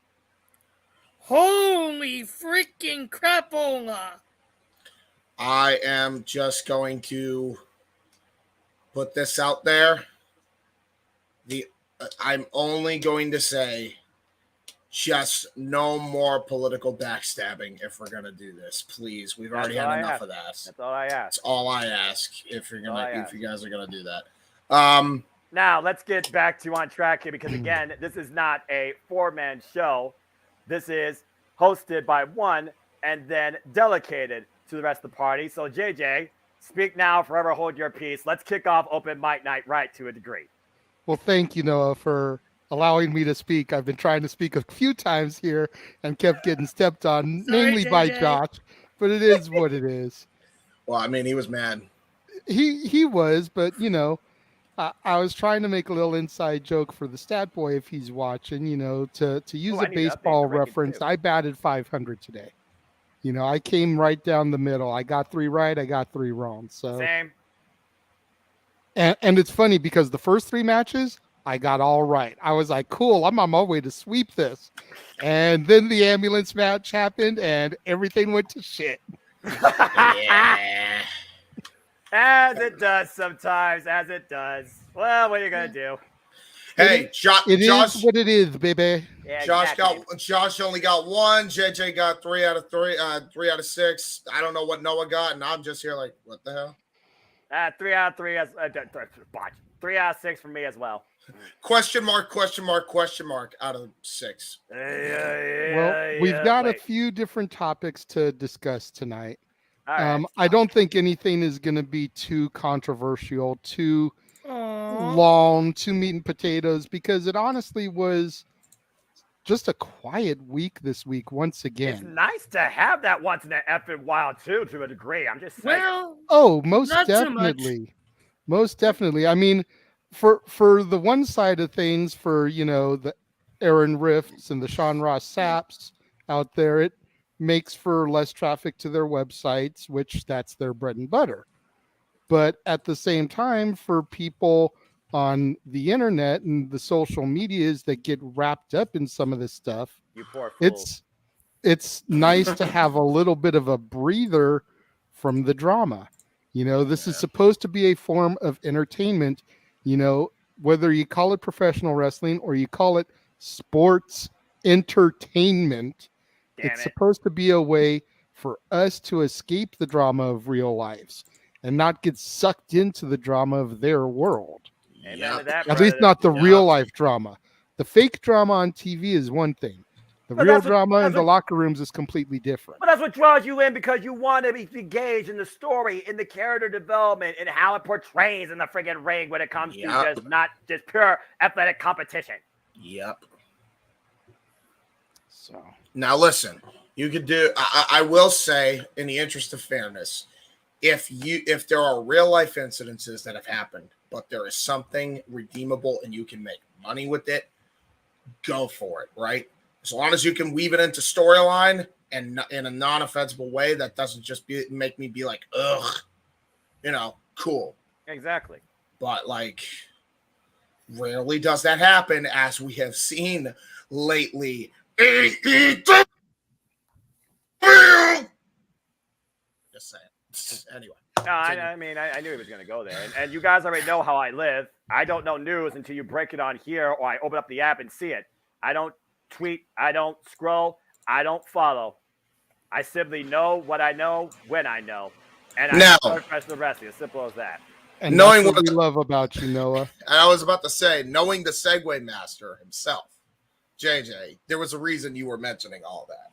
There has to be a reason. No. Like I said, there's not a whole lot of drama this week. I mean, the first thing I really wanted to talk about before we get to your thing that you mentioned there on the air, James, is I just wanted to give a brief shout out at the start of our show to my buddy, the Puerto Rican pit bull, Gino Rivera. You can see his head circled there.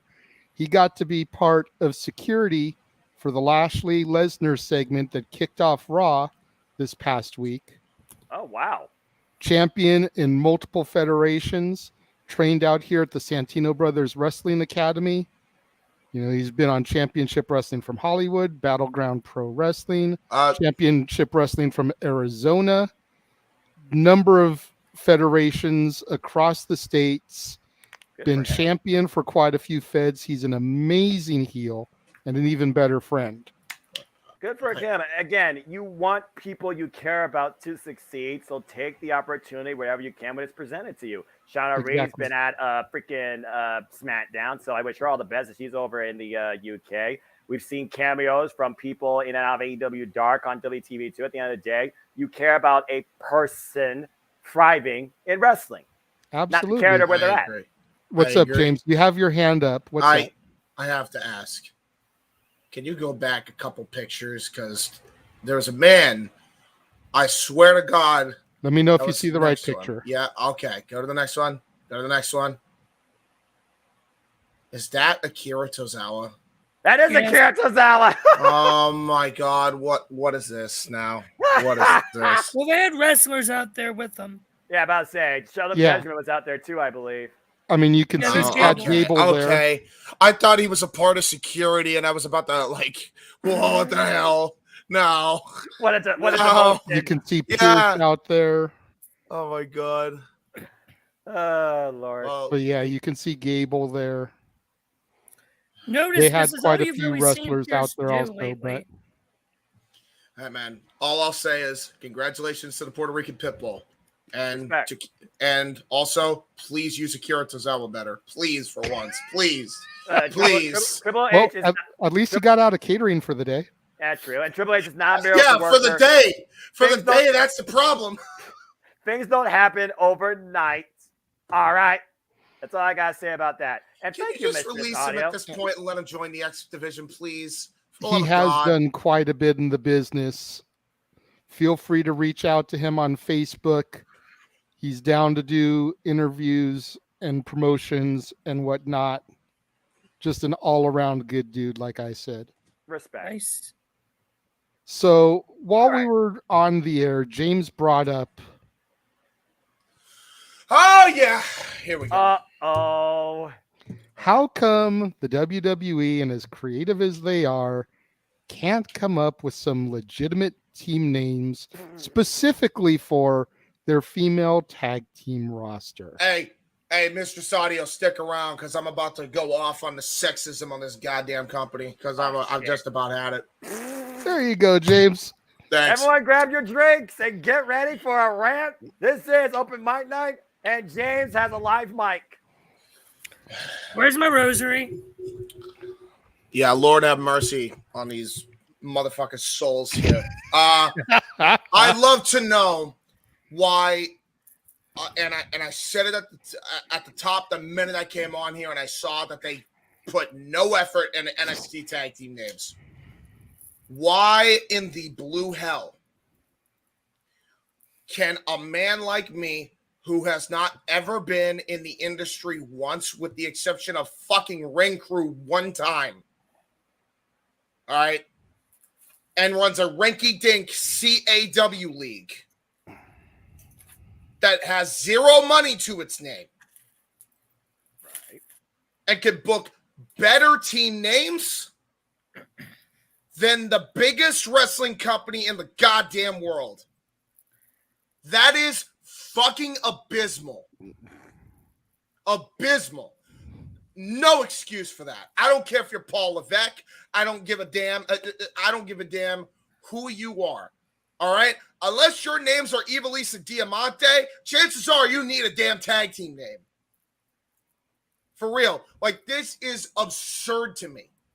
Okay? I have team names for all of my tag teams in my CAW show. They haven't even fucking debuted yet. They haven't even debuted. You're telling me, other than Toxic Freaking Attraction, you can't find the time or effort, or somebody with the time or effort to put effort in the women's tag team division. Not to mention, that's like the least of the freaking problems. You just throw freaking random women together for no damn reason when you see two women that clearly could be a tag team, like I just saw, and that redhead chick who could team up with Shotzi Blackheart and probably be managed by Lita and also do a trios thing with those three. That's a problem. The word of the night is effort. I have done more in that one little sentence than WWE has done for the entire women's division. And that goes all across WWE. Because you know what? Damage Control, good team.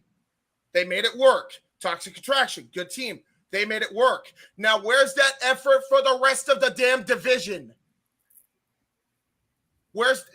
Fuck's sake, Impact puts more effort in their tag team division, for crying out loud. And they have like 6 teams a freaking week. Do we not see the problem here? Do we not see the problem? Like, it's infuriating to me. It's not even like, bro, it's not even the fact that I'm like, oh, you know, big time pro women's choice, which, don't get me wrong, I am. But it's like, it's not even about that. I'm just sick of people just being lazy with shit, man. Do better. Stop accepting mediocrity. And that goes to the freaking women, too. Stand up for this shit. I shouldn't be saying this. You all should be, too. To be fair, I think that's what Sasha and Naomi were trying to say when they walked out. Well, you know what? So is Bailey. And we heard that she's on her way out the effing door. I wonder why. The fact that there are even rumors about that, you know, gee, I don't know, put 2 and 2 together. Tell me I'm wrong. Tell me when I'm telling lies. You're not. I hadn't heard the one about Bailey. Yeah, no, I've not heard that. Yeah, there was a rumor on that. I don't know. It's probably bullshit. We talked about this. Yeah, it is rumors. Fair enough. If it's bullshit, it's bullshit. Exactly. But still wouldn't surprise me if Bailey was pissed. I mean, look at her now. She's in one of the highest profile feuds in the women's division, the highest. And I get that. And I get that, Josh, but hear me out. Bailey has never been about herself. Why do you think she's got Io Sky and frickin' Dakota Kai with her? I think that rumor had some. I think that rumor had some precedent when Vince was in charge, because I know Bailey had tried to pitch either what is happening now with Damage Control or something similar in the past, and it was vetoed. Dream work, yeah. But now that Triple H is in charge, it's happening. So that could have been just an old rumor that resurfaced that she read. Because I don't know why she would have issues. Yeah, that makes sense, actually. Never mind. Disregard that then.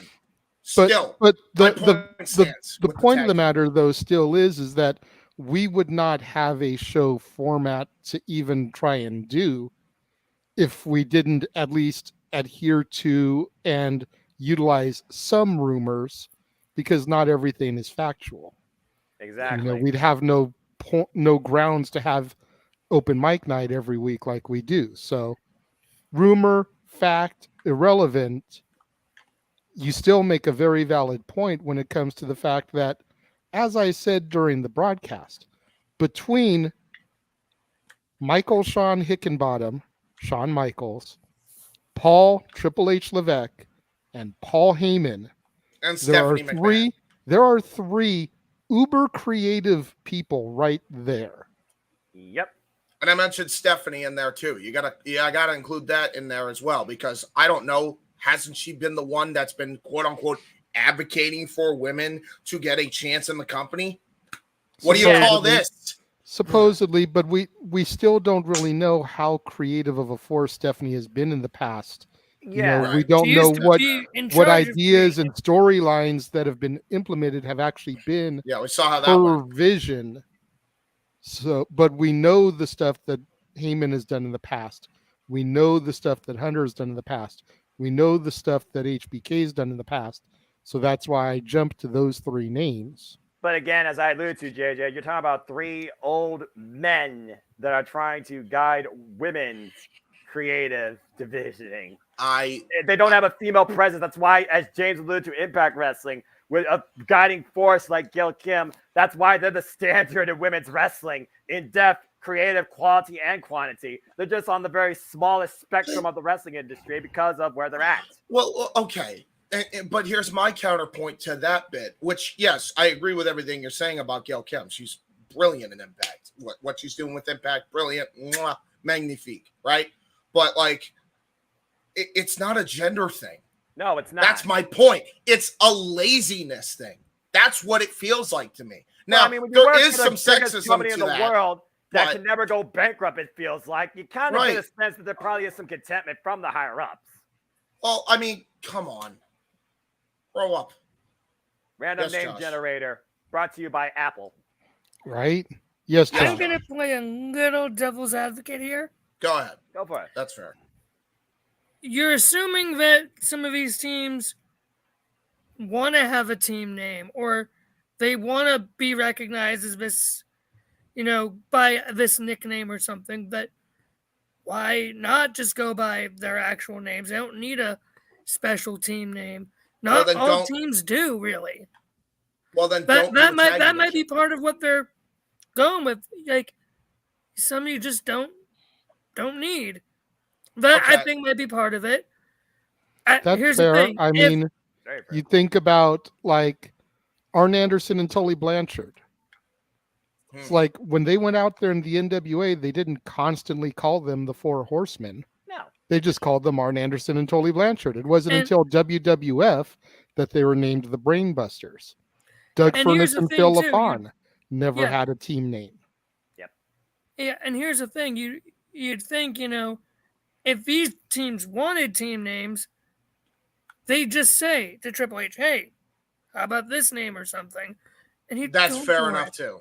Yeah, like this is Triple H we're talking about. He gave us the Four Horsewomen. He gave us Wow. Rhea Ripley, Bianca Belair. You're acting like Triple H doesn't know how to do women's wrestling. I'm not Vince saying... didn't know how to do women's wrestling. Okay, Now, that's okay. a fact. That's a fair. fact. I'm not saying he doesn't know how to do women's wrestling. When it comes to singles, absolutely Triple H is ahead of the curve, bar none. Tag team, not so much. And granted, yes, should the women be advocating? Absolutely. But is that their job 100% of the time? Is their job realistically to go out in the ring and put on a match or cut a promo? Like, that's my point. It still should come down to the person in charge of creative to actually give a fuck. And, right, I'll give you one better, right? You talk about what if they want their individual names in there. I'll give you a great example of what I do on my show. And I do this with my male tag teams. I got to do it with my female tag teams.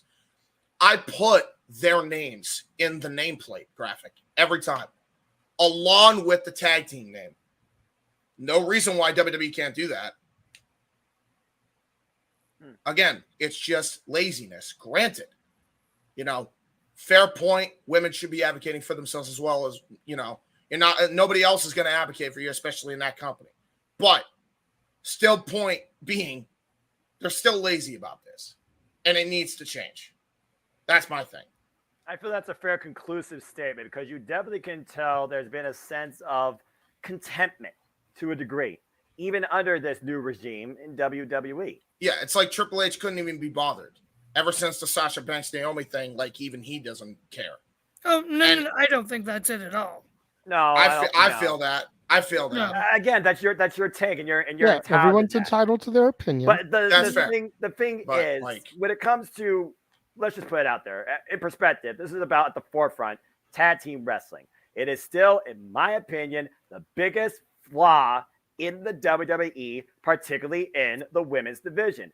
both main and NXT. They don't have the depth. They don't have the constructual storytelling to build a division, it seems. When I look at the entire WWE landscape, how many women's tag teams, legitimately, keyword folks, legitimately, can you name off the top of your heads for both NXT and the main rosters where it could be maybe merged into one division? Is two divisions even needed or possible to a degree?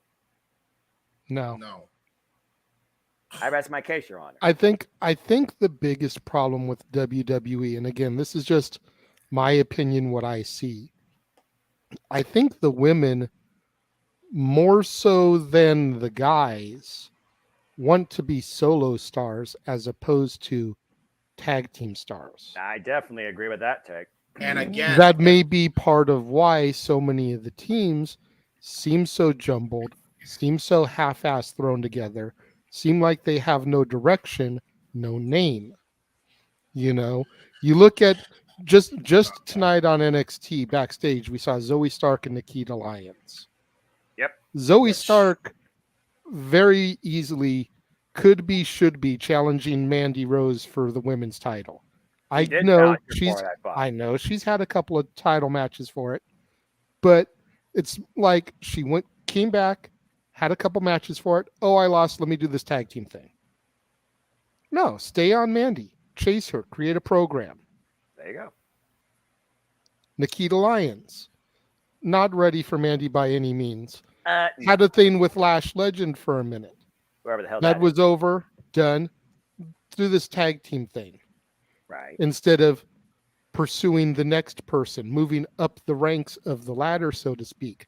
Thing was over with Lash Legend. Go after Cora Jade. Go after Roxy. Go after Gigi or JC on your way to building your way to Mandy. Right. But no. I'm done with this program here. Let me do a half-ass tag team.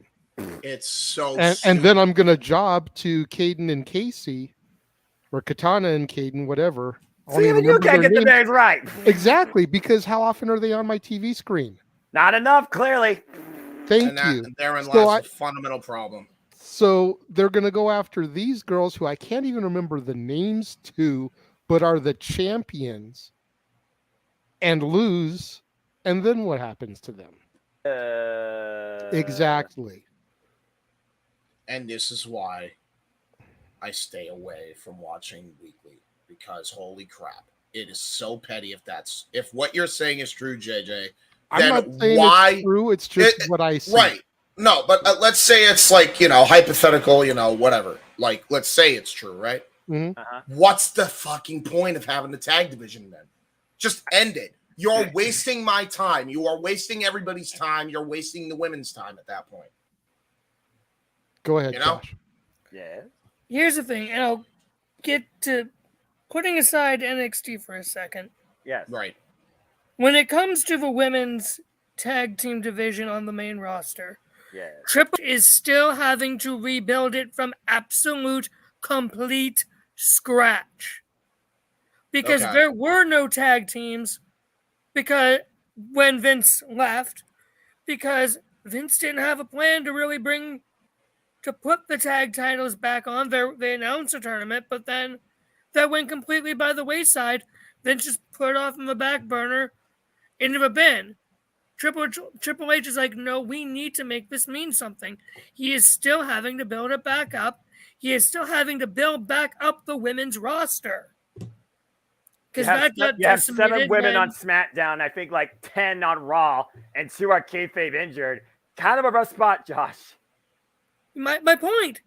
They need to bring it back up and make that you sort of, if you want to get tag teams together, you sort of have to put 2 people together at first to try and get it to that level. But why or can't how they else put are like you going to actually get or make tag teams? Well, I feel like it should start backstage with some teas, not just randomly thrown together because you just pulled their names out of a hat by a number. This isn't like a mixed match challenge charity thing, dude. Yeah, it's not a lethal lottery. And here's another. That's not what I'm claiming. And here's we know you're not, but we know that's not what you're saying, Yeah. but that's the way it feels like the direction is they're going. Presentation, The Josh. point we're trying to make is we're kind of like we're agreeing with you, but we feel like there needs to be more effort meat into the development. Yes. As opposed to there's none what they're doing. Exactly. Right now it feels like they just take a hat backstage. Shotzi Blackheart. Yeah. Aaliyah, you're a team. Go do something. Yep. It's just Sachi, by the way. Remember, she still don't have her last name. Yeah, she will be. If J.D. McDonough is Jordan Devlin to you, she is still Shotzi fucking Blackheart to me. I agree. I respect that. I agree. All right, good deal. I like this. And hold on. So to add to your point, JJ, I'll add to this point. Triple H was very, very, very quick to make AJ happy by signing the club back, and quick to make Carl Anderson happy by still having him finish his freaking commitments, along with presumably Luke Gallows for New Japan Pro Wrestling, right? Aye. How come you can't have that same energy for Kairi? Could easily reunite the Kabuki Warriors and still have her finish her commitments with Stardom. There, in that one freaking example, is the fundamental problem. There is Does she want to come back, though? Maybe she doesn't. That point, but too. Exactly. Did they reach out? I'm not convinced they did. I don't know. I'm not convinced they did. Because you know what? If they did give a fuck, they would easily just do what they were originally going to do with the women's tag team division in the goddamn first place, which was spread it between both shows, if not all three at this point. Well, Kyrie's busy enough as it is, because for those that don't know, I follow Stardom, the greatest women's professional wrestling promotion on the planet. Right. And currently, right now, we're down to the final four, it sounds like, for the IWGP Women's Championship. Which Utami Kairi will probably Hayashida, win, Mayu Itami, Kairi, and Jazzy Gabbert. Fair enough. Exactly my point. But you have to think, because how many of the women who were in tag teams who got cut by Vince are now contractually signed to other places and can't come back? Athena, for example, her and Shotzi, great tag team. She's an AEW. She can't come back. Okay. Tony Storm, Ruby Soho. But hold on. There's still other women out there. We're narrowing it down here. Kairi, yes, might be contractually contracted to Stardom. Did we reach out? Maybe there's a way they can make a deal with her to still be that women's champion. Or maybe she's not even in the plans at all. And if she doesn't win the freaking IWGP Women's Championship, guess what? Triple H should be trying to get her immediately. I feel like you might have something there. Right. She wants to come back. And again, fair point, if she wants to come back. But there's still ways you can make up teams, right? Mm-hmm. There are still ways you can bring in teams. I there mean, are people you can add to this division, and you're not doing it. Here's a team right here. And whether it's crossed creatives' minds or not, it seems like it would be a perfect fit. You've got Nora, Molly Holly backstage doing work. Yeah. Why not have Mighty Molly and Nikki ASH as a team? My God. I mentioned this. I mentioned this when the Women's Royal Rumble was a thing. That should be a team right off the bat. And Gregory Helm is an agent also. He could make appearances as the Hurricane to manage them. Yes. You kidding me? Superheroes in Training, part 2. Oh boy. Grant, I think we're trying to get away from the Nikki superhero stuff. I thought you hate that character. Didn't you call her a goddamn? We're trying to get away. You know what? I would tolerate it if she was with Mighty Molly. I ain't even gonna stunt with you, Chief. Yeah, I mean, it's just a possible tandem. You know? I mean, you had Nikki and Dewdrop Piper Niven, who were teaming up for a little bit. Which made no sense other than the fact they were Scottish and they were far past their Scottish gimmicks by this point. Yes, the Scottish gimmick. You know what I mean? They were far past that. So, like, put them with Drew. Drew McIntyre. Bro, it's just called use your goddamn eyeballs. It's not that hard. I promise you it's not that hard. It's not. It's easy. If I can do it, you can do it, Hunter. do something. Shawn Michaels, do something. Paul, do something. Come on. Yeah. Well, only time will tell, my friends. But good talk. Only time will tell. Yeah.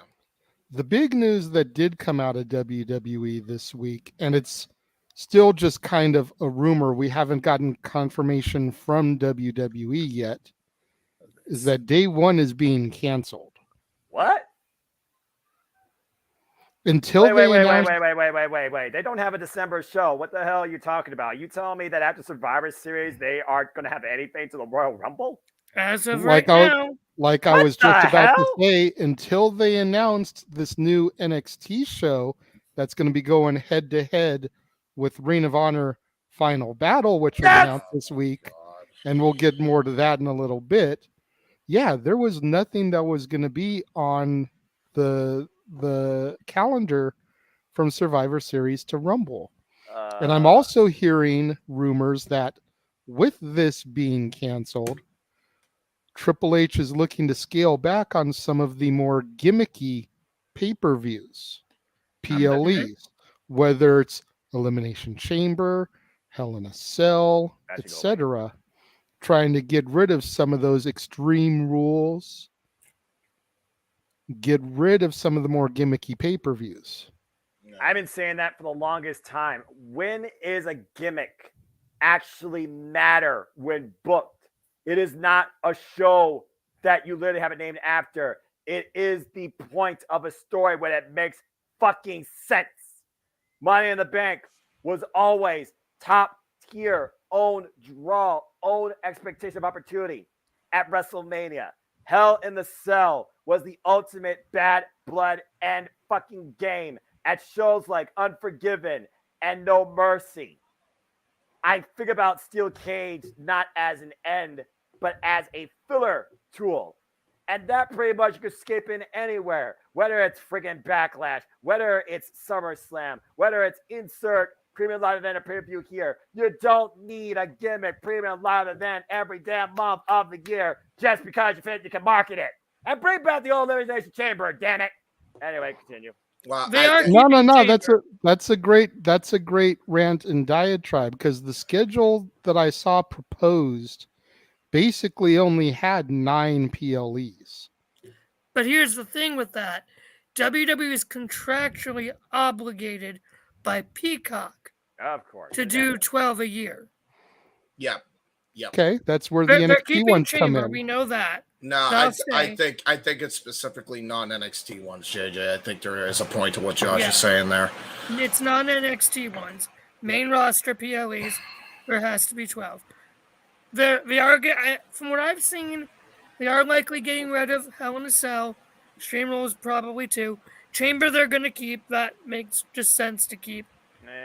Then call it No Way Out at least, please. What? Yeah. Call it No Way Out if we're going to do that. Well, it's still going to be in. I saw this too, that they're thinking of bringing back the King of the Ring.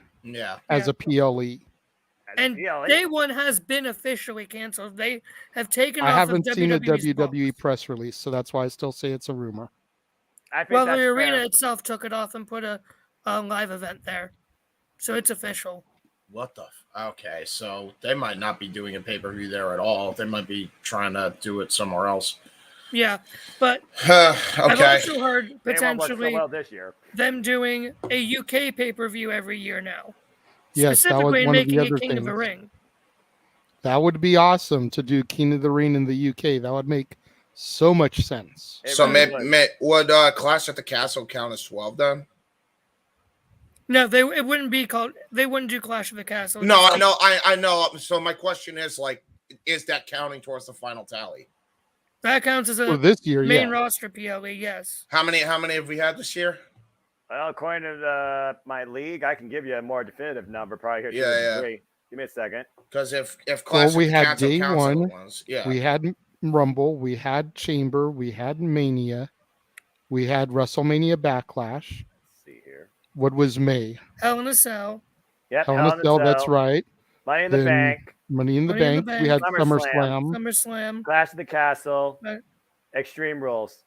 And Crown Jewel. 10, and then Crown Jewel. Survivor Series. Oh wow, they already reached their limit then. Shit. All right. Well, there you go. So we won't. If that means if they're going to build up Rumble again and make it good, I want to see Triple H's first Rumble produced. Exactly. Let's put that in perspective. Next year will be fully produced Triple H premium live events. And the only Vince marquee that we have at this point is the Roman Reigns agenda for WrestleMania with The Rock. If that still comes to fruition. Yeah, big if still. But again, Roman still has the titles and is holding the WWE hostage as far as putting a separate champion, top champion on Monday Night Raw. And the beauty part is that WWE has put enough chess pieces into play that they've got backup plan A. Cody Rhodes wins the Royal Rumble, challenges Roman Reigns. I really feel like that, yeah. Backup plan number B. Sami Zayn gets kicked out of the bloodline, goes to challenge Roman Reigns. Backup plan number C. Jey Uso gets tired of Roman's shit with Sami and challenges him for the title, having main event Jey Uso come full circle. Yeah, that's fair. Backup plan number 4, Bronson Breakker. I think it's too soon for him. But maybe. Stretch, but again, I think it's too soon for Braun. Yeah, Braun Breaker retained the NXT championship. He's going to be there for the long haul.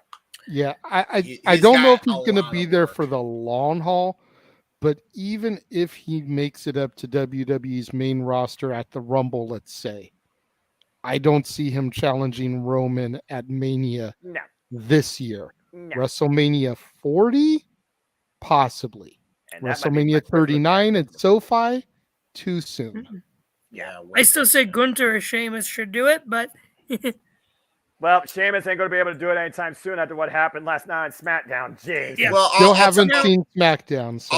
I'll tell you right now. I mean, they got more than really those people. I mean, those make the most storyline sense. Yeah, that's what I'm saying. Is I know they have plenty of but other I mean they can put into play, but still do it. Those three from a storyline aspect make the most sense.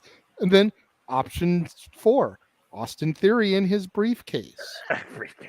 I mean, I'm just saying he does have the briefcase still. Yeah. Whoever Roman faces at Mania could end with a Theory cash-in. Fair. Until that briefcase is taken out of play, whether he defends it and loses it, cashes in and loses, or cashes in somewhere else and wins, like the NXT title that we thought possibly tonight. You can't count Theory out. You just can't. He still has the case. I agree. You can't. Yeah. I agree with that. The case is still very much in play. I would like to point something out that going back to the fact, Day One is now canceled. This is the first time since before the In Your Houses were a thing that there has been no other pay-per-view or premium live event between two of the big four. It's crazy. Because we're going straight from Survivor Series to Rumble. I think that's good. Four that to gives another us big four. Plenty of time, as the comment said, to build drama, build storylines. The Royal Rumble matter for the have men people contend for spots in the Rumble. Yes, the WWE roster, the male roster, is so bloated, even with the NXT talent, that you could have matches for people to qualify to be in the Rumble. Yes. Make it matter. And then you still can keep 5 slots for surprise entries. So Cody Rhodes can make his return. So whoever that they want to trot out as a surprise marquee name can get that crowd pop. Yeah, Could you imagine, gentlemen?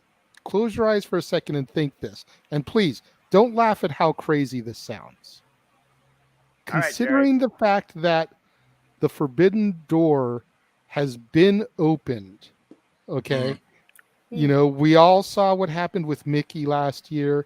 There were talks about trying to get Billy Gunn for the DX segment. Things just didn't work out. Yeah. Imagine if you will. Let's be real. Imagine if you will. It's the number 30 slot. The countdown goes. the buzzer sounds. I think I know where you're And the going. strains of Judas come over the speakers.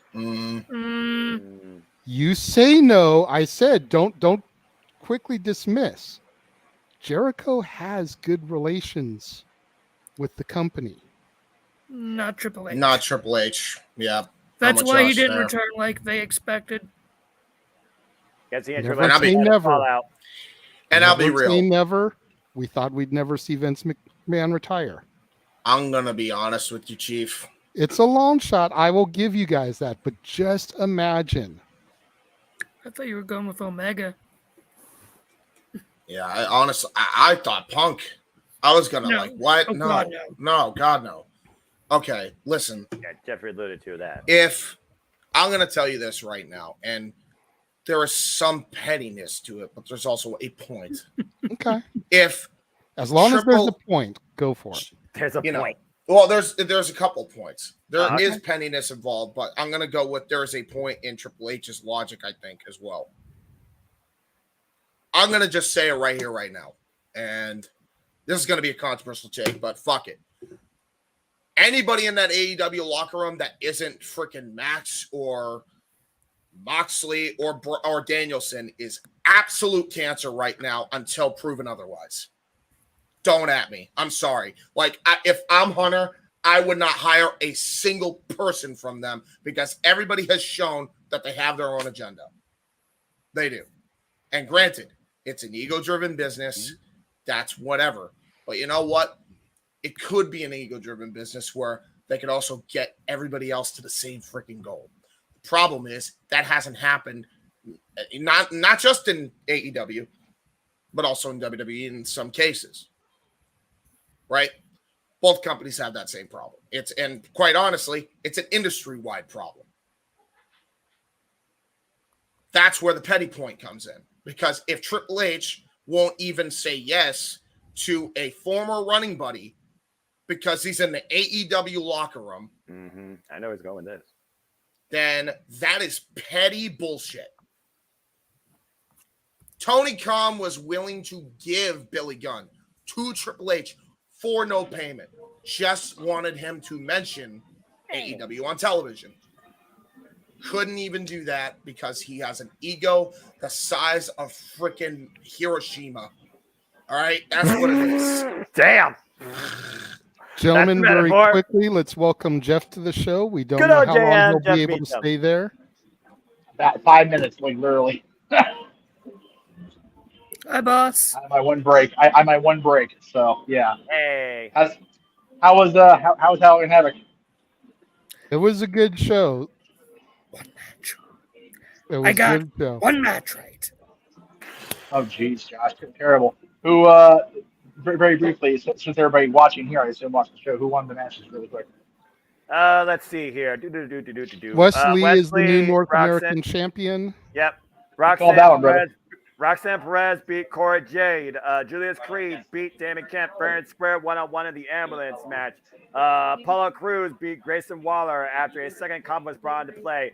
Cinematic catastrophe as Mandy Rose retained against Alba Fire. Incredible triple threat melee. And Braun Breaker retained successfully, pinning Ilya Dragunov. Yeah. Wow. And no cash in.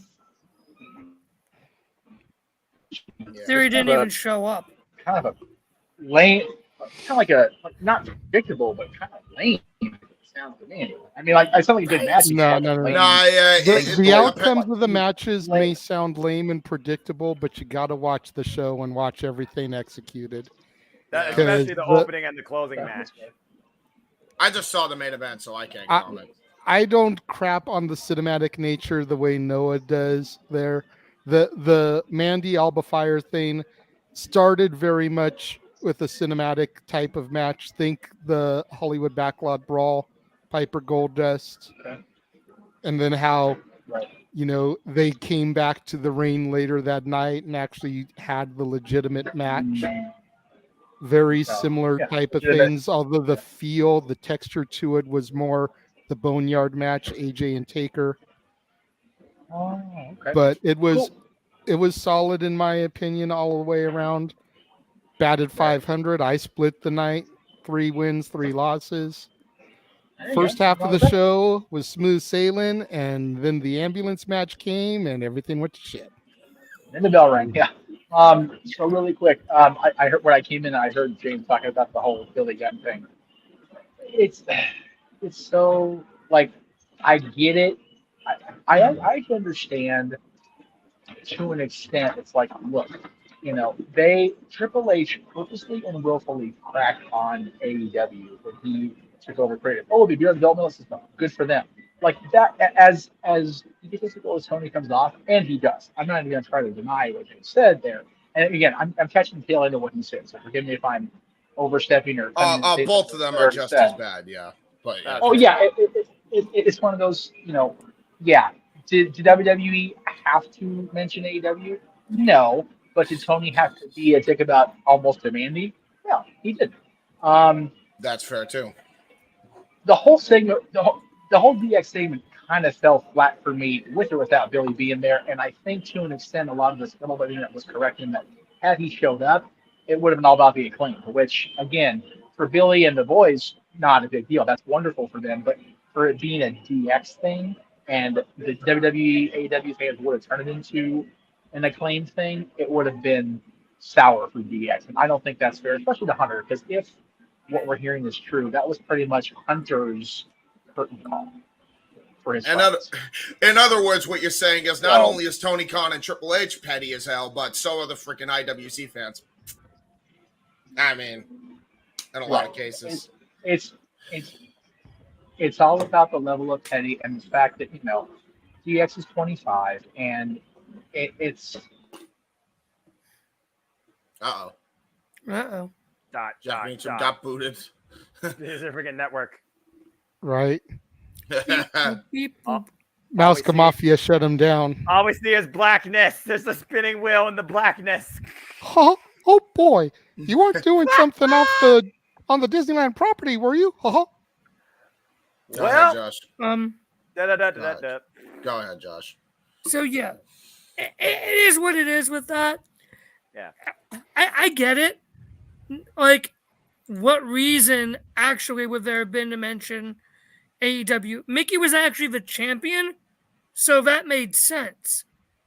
It wouldn't make much sense to mention AEW in the context of that. It just wouldn't have made sense.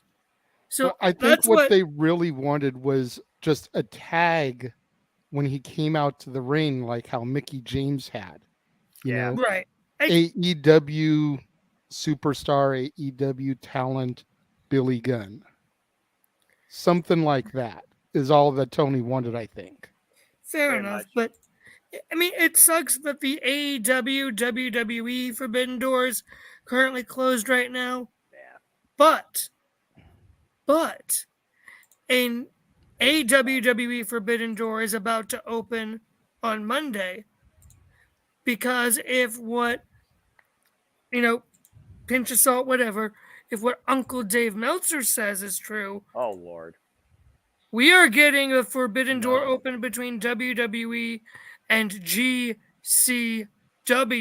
this Monday on Raw. No. Specifically with Joey Janela.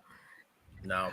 Sean Ross Sapp even reached out to GCW, and they basically confirmed it without confirming it, that we're getting GCW on Raw. The same company that's known for using glass, blood, barbed wire, thumbtacks, working with the company that says you cannot legitimately injure somebody, where Ronda Rousey just wanted something as simple as thumbtacks in her match, are actually working together on the flagship show of this company. No. Basically confirmed by Meltzer and Sean Ross Sapp. I call bullshit. I call bullshit until I see it, number one. Number two, if they're Joey really Janela has been specifically telling and Joey Janela is about as reliable as toilet paper around my asshole. So, come on. I'm just saying, if we're hearing about this from both of those two, I get it if don't want to care about what Meltzer says. Neither do I. But if Sean Ross Sapp got a statement that does not deny it, then listen, man.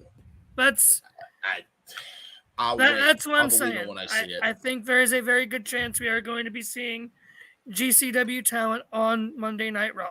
freaking Vance Warner taking on Steph freaking Rollins for the United States Championship. Bro, listen. Okay.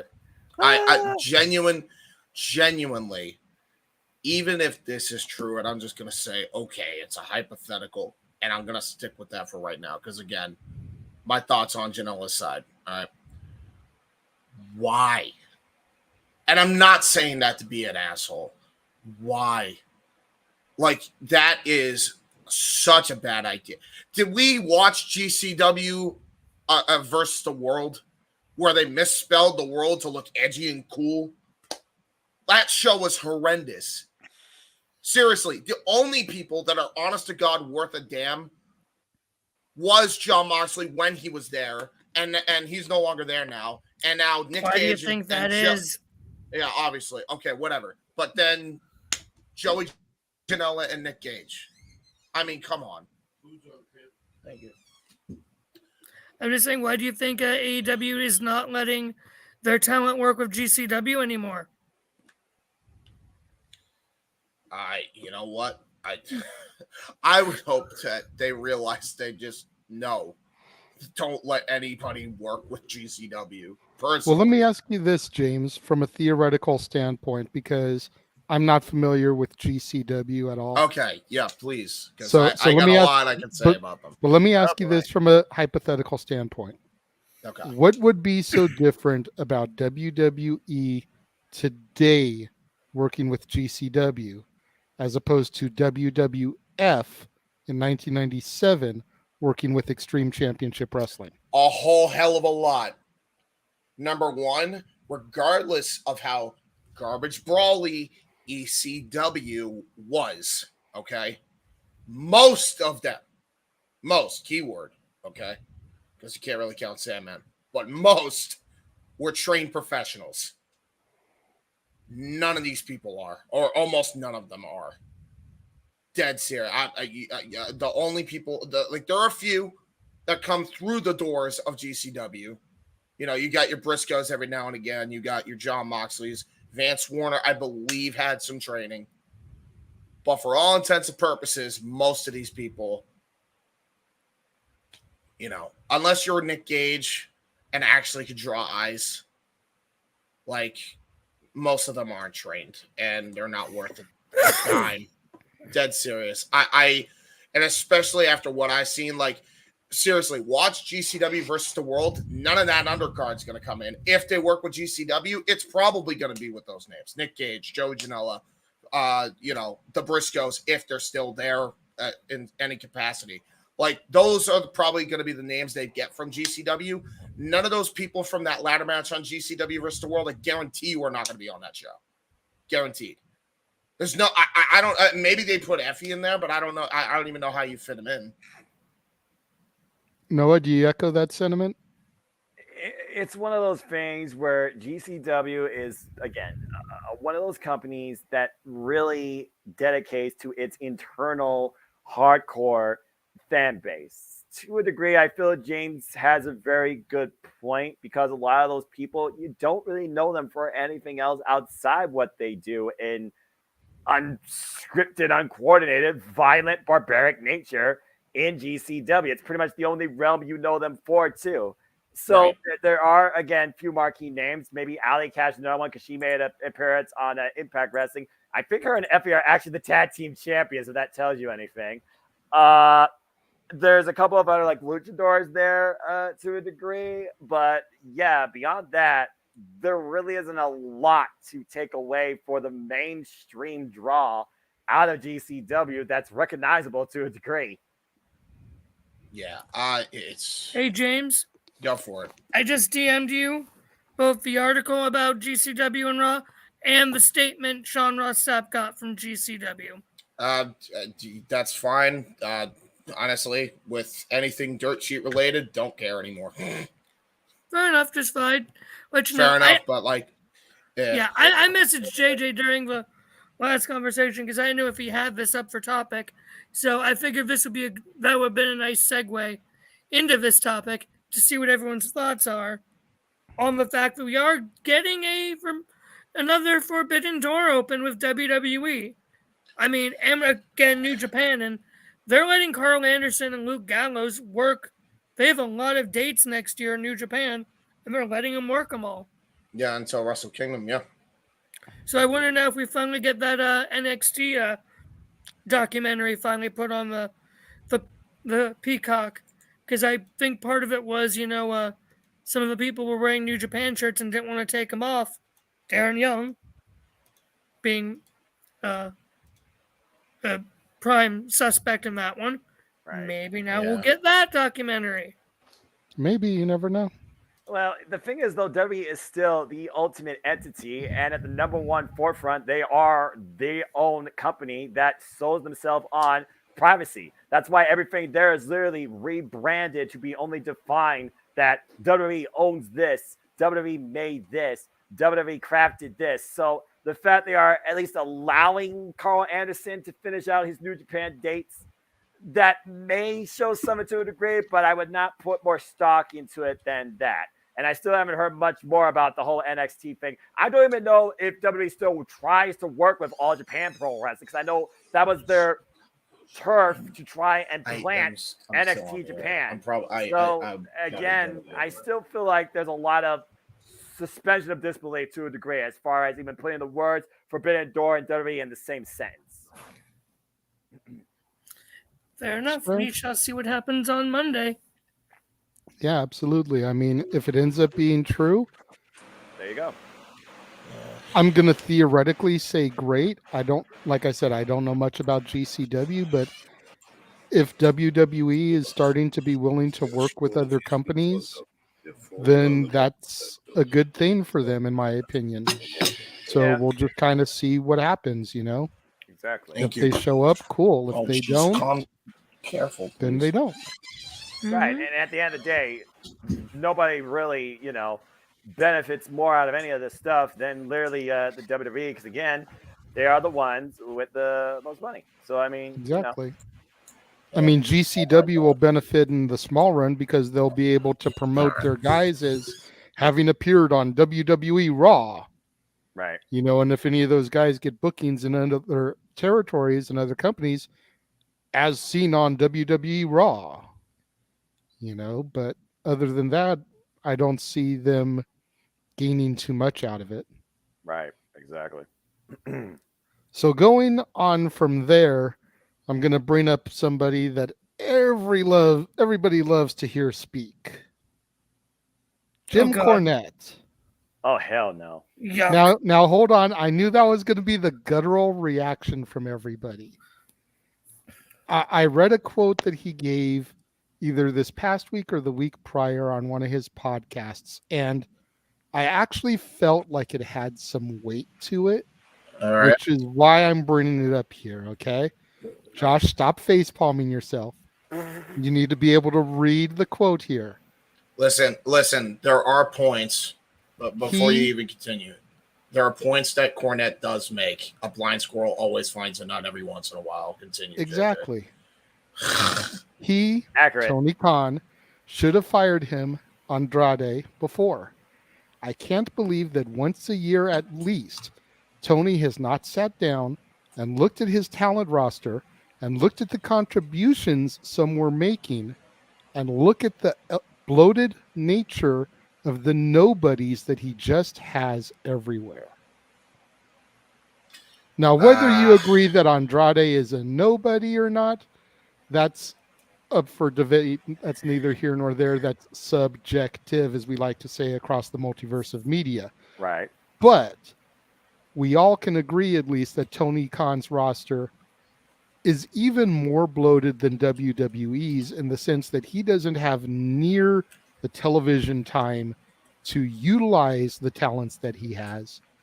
Why isn't he sitting down once a year or every 6 months or something, examining his roster and like, okay, these guys haven't even been on Dark Elevation for a month and a half. Why the hell am I still paying them? Yep. Well, again, it's one of those things, like I said, he is a one-man machine steering the entire ship and needs to stop doing that to a degree. We've heard these press releases officially released by AEW about more people for lines of communication, but you think about these people and the mind and pedigree when it comes to, well, literally locker room organization that they bring to a degree. There should be like some sort of panel that literally overlooks all of these contracts with him, each state their case, and talk about these are the players you need to consider to a degree. If they're not being fully utilized to bring something to your product, then you have to cut the margin somewhere. This is where budget cuts is supposed to be a thing strategically. I don't think Tony Khan has really built a business plan of that to a degree. And while it might seem noble to literally pay out somebody till their contract expires, unless you choose to renew them, is that more effectively financially in the long run when you consider how much that can add up to a degree? I really don't know. I said this once before, I think with James, and I think literally with Cindy. Tony Khan is a fan. There's no doubt about that. That's why people respect him to a degree. But he is not one of the guys that grew up in this industry. So I still feel there is a bit of a disconnection in a knowledge sense, even to a degree. And without that bit there, I don't truly think Tony Khan will ever fully be able to truly organize the structure of All Elite Wrestling. He's gotten better, but he still has a long way to go, in my opinion, it seems. I have one to add as well to Noah's point. You know, love to know where your concept of the Forbidden Door lies now. Dead serious. If you are so insistent on keeping these guys, why don't you have the same energy for Frankie Kazarian as you do for, and Christopher Daniels, both of them, as you do for Jack Evans, who you released, Angelico, which you're not doing anything with, Anthony Ogogo, which you're not doing anything with.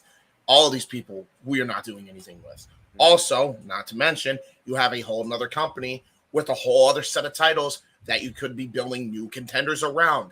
Not for nothing, I think Anthony Ogogo and Wardlow would be great. I also think Anthony Ogogo versus Samoa Joe would also be great. Big Hoss fucking fight field, right?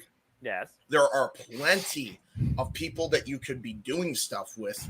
You're not doing a thing with them.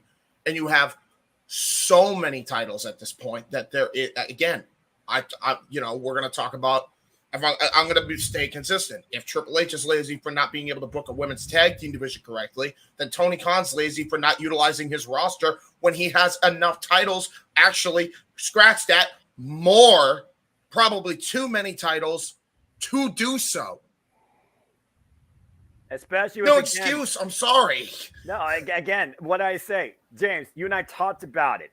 The Ring of Honor ecosystem is overshadowing AEW, and it's hurting both these rosters being built to a degree. Now, rumor has it, if this is the final Ring of Honor preview of this year, and they're supposed to be closing the deal on something to define that company, then maybe we'll finally get a bit more sense of separation and control when I think about the AEW ecosystem is only 7 championships at its company. And that's what the focus should be on. I've been saying for the longest time, Wardlow should be the guy constantly putting out the open challenges for the TNT championship. Yeah. That's how you build a workhorse championship. That's how you build new talent, top stars. I think about what Cody did with this championship. He was the most effective champion before Miro. Bro. Not even just that. I mean, you mentioned all this stuff. I've been saying it for months. You could do so much with the Forbidden Door that they just don't do anything with. You have Impact. Is doing more with the Forbidden Door with New Japan then AEW is. Division championship. Exactly. AEW, they're not even doing anything with AEW unless your name is freaking Christopher Daniels or Frankie Kazarian. What the hell? You have so much talent you could be using this for.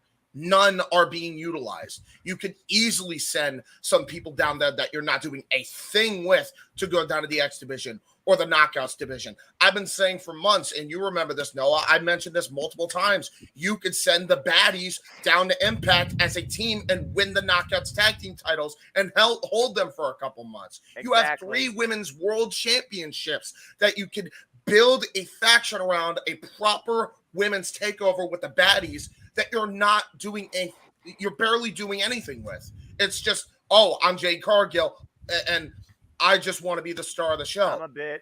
Yeah, I'm the bitch. I'm that bitch. I'm the bitch. I'd be having a field day with these rosters, man. It's inexcusable at this point. Okay, before I turn Josh loose, who's been sitting there like playing with his fingers like a diabolical evil villain who's about to deliver his monologue, let me just bring up Legendary Static's comment. I rewound it to your commentary.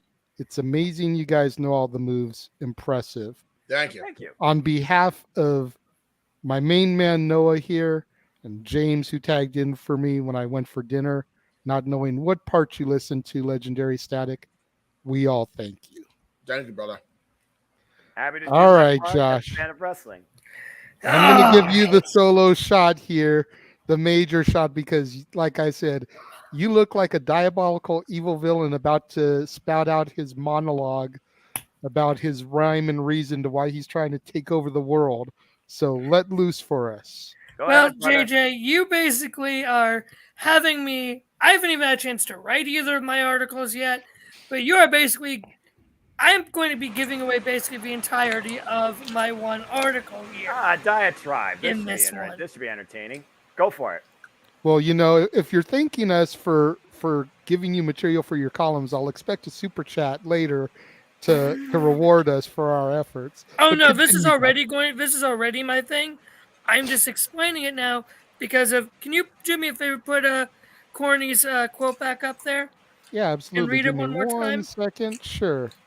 Try reading Jim Cornette's voice. No, I'm not going to do that. Don't do that. Tony Khan should have fired him before. I can't believe that once a year at least, Tony has not sat down and looked at his talent roster and looked at the contributions some were making and looking at the bloated nature of the nobodies that he just has everywhere. Well, ignoring Corny about the nobodies everywhere, here's the thing with Mr. Tony Mark Khan. Ding. Yeah, I know, I don't care. The reason Tony Khan has not released anyone or will not release anyone is because, one, as I've said many times before, he fears Triple H far more than he ever feared Vince McMahon. And two, AEW ran better, was better, when the elite were the ones in charge with the power. When it was Tony just as the guy with the money, with the checkbook, just doing that thing, and he was just there for the name value. And it was the Young Bucks and Kenny Omega and Cody Rhodes booking everything. You get the bloatedness when Vince releases half of his guys, and Tony's like, ooh, WWE stars. I want it. Let's go. Come on. I'm going to sign you all. When, I don't know who it was, but back when they had the locker rooms, whatever locker room meeting it was, and one of the elite members said, I wouldn't have signed 80% of you. That was likely to the WWE guys, I hate to say Vince rejects because a lot of them are great. That's likely who that was aimed towards because they were the ones taking away the spots from the new stars that the elite were all trying to work to build to create new stars. What happened? Tony signed all Vince's old guys and put them as the stars of everything. And that's why Corny's saying that some of these people are nobodies, because they are not getting the time to shine like they should have been because of what Tony Khan has done. AEW was better when it was the elite having the power. Flat out. Flat out. And what happens when you have Cody Rhodes gone? Everything starts falling apart. The elite's been gone, and again, what's AEW been like? You suspend your executive vice presidents because that's what they are. They have authority in the company. Yes. And you just make your company look like a joke, Tony.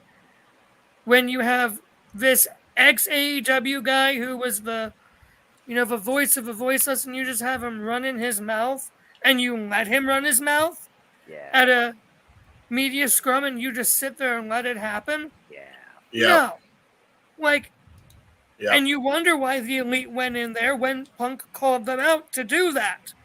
They went in there, with their head of legal, with Christopher Daniels, who is he is a executive working backstage for the company, so you don't need him as a wrestler on TV. Yes.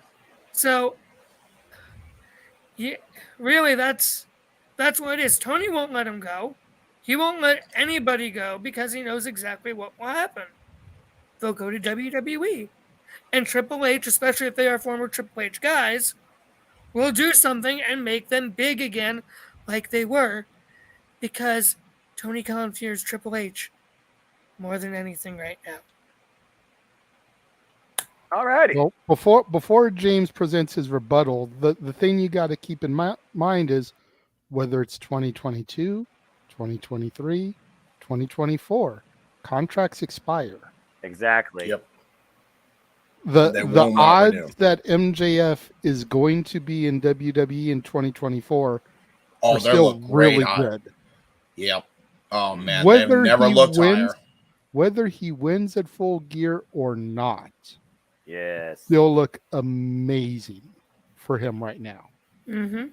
He's got the entire industry in his hands, so just put it out there. And I'm going to say it like this. From what little I've seen of AEW, since I haven't been down since day one-ish, like some of you guys have. Day zero for me.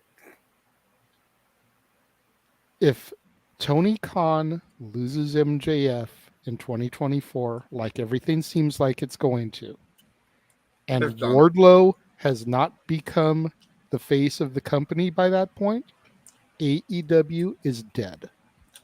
Amen. Yep. Period. Agreed. Because those two names should be everything you're basing your company around right now.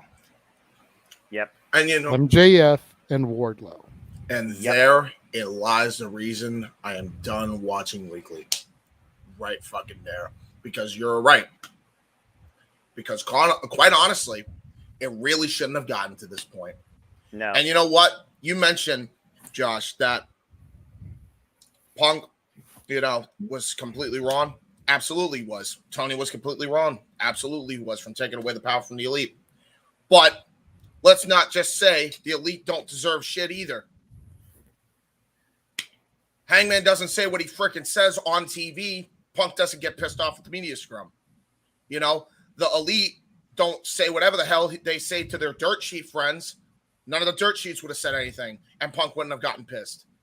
Accountability is accountability is accountability all across the fucking board here. Even some to Cody. Because keep in mind, the Elite didn't agree with anything that Cody was doing. No. We heard those rumors. And they booted him out. So how good are they really if they were booting out a guy that was legitimately providing AEW future talent for them to be TV ready? Dude, Anthony Ogogo was TV ready within 2 years. That's unheard of. He's been demanding for better fights. He wants real competition. This is ridiculous on all parties involved. Cody, Elite, Punk, Hangman, Tony, all of them. Fuck them all. There's no innocent party here. Let's just put it out there. There is no innocent party. I've been saying this for months now. For months. That nobody is taking accountability for anything in this fucking industry anymore. Anytime they fuck up, it's always somebody else's fault. And everybody's doing it. Freaking everybody that I mentioned is doing it. And it's disgusting. The pettiness and the egos involved are getting in the way of business that could be done. And it is costing their biggest fucking star the ratings that the motherfucker should be generating. And I just want to touch on this point real quick. Nathan, I completely disagree with that, because if there's one thing that WWE does know how to do, whether we like the budget cuts or not, it's they know how to get rid of bloated talent when they feel like they're not performing up to their standards. Whether we have become connected to those talents or not is irrelevant. If they don't feel like they are at the standards that they need to be for WWE television, they cut. So while WWE may pick up, let's just throw out some names here. MJF, Wardlow, The Acclaimed. Yeah. They'll get rid of the Alpha Academy. They'll get rid of Shelton Benjamin again. Mm-hmm. Not that those guys aren't amazing talents, but Shelton Benjamin has been reduced to main event ever since the Hurt team broke up. Yeah, He's also injured. Hurt Business, thank you. Yeah, I kept wanting to call them the Hurt Locker, but the Hurt Locker is last week's move. The Hurt Business. But the Hurt Benjamin's Business. also injured. There's so much. Well, I mean, there was a thing on main event this past week, apparently, with him and R-Truth forming a team backstage. But again, so who apparently watches Sheldon that? is Who would ready to know? come back. That's the point I was just about to make, though, Noah. Yeah. Nobody watches main event. No, So I you've got used to Shelton back when it was on Benjamin. TV. So It's you've got less Shelton existent Benjamin than and Impact R-Truth. Wrestling. Thank you. So you got Shelton Benjamin and R-Truth, two great talents that are resorted to being a tag team on the main event because there's nothing to do with them. Exactly. And granted, R-Truth has been a shell of himself ever since little Jimmy started in 2011. Oh, God. If we want to be 100% with each other. Yeah, so but that's we have to go back there. 11 years. Oy. But the fact that he's been able to maintain a WWE career as a goofball character for over a decade says a lot about his talent as well. That's fair. A man made Brock Lesnar break in the ring. Yeah. On a bet by Paul Heyman. That entire segment was just because of a bet between Heyman and somebody else that Truth could or couldn't make Lesnar lose it. That was the entire point of that segment, was to see if Truth could do it. And he did. He did. Legend. Did it. And then But, yeah, man. It's so annoying, man.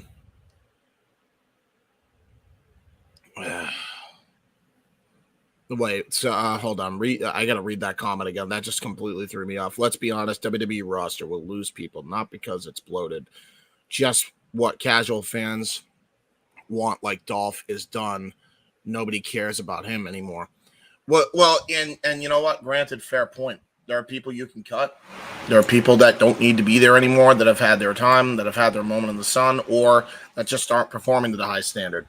Yeah. Man,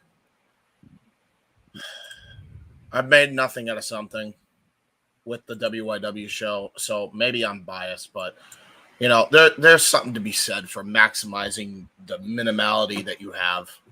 Seriously, like taking something that no matter how minute it is, and making it into something bigger. And man, the bottom line is nobody, wrestling personality that's in charge, is doing that at all. And the ones that are doing it are in the smaller companies that don't have a big ass ego at all. Impact Wrestling, freaking Stardom in some cases. There's a lot of companies. But the main three aren't in a lot of cases. People either love or hate this name that I'm about to throw out, but at the end of the day, it's one of the very few things that in WWF, in the Attitude Era, Vince Russo did best, because he had angles and storylines for everybody on the roster. Yeah, you can't even deny it. You're correct. From Stone Cold Steve Austin to DX and the Nation of Domination to Taka Michinoku and Kaientai and the Oddities. Yep. He had angles for everybody on the roster. In some cases, a lot of the angles blending together to the point where everything felt like you'd get a title story. match. You'd get a title match between Triple H and Taka Michinoku. And listen, that fucking stole the show. It was so good. I remember that very well. Love that match. One of the few things we highlighted when we brought legitimately, by the way, brought Taka into WIW out of asking him, and he kindly said, yeah, go for it. Yeah. That was one of the fucking things we highlighted in his promo package debut. And, it's granted, is Vince Russo one of the few people that are like, has all of his ideas worked even in the WWF? No, of course not. But you know what? Had a pretty fucking impressive batting average when somebody was looking down at what he was doing, and somebody was the voice of reason and made everything work. When it Whatever was you Vince want, McMahon, and exactly Vince Russo and Ed Ferrara, everything was solid. And even Bruce Pritchard in some cases. And you as well. can't completely fault his WCW shit, because at the end of the day, That was done. As Jeff Jeff has pointed out numerous times, exactly, he was brought in to be a Band-Aid fix on a ship that was sinking, that the management and Time Warner AOL did not want to be righted. They wanted to be done with that. He company could have turned since... a .02 into a 5.7 overnight, and it still was going to be a dead company. They wanted to kill that company ever since who was the racist dickhead before Eric Bischoff? Bill Watts. Bill Watts. No. Ever since the Bill Watts incident, they wanted to be done with him because apparently there was racist accusations. They wanted to be done with it then. Jeez. That's how long that stretches back. So that's pre-Nitro. They wanted to kill that company. It's just Ted Turner didn't want to, and they were doing anything they could to just get power from him until they eventually just killed him. I mean, they didn't want to give it up. That's the thing. I thought you were going to say the guy that tried to turn Ric Flair into Spartacus. No, not Jim Herd, the pizza guy. No. I'm sitting here watching ECW November Remembers and listening to the "Where's My Pizza" chants every time the FBI came out. That was Jim Herd's chant. Where's my pizza, bitch? Where's my pizza? I love that. Yeah. Moving on. Moving on. We're going to stick a little bit with AEW. Oh, boy. And one of James's favorite people. Oh, yeah. Uh-oh. Oh, yeah. No, legitimately, yeah. Go for it. La Mera Ponderosa. She gave an interview piggybacking off of something that Tony Storm had mentioned, where she said that she was kind of tired of the interim title As am I, label. damn it. Yeah.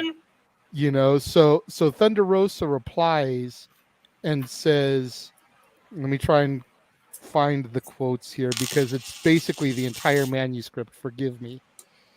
She says the first month and a half was a lot of the former, being good or bad mentions of her name. Okay. A lot of controversy around Thunder Rosa and what Thunder Rosa was or was not doing. First, with people diminishing my line of work. Sometimes it just takes one privileged person or someone with clout to like a tweet and destroy everything you have done. It influences how fans see and perceive you as a wrestler. Yep. A couple weeks ago, we talked about how one of my coworkers had come out and done a live feed. If you don't hear it from me, just don't say anything. If you're in the back and you're in distress about me being the champion or being called the champion, I don't call the shots. I have a boss, and there is a booker in our office that make the decisions. If you're distraught about what is being booked, maybe you should talk to the booker, and keep my name out of your mouth. Yep. So hold on. There's a little bit more to the quote. Give me a second. Oh, please, because I think I already know where this is going. Yep. I'm trying to get better and get back into the ring to defend the championship. In the meantime, get some wins under your belt so you can talk shit about Thunder Rosa. That goes for anyone in the back because I am still champion. Have some respect. I never disrespected anyone in the company.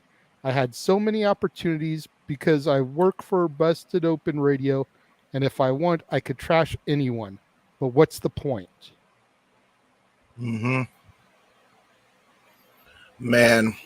Look, I mean, Noah, you seemed like you had something you wanted to say. I just want to call Ace of Spades here. The interim should not have been put into play in the first place. At the end of the day, in this industry, if you're fucking injured, fucking deal with it. The company needs to move on with a new champion. And since Tony Storm has had this strep, at AEW out. She has been a predominant weekly force defending and showcasing this championship on fucking television. Yeah. There is no interim bullshit. If your body can't hold up, too bad, so sad. Go get a damn puppy. Go to friggin' recovery. At the end of the day, we have to keep moving forward. You can't stick the damn moniker if you can't fight for your damn championship. Fight back for it, work your way back up. It's not about bad blood. It's the reality of the casualty of the physical and mental warfare you put yourself in being a part of professional wrestling. Tony Storm's the champion. Deal with it. I have not heard Noah go off that much in a long time, and that was freaking beautiful. James, can we make sure we get that as a snippet for our greatest hits for the New Year's Eve show? Thank you very much. Yeah, yes, please, because that was amazing. Okay. But anyways, you know, this kind of goes back for me to the whole Thunder Rosa, Dr. Britt Baker thing. Yep. And kind of all starts its genesis there because the two of them at each other's throats, whatever. And then Thunder Rosa gets injured. I 1,000,000% agree with Noah. The minute she got injured, she should have either dropped the title or just been stripped in a tournament held. Right. Instead of a tournament for who's the interim champion. Right. Strip her and make the tournament for the fucking title, Tony. Don't be such a scared fucking pussy, Tony, to move the belt from word. one person to somebody There's else. the key. This isn't UFC. This is professional wrestling. Damn it! Damn it! Buy the But shirt. I digress. Buy the shirt. We don't need interim champions. The interim champion thing was kind of cool when ROH did it. Because at the end of the day, they're the minor leagues. You know, you want to throw out developmental, if you will, and I hate to use that for ROH, but they're just an indie fed. You know, they're not WWE, AEW, Impact, New Japan. They're not one of the main pillars, if you will, of the wrestling community. They're an indie fed. A popular one, but an indie fed. So for them to have interim champions, that's kind of cool. It makes them stand out. It gives them a rebellious feel to them. But just because Tony rode the nutsack of Ring of Honor and ended up acquiring and purchasing them, doesn't mean he has to do the interim thing too. No. And He did it before he even got Ring of Honor. Yeah. Yeah. But it's probably because he was a huge fanatic of it. Okay. Exactly. Now. Exactly. And you know, JJ, you said you know what Tony should do. Not Tony Storm, Tony Khan. Yeah, He's the one who did the stupid thing. Tony Storm's the innocent victim that's trying to ride the ship to reset this women's division and has been a fucking phenomenal champion. Yes. Tony Khan is the issue here with the stupid interim bullcrap. Are they champion or are they not?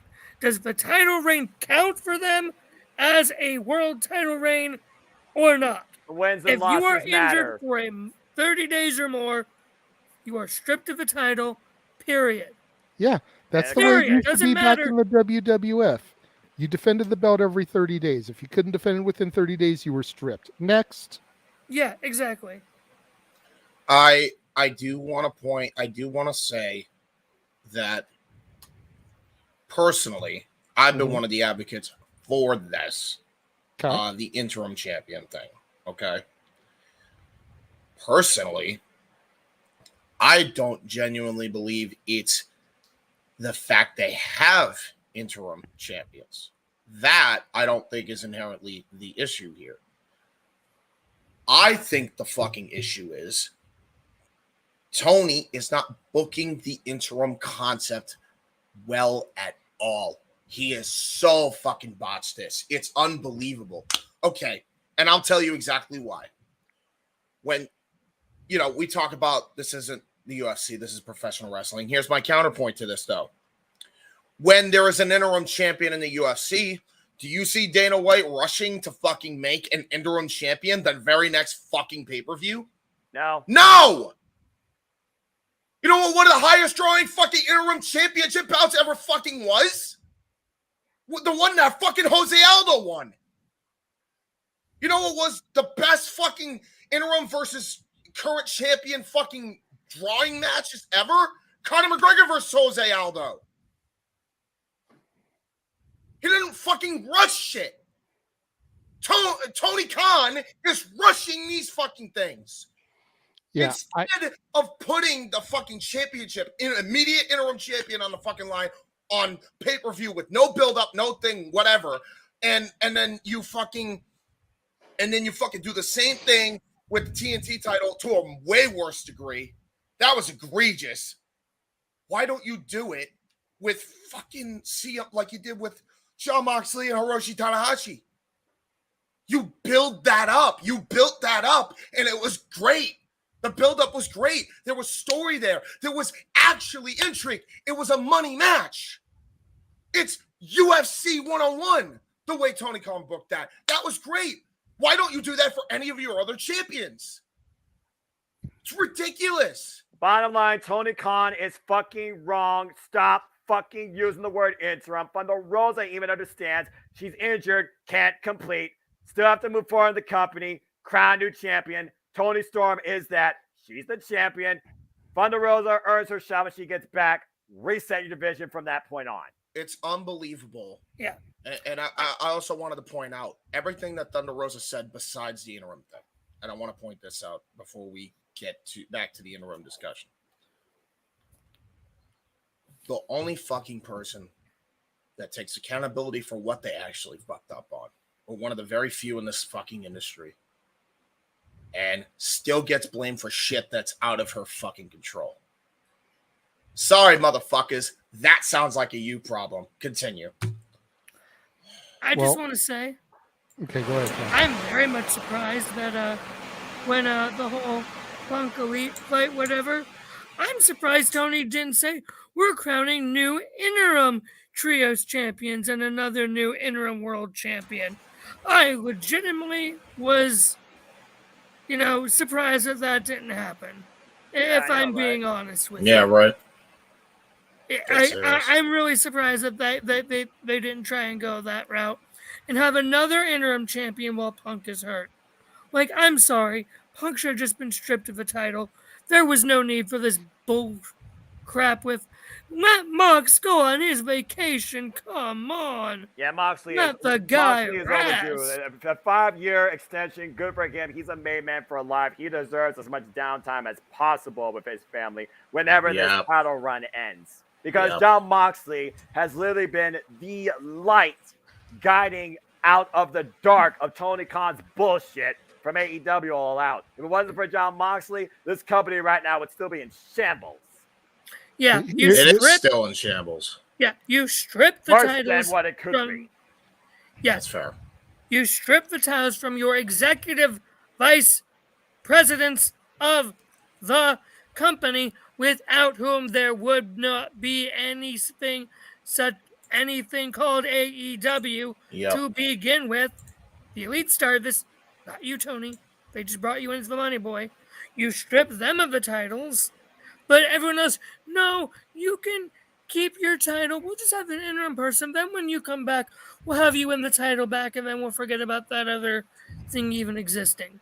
Okay. Yeah, no, screw you, Tony Khan. Okay. Let me say two things here.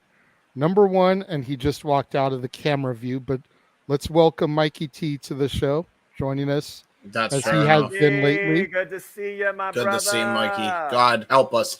Make us better. I just want to make this point. The fire. I want to make this point because I've actually had some time to really sit here and simmer over the interim thing, because there was a point where I understood the interim championships and thought it was a good idea. There were points when I thought that WWE could institute an interim championship for some people. But at the end of the day, and this is my message to Tony Khan, when a wrestler gets injured, let them go to the doctor. Let them get diagnosed. If they need surgery, let them get surgery. and let the doctor tell them how long the recovery is going to be. Then make the decision of Yes. if you need to strip the champion Yes. or do an interim champion. It's almost like I would say if they're middle going to ground. be gone for 3 months or less, do an interim champion. That should be the window. Because that still keeps the champion on television pretty much until your next quarterly pay-per-view. If we're being hypothetical and honest here. If And it's what going to are they be getting more than 3 months, Mhm. strip them, begin a tournament, Yes. so that at your next television special, Battle of the Belts, pay-per-view, whatever it is that the next big thing is you're pushing towards, the new champion can be crowned there. Exactly. Period. Structure, Bar none. That's the way it should be. And again, now that you're back in camera view, welcome Mikey T to Open Mic. Good to see you, man. What's on Good your to mind? see How you. are you?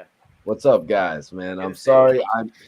I have not seen Halloween Havoc other than realizing that the casket match happened. Aaron had posted, and I was like, for some reason, you guys, I thought they might make that a casket match, and you know why? It's because of all the Darby Allin coffin matches. I'm thinking, Yeah, Just in my mind.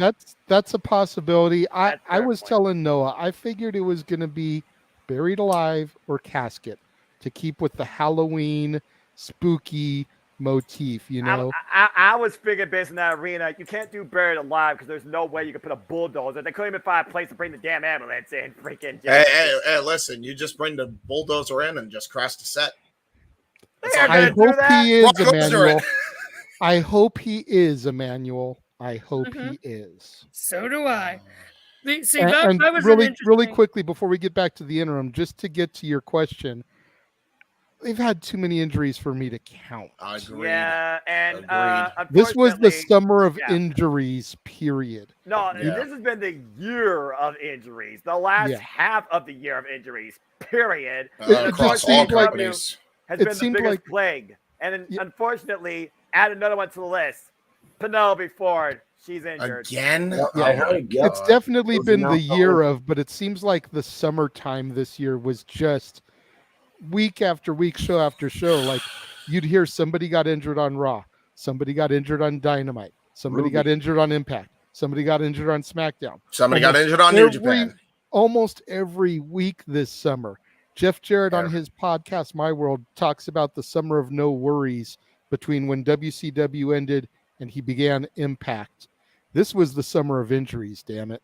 Yeah, you can make a podcast out of that, and that could be the only topic you talk about for 4+ hours on end if you choose to only go to that length. But regardless, like I said, Like this this show. is the industry where you test yourself both mentally and physically. We're fucking wrestling fans, and we're testing ourselves mentally at this point.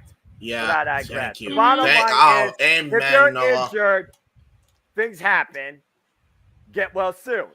Nobody out here in this industry is legitimately out to hurt somebody, but this is the risk you choose to take for your own well-being and for our entertainment. And I wish you all the best in your recovery, forever it may ensue. Yeah. Mikey, since you've just joined the show here, not to cut you off, Josh, I saw your hand No, you're just good. a second. What do you think about the whole interim title situation? Do you think interim titles should exist in professional wrestling? Do you think that they should just strip somebody when they get injured, you know, like the old WWF days? You can't defend it in 30 days, strip them, move on to a new champion. You know, there was some conversation this past week because Toni Storm had mentioned how she's tired of the interim champion label, and Thunder noticed Rosa gave an interview and had something to say. That's where we started this conversation. So if you want to throw your 2 cents into the Toni Storm Thunder Rosa thing, and then just speak around interim titles in general. You know, now that you say that, man, it brings me back to the day, you know, back in the day when vacant, you know, sometimes a championship would be vacant for a prolonged period of time. And that kind of annoyed me as a fan. I was like, you know, it's almost like bringing us back to the Brock Lesnar days of only having the title around for a certain amount of time. It was always so annoying when a title would be vacant. You know what I mean? Back like after Austin lost to Kane and The Undertaker when the double pin happened. You know what I mean? Title being vacant were kind of annoying me back in the day. So in a sense, Tony Khan bringing in an interim champion is a really new, innovative way of running his company. So I got to give him respect when it comes to that. But it's Now, overplayed in his company. What, Noah? I feel it's overplayed in his company too. Yes. Now it's becoming overplayed in the company. John Moxley did a great job with it. I mean, I kind of like I said it before here on Open Mic Night. I thought it was really disrespectful for Tony Khan to allow CM Punk to pin John Moxley after everything Moxley's done, and he let him pin Hangman Page too. Like that depletes the integrity of these characters in the business to me. Yeah. You know, that's just how I feel. You know, that's just how I feel about that. So, I mean, Toni Storm, honestly, you guys, she is building a resume with me over the last few weeks. I'm really starting to like her now. And just the length in time that Thunder Rosa is being out is the only thing that I'm having an issue with. You see, what it was before June, because it was right before Forbidden Door that she went out, if I'm correct. They had a fatal four-way to determine the new champion. AEW All Out, because I learned that announcement live when I was at AEW Dynamite in Cleveland that she had to relinquish the title. Yeah. Okay, so she's been out since like May. August. June. Oh, she's been out since August? Yes. Oh, August. Yeah. I thought it was before that. I thought I felt like it was before that too. I thought No, Toni because Storm wanted to August. Forbidden Well, Door. she might have been off our screens since Forbidden Door, but she didn't make the announcement officially till January 24th, live on AEW Dynamite. Right. Or August 24th, excuse me. So it's only been since August 24th? Okay. Yeah, because August I guess- 24th was that Wednesday night AEW Dynamite where CM Punk got obliterated by John Moxley, and Thunder Rosa was on the Titantron saying, "Oh, you have to relinquish the championship," and I was like, "What?" No. Owen, Noah's right here because according to Wiki, which take it for as it is because fan edited that, on August 5th was Battle of the Belts 3, and Rosa defeated Jamie Hayter to retain the title, and then on August 24th on Dynamite, she revealed she couldn't defend her title due to injury. All right. So good. somewhere between the 5th and the 24th, she suffered the injury. Right. So that fatal four-way was actually in September. Yep, at AEW All Out. All right, cool. Yeah. So, I mean, I hope she can come back for Full Gear. But like you guys were saying, if it's any longer than that 3 to 4 month period, we should not be doing that. I'll pass it over to Josh, though. I know he wanted to make a point earlier. I wasn't sure what it was about, though. So this is going back to the point of this being the summer of injuries, especially for AEW. That's the difference between AEW and WWE, specifically NXT and the Performance Center. Yeah. WWE has a space for their wrestlers to actually train, for them to work, for them to learn how to wrestle safely. Yep. Like it or not, the indies, and I'm going to have to put AEW in that category right now, they don't have anything like that. No. They don't have a place for you to actually train to be safe, to learn with actual legendary experts, to be safe in the ring doing these moves. Where does AEW have a place to train? Nightmare Factory. Where? WWE has that. Work. That's why you see a lot less injuries in WWE, NXT, because they are learning the art of it and how to do it safely. Yeah. AEW, what safety? Josh, Noah just said it, and I don't know if you heard him, but what about the Nightmare Factory? Yeah, the Nightmare Factory. Yep, the one of that's literally their training background, Josh. But it's a BCC different as well. coaching regimen at the forefront too. It's a different process. It's a different presentation. Again, AEW is not the WWE. But that's why you can't be like apples to oranges here.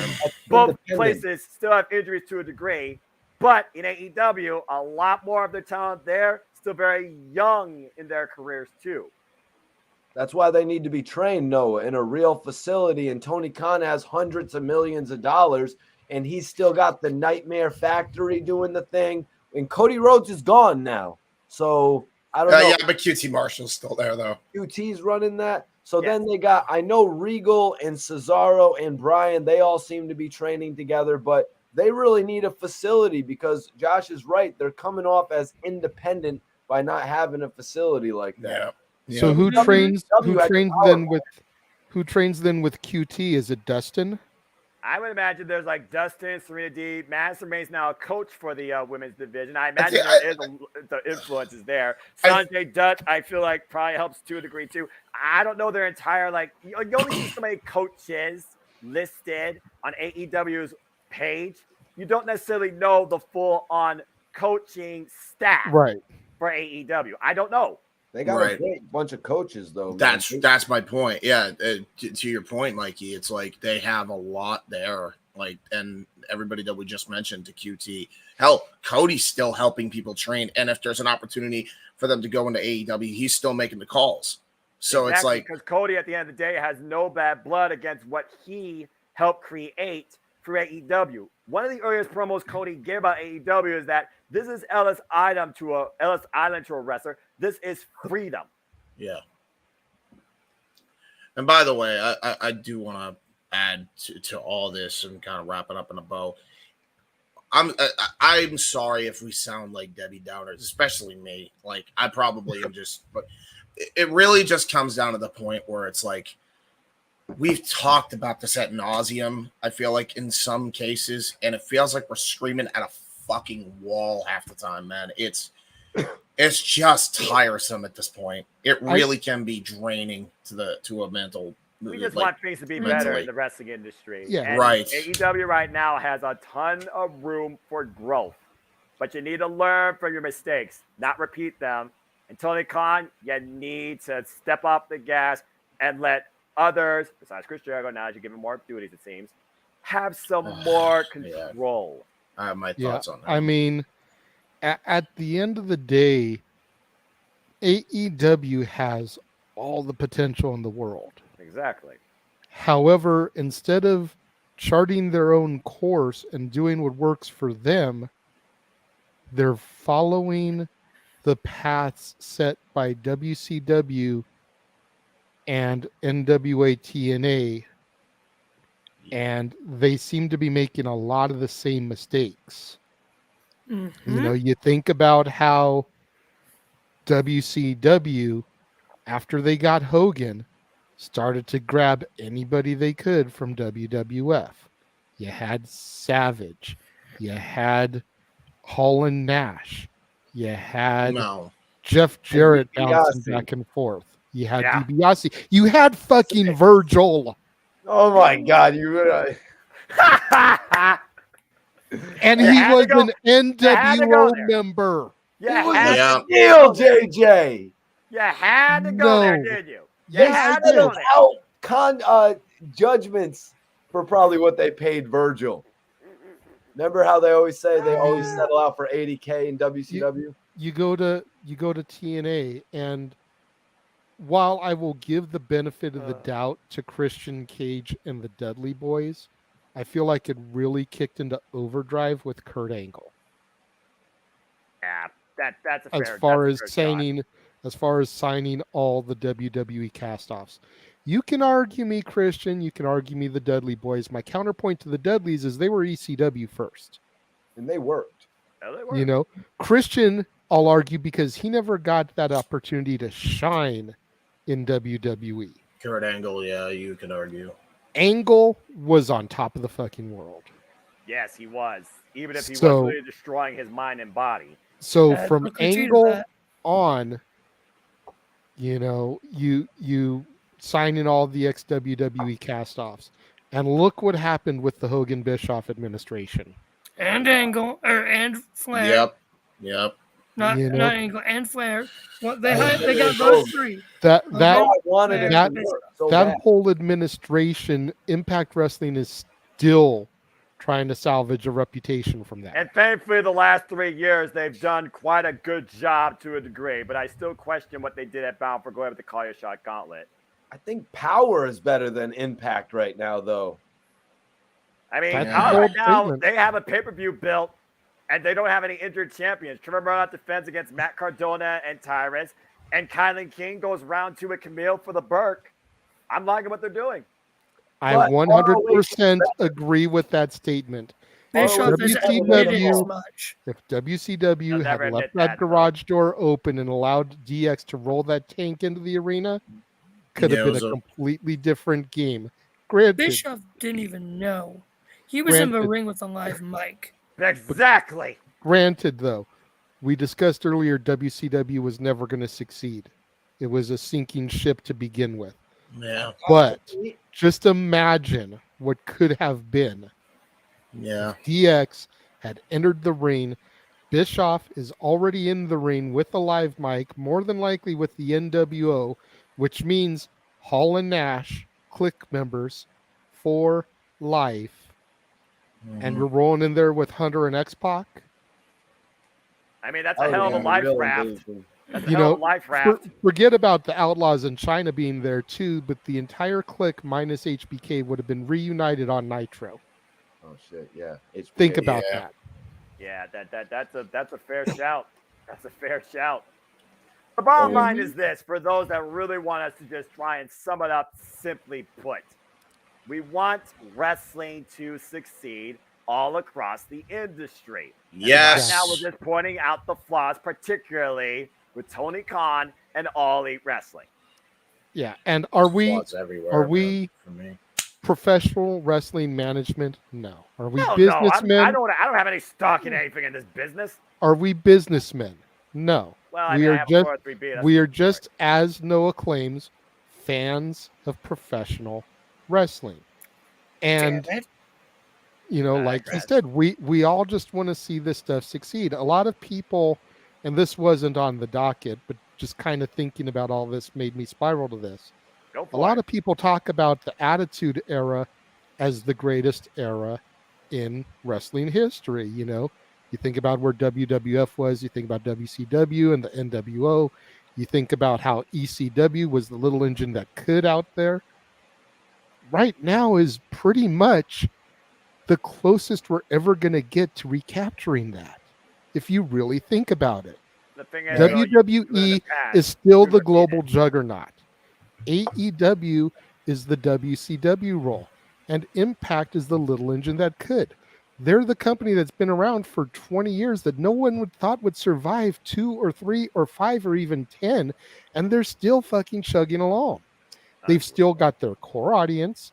They're devout fans, much like the ECW faithful were, that show up all the time to their tapings, that live, breathe, swear, pray at the altar of Impact Wrestling. Shout out to the guy that holds the Canadian flag every week. And it's the closest thing we're going to ever get to recapturing that era, if you really think about it. ROH is still a factor. Granted, ROH wasn't around.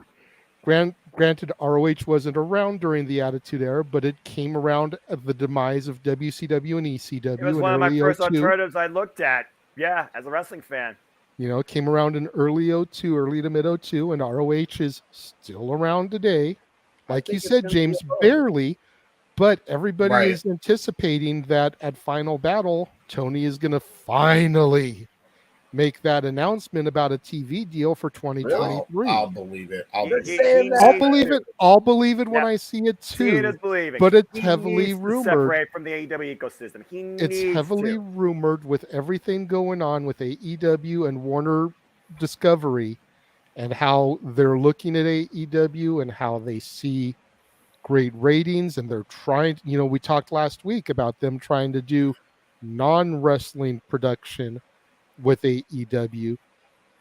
ROH television or streaming deal could very well be announced at Final Battle. Good. It could. That'd be awesome. I'm holding out for it, but seeing is believing, like I said. What Absolutely. I mean, what TV station would you think? TNT or TBS, or is it something else? I imagine it has to be streaming. I think it needs to be streaming. I think it needs to be a part of HBO Max. Every week, a new episode drops.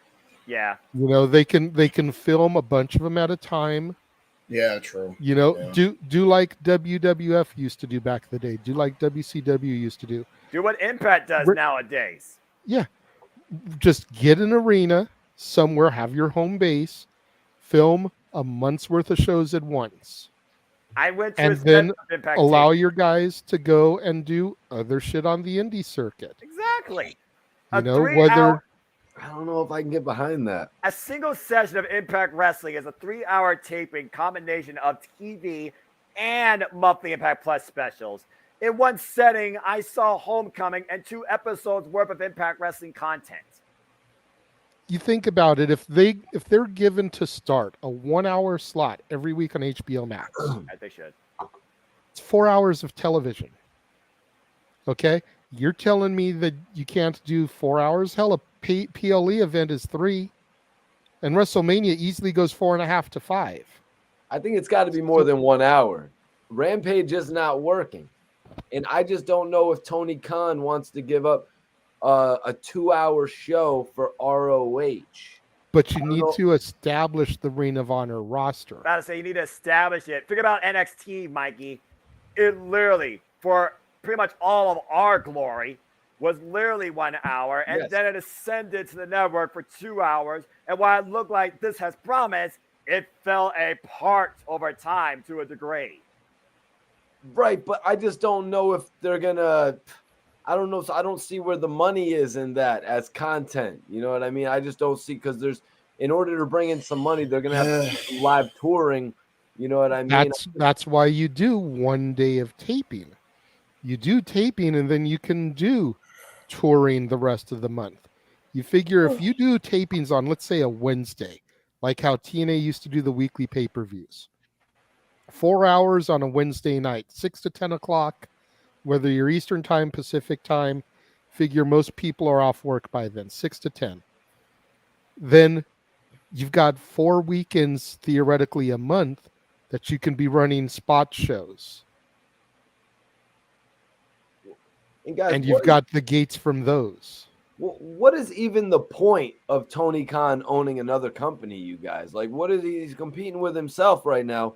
I mean, I think his end game realistically is to make ROH a developmental for Impact, like where he can for groom AEW, people. you mean? Yeah, for AEW. Excuse me. Watch. I was waiting for it. I say both, but But said hell no. But you know, you've got people on AEW that could use the seasoning.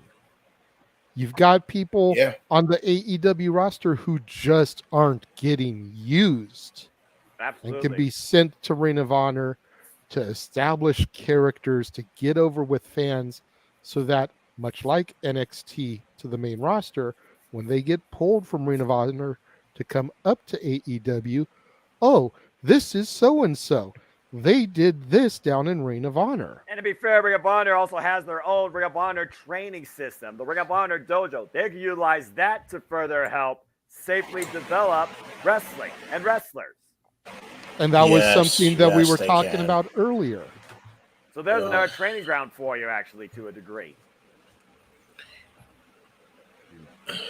You all make great points. I'm just so overwhelmed by all this shit. I ain't even gonna start with you, Chief. I'm just tired. I'm trying to stay awake. I'm well aware. Again, this is why I only watch.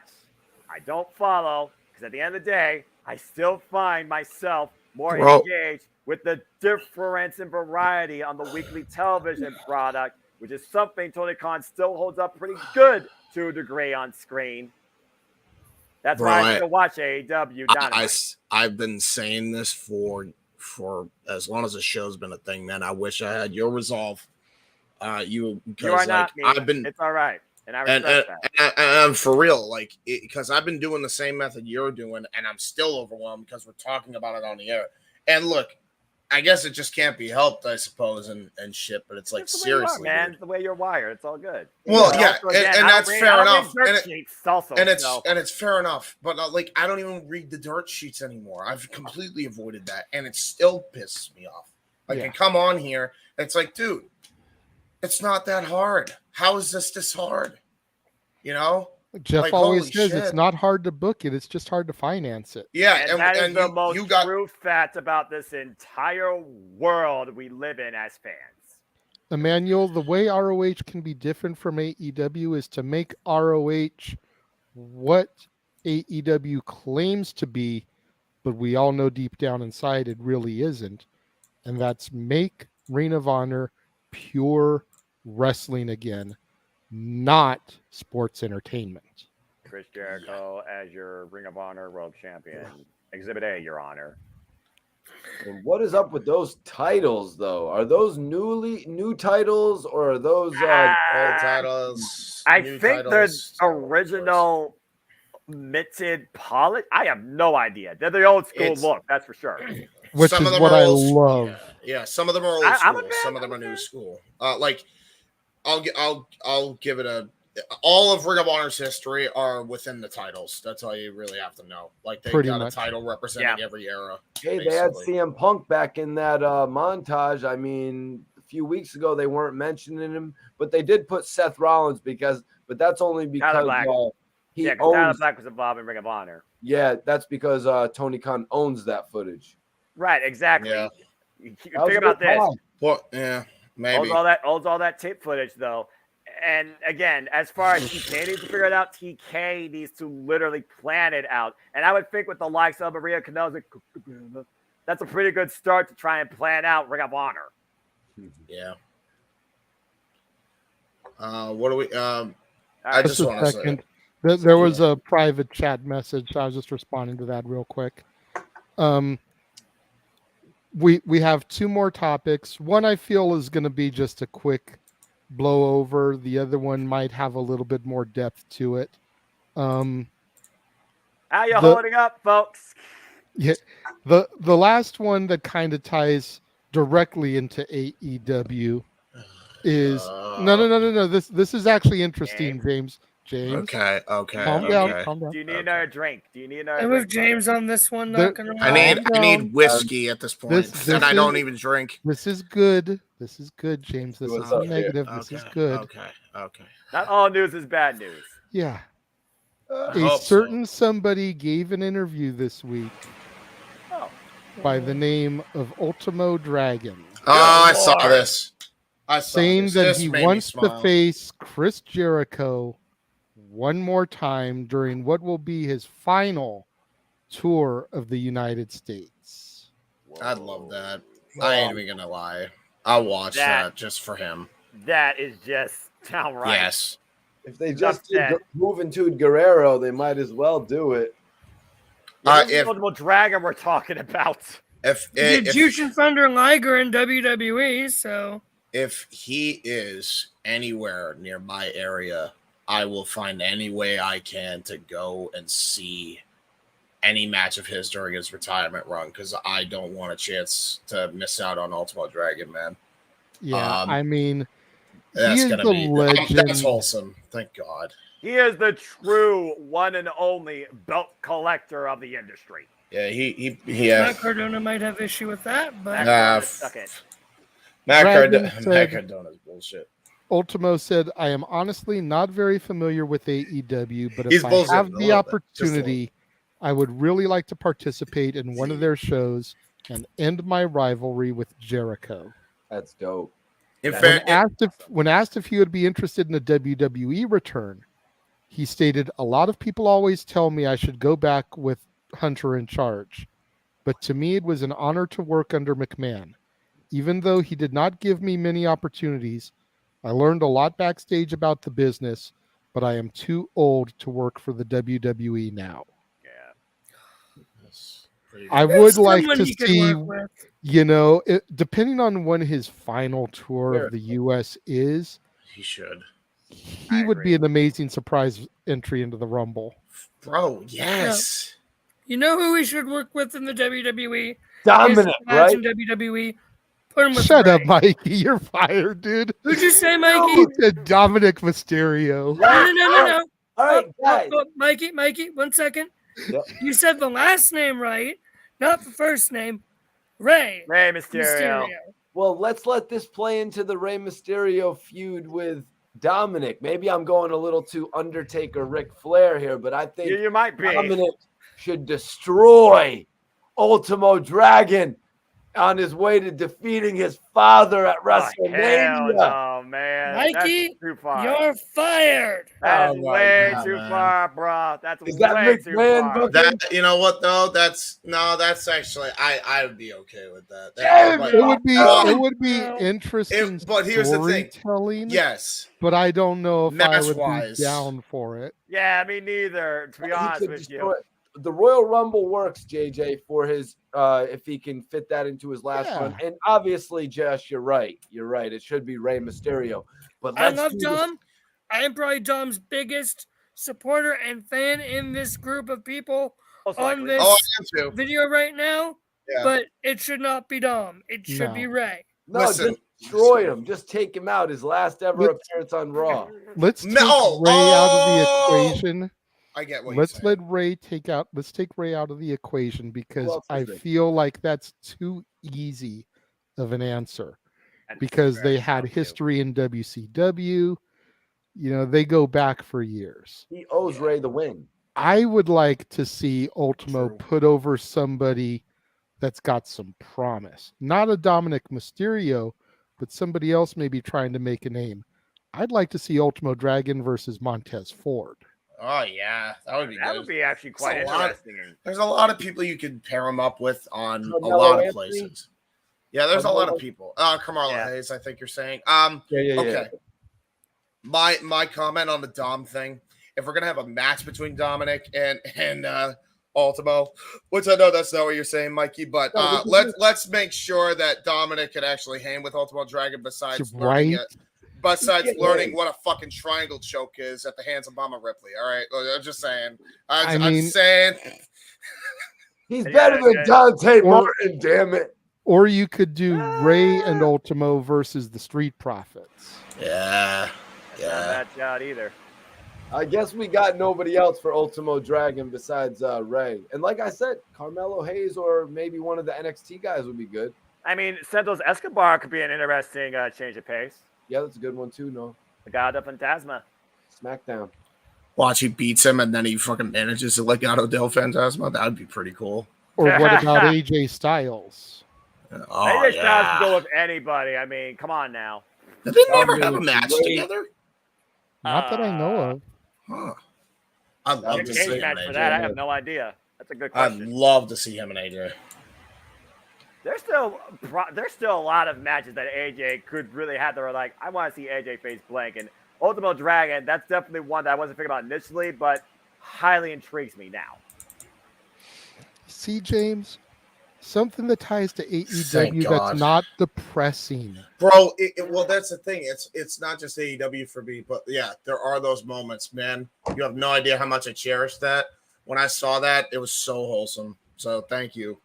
Thank you. And then Christ. the final thing that we're going to discuss real quick, we alluded to it earlier. Final battle been announced for Saturday, December 10th. However, not to be outdone, NXT deadline is going to be the same day. Deadline! Yeah, I'm out on either one at this point. I just gotta say real quick, because I do not have a dog in this fight because I'm not an ROH guy. This is half my NXT, half not. It depends on the day and depends on my winning streak in match predictions, which was absolutely abysmal tonight. Josh, number 2. I got one more bad piece of news for you. That NXT event officially marks the end of the 2022 WWE No DQ Predictions League. That's the final event. Real? What do you mean? There's no other event in December. Right. What about Crown Jewel? That's not a part of the... That's November. Hold on. NXT deadline is in December. Is the last one. It's the last NXT one. That's It's the December. last WWE event for the no DQ predictions because it occurs December 10th. WWE only has Crown Jewel, the Survivor Series War Games, and NXT Deadline. That's it. So that we have 3 more then. We have 4 more.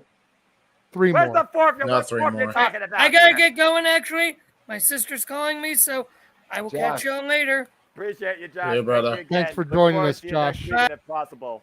Yeah, there's only 3 WWE Premium Live events left for We have 3 2022. more. So I Only have 3 3. more chances to not mess up. Yeah, pretty much. You had 3 chances. Because I feel like I really messed up on this pay-per-view. Oh, it's in the chat. You can look at it yourself. But yes, there's only 3 events left. But as far as this goes, let's fucking go because of the number one thing that has to happen here. If we do not get an ROH streaming deal, game over. I like. I agree, but you notice here the ROH pay-per-view starts at 3. That gives them at least 2 hours uncontested before deadline kicks on, usually at 5 o'clock. Damn it. So know, it should be a decent, reasonable. We may have to go back and forth here. It's going to be interesting how this is going to play out. That people can channel surf between 2 channels in the multiverse of media, one doing commentary for Ring of Honor, the other doing commentary for NXT. What's going to be the main event here? We already covered that, Safid. Thank you for joining us. Yeah. Like, what are they going to do to intrigue people into the final battle? Well, Jericho versus Danielson, probably. Yes. I mean, yes. They've already done it, though. They've done 3 it times. twice, 3 times. Yeah, but I don't know. I mean, Samoa Joe's on the front of the freaking thing. I would not rule Samoa Joe becoming a double Ring of Honor world champion, television and world. I think Samoa Joe might be the guy. I'll tell Jericho. I'll tell you the one name that only works now, and that's because he actually built some intrigue. And God, Jericho, this better be the reason, because if you like the tweet for no other reason, I will actually say get the fuck out of the office 100,000%. It's got to be him and Punk. It's got to be. Like, they didn't just show him on the graphic for no reason. They couldn't have, right? And then he likes a tweet. That would be an interesting point.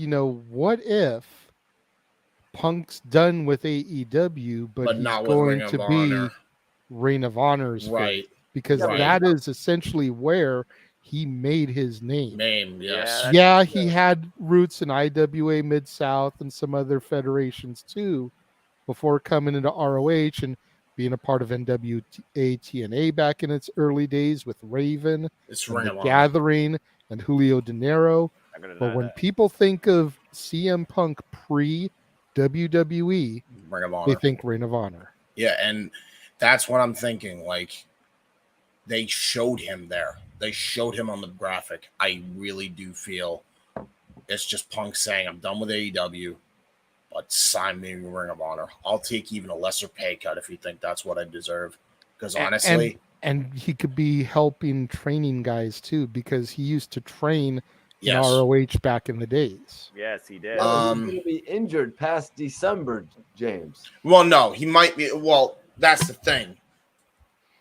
If he's Rumored to really be injured interested. past I'll say December. rumor has it if that foot I has fully think recovered.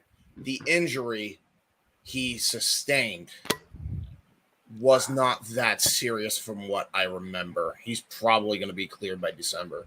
And again, spring. Fair. There's only 2 ways this can go for Jericho. Because if you like to fucking tweet, holy shit, was that dumb? And you just went into business for yourself, dude. Now we know what your goal was. You were just trying to get CM Punk's office job. That's all that was. Or maybe Right. he's just punking you and working the industry like he always does. Exactly. Or now we know Exactly. Punk is Thank you. officially gone. Now we Right. know that dissing Punk isn't, like something that's not allowed. Now it's like, yeah, he really disrespected the company. Jericho probably feels that way. He's like, man, I put Which is this guy fair. over at Which is fair. WrestleMania. Extreme Rules. I put him over in every style of match I ever could. You know what I mean? And CM Punk kind of disrespects it by fighting in the back. There you go. And that's fair enough. I think you should do it this way. And I don't think, even if he does this, he'll be the biggest babyface in Ring of Honor, and that'll get a lot of hardcore Ring of Honor fans probably tune in, right? I think that's especially with the announcement of a TV deal. Exactly. And hell, put that shit on True TV. If you're really gonna do that, like, you have to put it on there at that point, which actually has just as much that TNT and TBS do, and it's a property of Warner. You could do a lot there. It is. Or you could put it on TNT as well, right after Rampage. Or you could just buy out the Rampage because Punk runs the company. Maybe you could do a kayfabe thing. Now we're just end goal though. And granted, you can switch it back whenever you want. But if you're going to do this, even if both titles are on the line, I stand by your money four-way is Hangman, Kenny, Punk, MJF. You will die on that mount. If Punk is back in TK Promotions in any capacity whatsoever, you gotta salvage this somehow. Because MJF deserves a win on every one of those motherfuckers. Every one of them. Agreed. Punk especially. You know, guys, do it elimination rules and just let people get their issues handled in the ring. As it should be. You know, let Let's Punk just pin out. Hangman. Yes. Let Punk pin Omega. Nothing And gets then solid players. once everyone thinks that Punk is this undefeatable monster in the match, MJF beats Punk. Yes. Yes. Absolutely yes. I think there's too much money to be made doing it in singles format, though. I mean, you know, all those matches. Yes. No, I agree with you. Do the singles as well. You can have and this is the best one. You can do singles on Dynamite and Rampage that constantly end in people getting involved, disqualification, so that you build the story back on TV. But how many times do you run blow-off. that angle though? Again, you talk about hold on. constantly to push that. Hold on, you're running constantly the same angle. People will, I think, get tired of that though. So they'll kind of catch on. I have the solution here. Go ahead. Ring of Honor guys go for the Ring of Honor title. The two guys that are the only Ring of Honor guys in this equation that have the beef that started this fucking mess. Hangman Punk. Ring of Honor World Championship at your next Ring of Honor show. On the flip side, New Japan Omega versus MJF. Cleaner versus the Salt of the Earth MJF. Yeah. Boom. Great singles programs. Then, if you really want to go and build it on Dynamite and Ring of Honor TV, flip-flop. Kenny versus Punk. MJF versus freaking Hangman. That's a shout. Which is a story you need to tell. You could even do that on a TV special. Hell, like if an opportunity comes up and they end up, say, you know, hypothetically do a premiere on Discovery for like a special show, like I said they probably should do, you have a great fucking match you could put on there. MJF Hangman. That's what the they two should people that were AEW from day zero. Yes, exactly. Guys, You I know? want to ask you, Noah, what do you think, man, for Final Battle? Did they blow the opportunity to do Jericho versus Garcia? Like they had a written in main event, or is that just too mid card of a main event? But it seemed to me like that feud was building Jericho versus Garcia. You know what I mean? Yeah, I was figuring that they were going to tease that starting the anniversary show, and I still feel like, to a degree, that Jarrett may still be out. We've seen how Daniel Garcia and Bryan Danielson have worked together, and Jericho taught Garcia a lesson in winning through sports entertainment. Now we're going to have Daniel Garcia and Chris Jericho together once again in tag team action. Should they lose here, and Daniel Garcia once again is the fall guy, will Daniel Garcia be questioning himself again? I still feel like the whole Daniel Garcia versus Chris Jericho thing is not ruled out, but maybe just further teased for a different occasion. Ship has sailed on Garcia for me. I'm more about Daddy Magic. I'm more you know what? Fair enough. Fair enough. I like Daddy fair. Magic, but you know what? No, I gotta tell you, that. For a non-booker, you just created a very compelling story, though, bro. That's actually something I could get behind. If they were to like, it's a realistic story of the guy picking the side. he ends up picking the side that he thinks is right, and it turns out he's way wrong, and they make him the fall guy just because of convenience. Yes. Man, what a story. That's a great story. That's real. That happens to people IRL. You know? Exactly. And you blur the line. Did they blow their main event that they had written out, JJ? I mean, personally, I like Noah's main event better. Samoa Joe and Jericho is better than Jericho and Garcia to me. I don't think that Final Battle was going to be Jericho Garcia. I feel like that would have been an AEW pay-per-view. I really thought they were going to if I was honest with you. Despite the fact that they're both Ring of Honor champions, Garcia holding the pure title and Jericho being the world title holder. Right. I don't know if I want to see Punk and Joe, or not Punk and Joe, excuse me. I don't know if I want to see Jericho and Joe though either. Have we seen I feel like Jericho, no disrespect to a man who very easily could be considered a GOAT, but I don't want to see Joe just murder him. And I feel like that's what would happen with Jericho. He's got to be the one too, because he's disrespecting ROH. If you really want to think about it though, one of the greatest Ring of Honor feuds was Punk and Joe. Right. That is true. That is what I want to see. If you could revisit that in any way. Yeah, exactly. But if you could get that done in any way, that would be the best, right? Yeah. But have Joe defend his TV title successfully, and then have Punk come out afterwards and just grab the mic and cut a promo and have him do something like, on the very first episode of Ring of Honor television on this date and at this time, it's going to be me and you one more time, big man. One last 2 time. p.m. Freaking just that'll get everybody and their mother to tune into that premiere episode of Ring of Honor on television. Again, ultimately, the story beats that we are talking about all lie around the drama. You could turn shit into fucking platinum here. You just platinum this like crazy. You really could. And that's why I say, but it does have to be the end game here. MJF beats Punk to be the undisputed champion of TK Promotions. If that's your end game, that's the best end game you can go for, because your homegrown star that you started with from day zero in AEW now not only has a championship that's a part of a startup company that's not even in their infancy yet, and now he's got another championship with a crazy lineage. And then you build stars around him.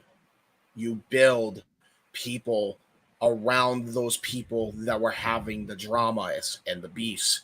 You got story there. You have gold there that you could write up for a year, 2 years, 3 years. And then meanwhile, as you're simmering all that down and it starts to get stale, now you got new stories and you got new wrestlers coming up in the forefront that you build off the back of those old stories. Right? Domino effect.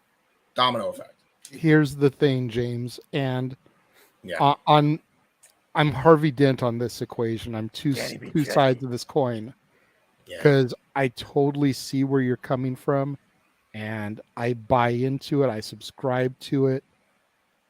It makes all kinds of logic. However, I know. Do we want Max to be on 4 episodes of Dynamite a month, 4 episodes of Ring of Honor television a month? Would that be too much of a good thing to where the fans turn on him, much like they did to Cena when Cena got moved from SmackDown to Raw and got shoved down everyone's face? And on top of that,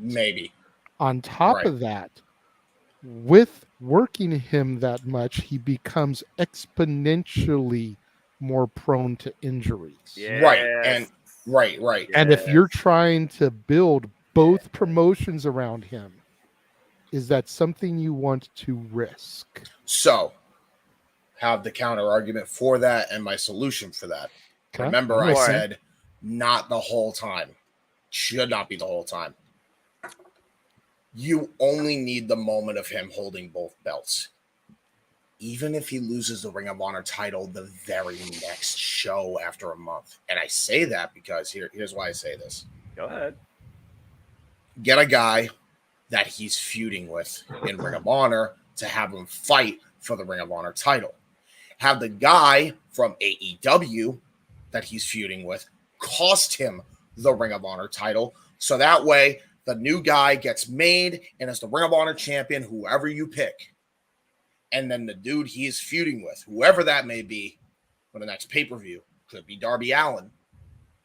He can focus all of his attention on Darby or whoever. Perfect storytelling and a way to get out of that scenario.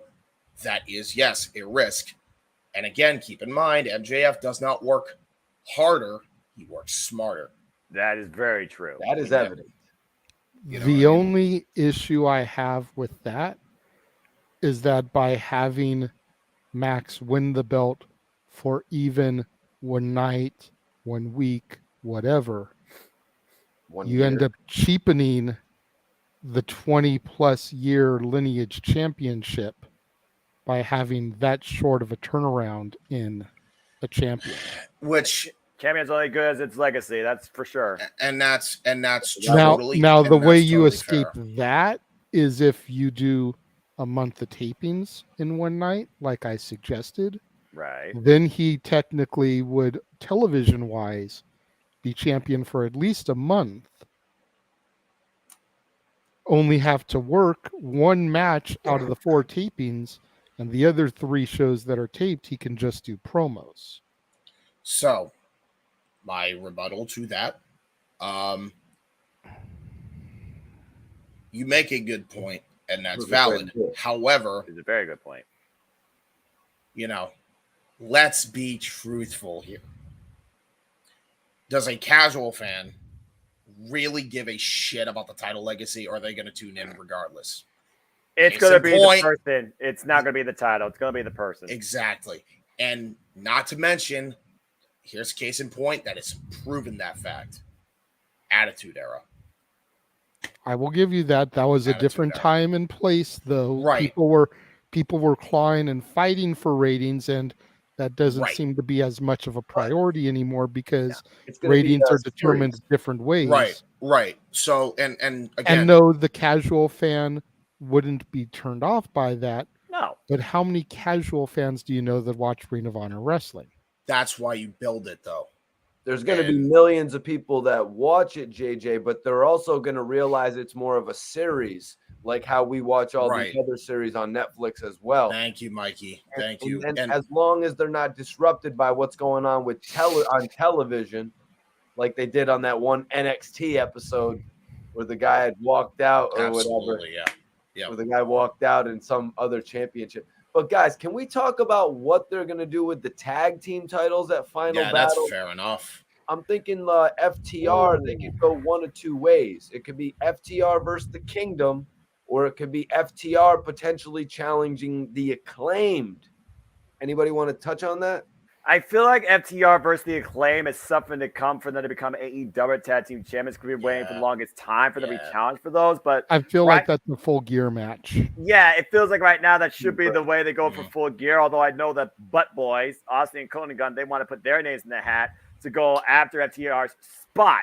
Not necessarily a set of titles that they have. Keep in mind, FTR still owns 3 sets of Tag Team Championships from 3 different promotions, and so far only one is apparently maybe known as opponents, and I feel like that is Final Battle. And whether or not the Kingdom comes in at Full Gear and costs them a chance at the AEW Tag Team Championships and further that storyline, that remains to be seen. But I feel like FTR's future right now is Acclaim first and then Final Battle. Now, whether or not they hold 4 sets of straps or only 2 sets of straps by the end of December 10th, that remains to be seen. The only reason I brought up the Acclaim, just to interject real quick before whoever else takes it, I only brought the Acclaim up because I was just thinking a little bit of mainstream publicity for Final Battle. I know they're trying to build up those buy rates. Right, exactly. No, that makes sense, but I think that you want to have more Ring of Honor actual championships on the Final Battle than you do AEW titles. Mm-hmm. If it's not the Kingdom, I would say maybe do Claudio and Wheeler Yuta. Fair enough. Yeah, I that want was teased. not to try and bring this back to what you were saying, JJ, but I did also want to make this point with the Punk thing and the MJF thing. Excuse me. I do want to say that while your con does have a valid point and everything that you mentioned, I think the better alternative is to build the casual audience if it makes sense, right? This is one of those instances where having a 1 month title reign makes sense. It does make a lot of sense. Sometimes you got to make you got to break a few eggs to make an omelet here. That's a classic proverb. You know, that's my theory on it. It's just like the pros greatly, at least on paper, outweigh the con. That's it. You know, it's and look at what Emmanuel has to say about your theory too. Well, hold on, Noah. No. I'm sorry. I'm still in third place in the no DQ prediction leagues. Yes, you are. Baby! Imagine if MJF yes, you are. Very good, Mikey. Please Think about if he defeats Jericho for the ROH title. No. And wins the AEW title off of Mox in the same night. Then fuck Jericho. I'm on that train if that happens. No, please. Come on. Being the two of the best back-to-back in one night. Yeah, like how he beat Austin and Rock to become undisputed champion. Yeah, but they were in the same match, though, weren't they? And wasn't that a triple threat? No, that was he beat The Rock earlier in the night to become WCW champion, and then beat Austin in the last match to become WWF champion. You're right. Becoming the first ever WWF undisputed champion. You're right. I'm thinking differently. So if MJF beat Jericho for the Ring of Honor title, and then later in the evening beat Mox for the AEW title, becoming the first ever AEW undisputed world champion. I feel like that would only be something to do if Ring of Honor is officially going to die and not get a TV deal. That's the you only end reason up I can see unifying those belts. Exactly. Yeah. Bray Wyatt had a pretty big couple victories in a row. Didn't he beat, what was the order of it? He beat John Cena and AJ Styles, and then he lost to Randy Orton. Like it was Royal Rumble, Elimination Chamber. That's fine. What was the order of that? Yeah, Elimination Chamber. You're right. Yeah, you're right. Elimination Chamber. So Cena Chamber. beat AJ, and then Bray beat both of them pretty much in the chamber.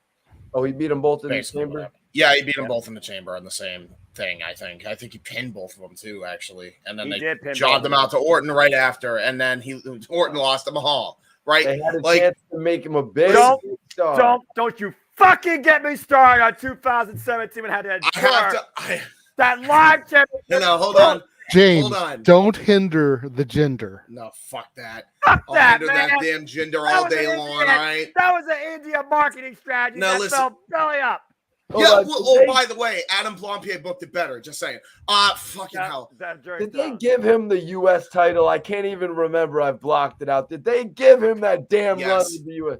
They did. Yes, they did. He beat Rusev Day for it, actually. He did as well. Yeah, he did. They did. The man who was supposed to be the champion in the first Hold on. Main point you mentioned, Mikey. Hold on. I got to segue back to it a little bit here. So, back to my point of MJF. You mentioned the fucking 4 title changes that happened in 2017. That was way too fucking quick. And devalued the championship like you wouldn't believe. And then they put it on gender, which just made it even worse, okay? This is not that situation if you give MJF the fucking Ring of Honor World title and then have him lose it because he got fucking, shenanigans.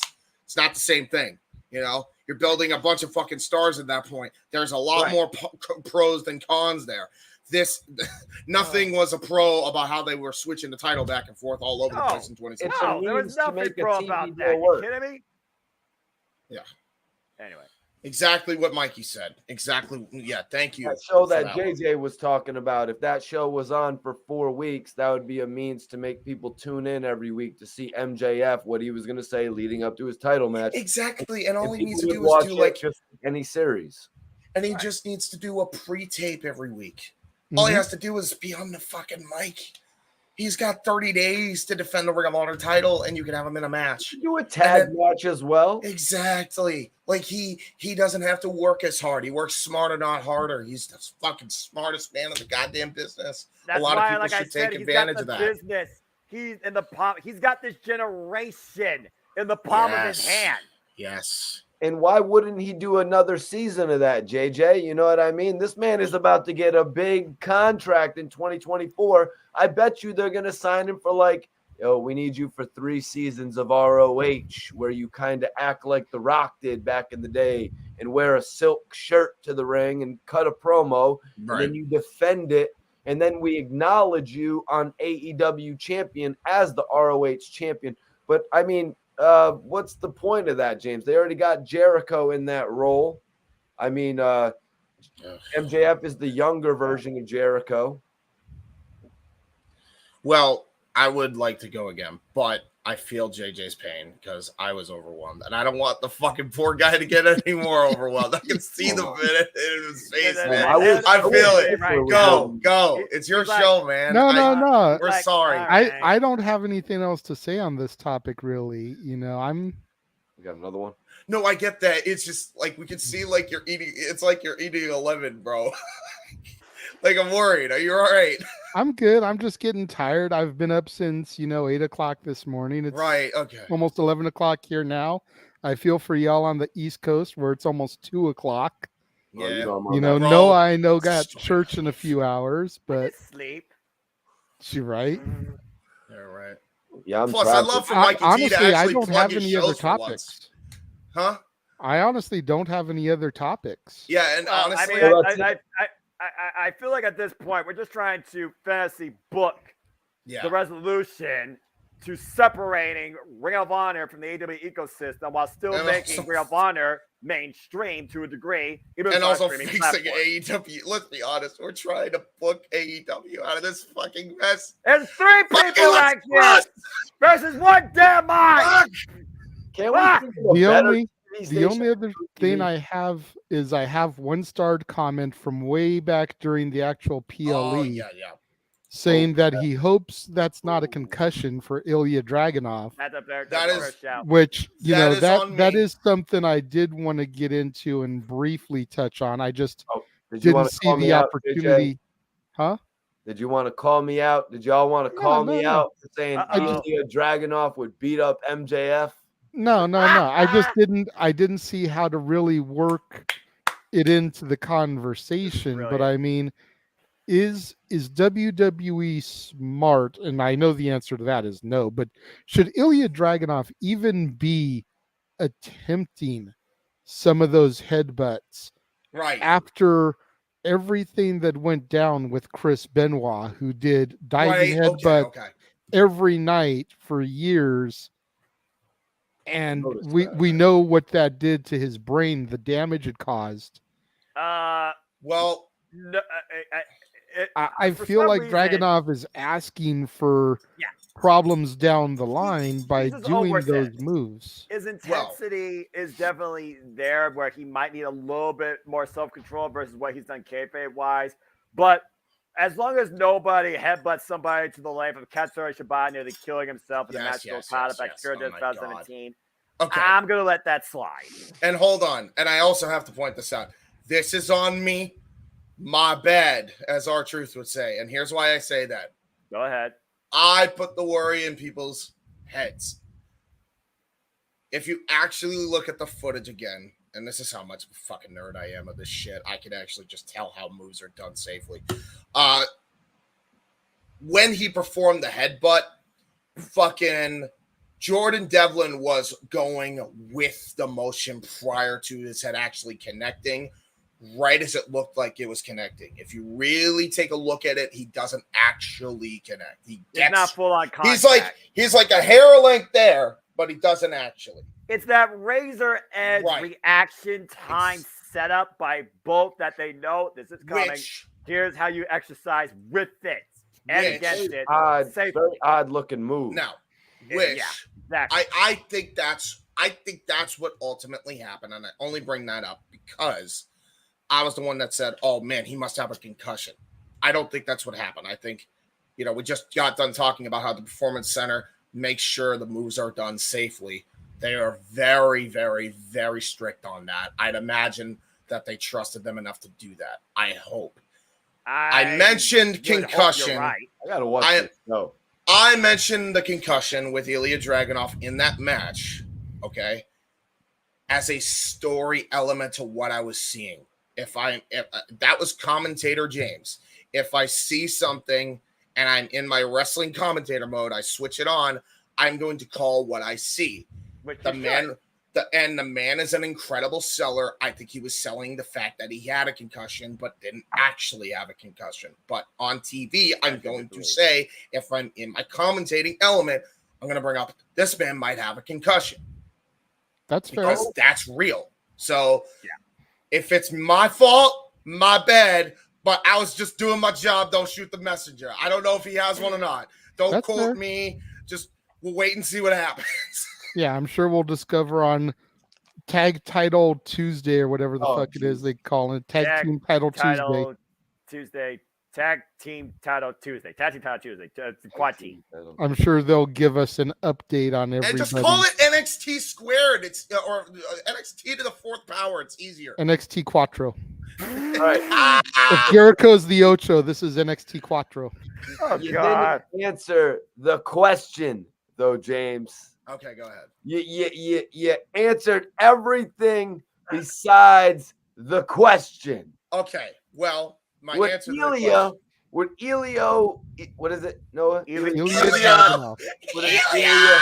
What is it, Ilya Dragunov? It's Ilya Dragunov. Ilya Dragunov. Yes. Fucking microwave pizza. Fucking Elio. Sorry.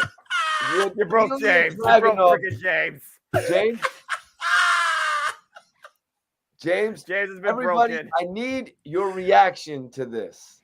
Ilya Dragunov would beat the shit out of MJF, yes or no? Oh, yeah, in a real fight? Fuck yeah. Oh, are you kidding me?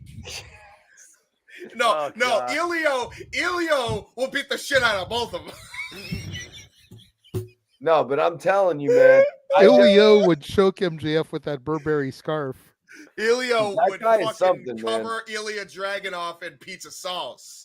All right, he's gonna join up with Tony Marinero or whatever the fuck his name is on NXT. You know what I mean? Tony Marinero. This is insulting to my Italian roots. I'm sorry. Maybe Ilio's last name, Ilio Marinero, right? I don't know. Where's my pizza? Where's my pizza? I hate you, James. Now I'm thinking about bro. You just gotta embrace it. That was hilarious, bro. I needed that laugh like I needed fucking cocaine, man. Jesus for the Christ. record, that needs to be a snippet too, all the way up until Mikey just said, "I hate you, James." That was so good. Hold on, Mikey. Here, I'll sum up like this. Damn it, James! You freaking idiot! And there's a grand slam. Oh my! Is my weed story gonna be on that episode, on the New Year's episode? That clip is gonna make the cut. Yep. Oh God, that was phenomenal. No, but I was honestly just watching a review earlier on YouTube of the Hulkster cheeseburgers that used to be for sale at Walmart. Oh my God. Yo, right up there with Pasta Mania and failed Hulk Hogan Ventures, bro. Holy shit, man. Yeah. I never heard of that. Wait. I just Googled Elio Pizza. Yeah, this was a thing. This was a thing, yes. I know exactly what Michael T is talking about. Look it up on WrestleCrap.com. Yep, that shit was crazy, man. Yeah, just like all Hulk Hogan's ventures were crazy and a failure. And Eric Bischoff wanted to do the Hulk Hogan hero. He wanted to do Pasta Mania. Holy shit. Those Okay. kids are actually a I feel like with 10 minutes left to the top of the hour, this is a good opportunity to wind things down. Let's get our plugs in and let's try to say goodnight before the top of the hour. Mikey T, anything you'd like to plug here this evening? Yes, finally. Mikey T, go. Let's see. I was just gonna plug some movies that I've been watching lately. I watched this movie about skiing. It was this ski movie. It was this skiing movie where they all get. It's called Summit Fever. You got to check it out, JJ. Okay. So Summit Fever is a pretty good movie that I watched. Ryan Phillippe's in it he's in it. Yeah, they got a few names in there, but it's a really, really dramatic movie. What else do we got, man? We've lost James for some reason. I've been doing a James lot is of broken. lately. James is literally broken. Let's see what. I watched. How did you like the bridge? The Curse of the Hollow Bridge, JJ. The Curse of Bridge Hollow. I thought it was all right. I thought it was a cute family movie, kind of in the vein of Hocus Pocus and whatnot. You always need one of those every Halloween.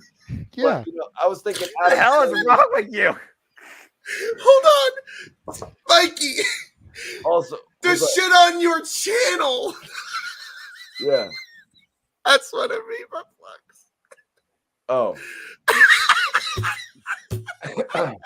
But also, but yeah, I really want to check out that new movie called Terrifier 2. Terrifier 2. Jericho's actually in that movie, you guys. Really? That I did not know. Yeah, Chris Jericho's actually in Terrifier 2. I don't know if you saw part 1. No. What if that's on her watch list here? James, breathe, James. Also, you turned into a Pokemon, dude. You're wheezing. Yep. Also, I really enjoyed JJ's reviews of Scream. Very good reviews, JJ. I watched. That's appreciative. I watched 2. I didn't go to watch 1 at first because I'm like, I've already seen part 1, and I know JJ is gonna say it was awesome, but I really wanted to see what you had to say about part 2. Then I had to see what you hated about part 3 because everyone critically panned that shit. Part 4 I thought was good. And part 5, I really like how you broke down all the reviews. So I had to go back and watch the Scream 1 review. I'm like, I got to. And that shit was great, man. And also I watched the Chucky series, you guys. So if anybody out there has missed it, season 2 is out right now. And they got some epic shit. Yeah, I haven't seen any of this season yet. I know Liv Morgan is supposed to be on this week, I think. She's supposed to be on an episode. Yeah, I hope JJ reviews those at some point in time. Oh my God. I'm probably not going to review the TV series for Chucky just because I didn't review season 1. Season 2 is already halfway through, but I will be doing the movies at some point. But is there anything that you want to plug for your own channel, or Report Card Radio or anything? Yes. Okay. Tell people where to find you. Too. Okay. You got to see Terrifier 1, Noah, but also you may not want to see it because they're saying this movie makes people leave the theater puking. Oh, gross. I don't watch movies. They're saying it is very grotesque. Again, I don't watch movies. Oh, I thought you just said you were going to watch it. No, I was saying that Laura Alley's been doing her 31 Days of Horror. She actually been studying Terrifier 2. Nice. My plugs. Yeah. What about your channel? Yeah, so my channel is Report Card Radio. Oh, everybody can go follow me on Report Card Radio. I do interviews with hip hop artists. I just did a live stream before I came on here tonight. I always like coming in, checking in with the guys because, as I say, I acknowledge open mic night. We appreciate that, Mikey T. So everybody go check out my channel. If you get a chance, just type in Report Card Radio. Go subscribe. Just support the channel, man. James, I want to do some shit with you too, man, as well, man. I after that amazing round of plugs, man. I agree. That was outstanding. Mistress Man. Audio said, "You are valid, Mikey. You're plugging on your terms." Yeah, I never heard anybody plug like that before, really. No, man. You Definitely did. nobody's ever plugged That like that on the Jeff was Meacham Network Multiverse of Media. Great, bro. I almost had a heart attack when you never mentioned Report Card Radio. I'm like, he finally has a chance after all these times of being cut off because he just had to go to bed by, and then he doesn't plug his channel right at the top. He talks all these movies. I couldn't. James, go ahead and plug what you've got going on. If you can still freaking breathe. Okay. And JJ, that was a hell of a buy you got, man. That Thank buy you got for the Sherlock Holmes 6-disc set for $4, man. Because you want to know why? I'm sorry, James. My bad, bro. Go for it. Go for it. It's wait fine. for James's plugs. But JJ, when you actually review the Sherlock Holmes movies, you could give so much background with all of those different stories. And I like how you're going to do the Turner Classic, man, because you got to mix it up, man, because there's different fans everywhere, you know? Thank you. I appreciate that. See, that's why I'm willing to let Mikey just kind of go off on a tangent like that. Because I know he actually watches my shit. Bro, he bigs us all up. He does, and I love him for that, dude. Like, for real, bro, mad respect. I appreciate the fact that you actually sit through my episodes of my reviews and the Warzone and everything, and you can reference something like that I plugged, like, I feel like that was over a month ago that I did that episode with the Sherlock Holmes stuff, and you can pull that out, man. Mad love and respect. Thank you for all your support. Keep doing James, go ahead, man. All right, awesome. So big first thing I'm gonna plug before I plug anything else. Mistress Audio's in the chat. If you could highlight her, because this is all about her. I got a few things other than that. You can check out Owen's shit, and you can check out Casey's shit to simplify it. But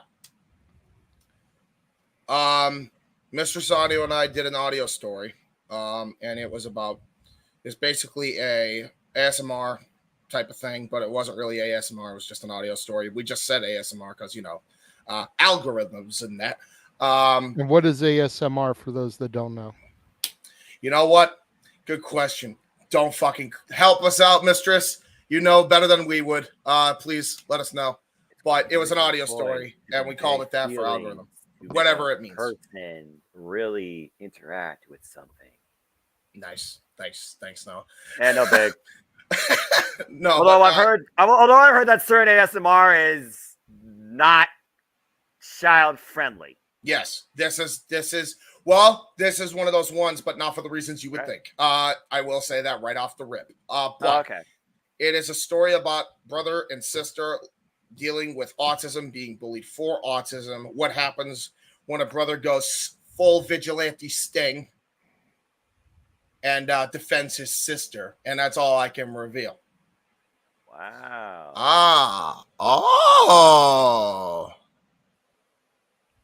Wow. Automatic sensory meridian response. Basically sounds that make the brain feel good. Yeah. So basically, yeah. You know what? That is valid. Shit. I didn't even think of it like that. Anyway, the story is that. Thank you, Miss. Respect. Yeah. And definitely check that out. It is called, if I get the full title in here, because I need to get the full title in here so that way people can actually see it. You're supposed to be prepared for this, James. Well, sorry. I'll be honest with you. Mikey T kind of threw me off. I ain't gonna lie. I ain't even gonna fucking stunt with you. Just like the AEW locker room, blaming somebody else. Take accountability, James. Oh, there it is. Oh shit. Yeah, fair enough. I you know what? My bad though. Okay. So it's called. God, we've got off the damn rails again. The full title of the video is ASMR Sibling Roleplay, shared experiences, bracket, autism, unbracket, bracket, bullying, unbracket, bracket, TW, unbracket, bracket, featuring J Hebert Side 95 and more from FTW Productions, exclamation point, bracket. Go check that shit out. Exclamation. Once we go off the air here, we'll try to put that in the descriptions on our Oh channels my God! as you're the kidding. show is going off across the Jeff Meacham Network, Copy across link. the D18 Studios channel, Simple Man Studios. Noah, he posted the link to it in our group chat. So if you want to just copy it and put it in the description once we're done here, Oh, and then thank I'll you so try much. to let Wow. Jeff do the same thing. I gave you my word. I'll check that out as soon as I can. Thank you I've so much. still for got that. 3 movies of the Halloween saga that I've got to try and watch. Wow. I've got 1 new release Saturday movie that I still got to try to watch, and then I got to try to film everything between now I and feel that. the I feel that. 31st Again, next week. So you take your time. That, bro. once I Holy transfer shit, over thank to you so next much. month, and I'm not doing a review every freaking day again. Get some freaking breathing. Yeah, I really Yeah. feel bad because at the end of the day, and my girlfriend, her kids are like so cool about it, but at the end of the day, I end up taking up the living room TV for a lot of time this month so that I can view everything I need to view between Raw, NXT, Dynamite, SmackDown, Rampage, the 31 days of Halloween I've been doing, trying to do the She-Hulk series and all that, trying to do new release Saturday and all that.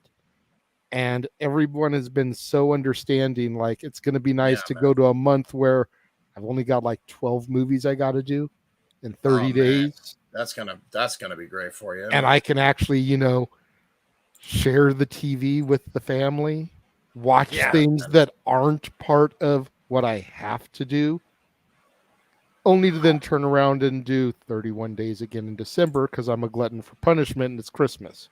But you are referencing the Sandra Bullock series. Yes. You are about to embark on. Yeah, that's the trailer that I tried to play before Open Mic Night went on the air, but the video just wouldn't click because I still had the share screen up. Send it to So everything was glitching. Right. Yeah. You had a yep. What I may do is, just because I didn't run that beforehand, once we sign off, I'll run that before we go officially dark. So just throw that out there. Bro, the fact that you guys are gonna put that video in the comments for people to go to, thank you so much. I can't even put in the freaking words. No problem, man. How grateful I am for that, because like that probably means a lot, because like that, like, granted, everything else has meaning to it as well with what I do, but this especially like meant a lot to me. No worries, dude. And it means a lot to Mitris too. So thank you so much. Oh, guys, I probably should have did and when you asked me in my plugs, I probably should have gave a plug to this exotic pop soda. We got the Soldier Boy one right here, you guys. The Soldier Boy. You know what? You know what's funny? You mentioned soda. I'll give you a tangent. Best soda I have had that is a specialized soda. That Rick and Morty lime fucking soda is baller. Can I get a hallelujah, dude? If anybody's tried that in the chat, let me know. Because that shit I tried today.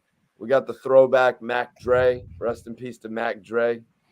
We got that. You over here pulling out some out of nowhere stuff. I'm just sitting here rocking my Faygo in freaking California. That's some East Coast shit right there. Yeah. My guy Lil Flip sent these to me, so I wanted to give him a little drop on the channel. Everybody check out Exotic Pop. It's a different kind of soda.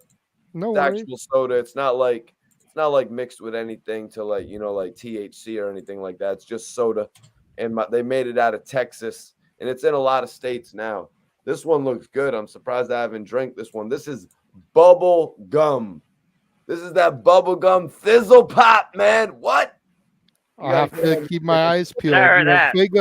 Faygo's bottled in Detroit, Michigan, so whenever I can find it out here in California, it's always like a big deal. Yeah, a lot of rappers always put that in their songs. Faygo.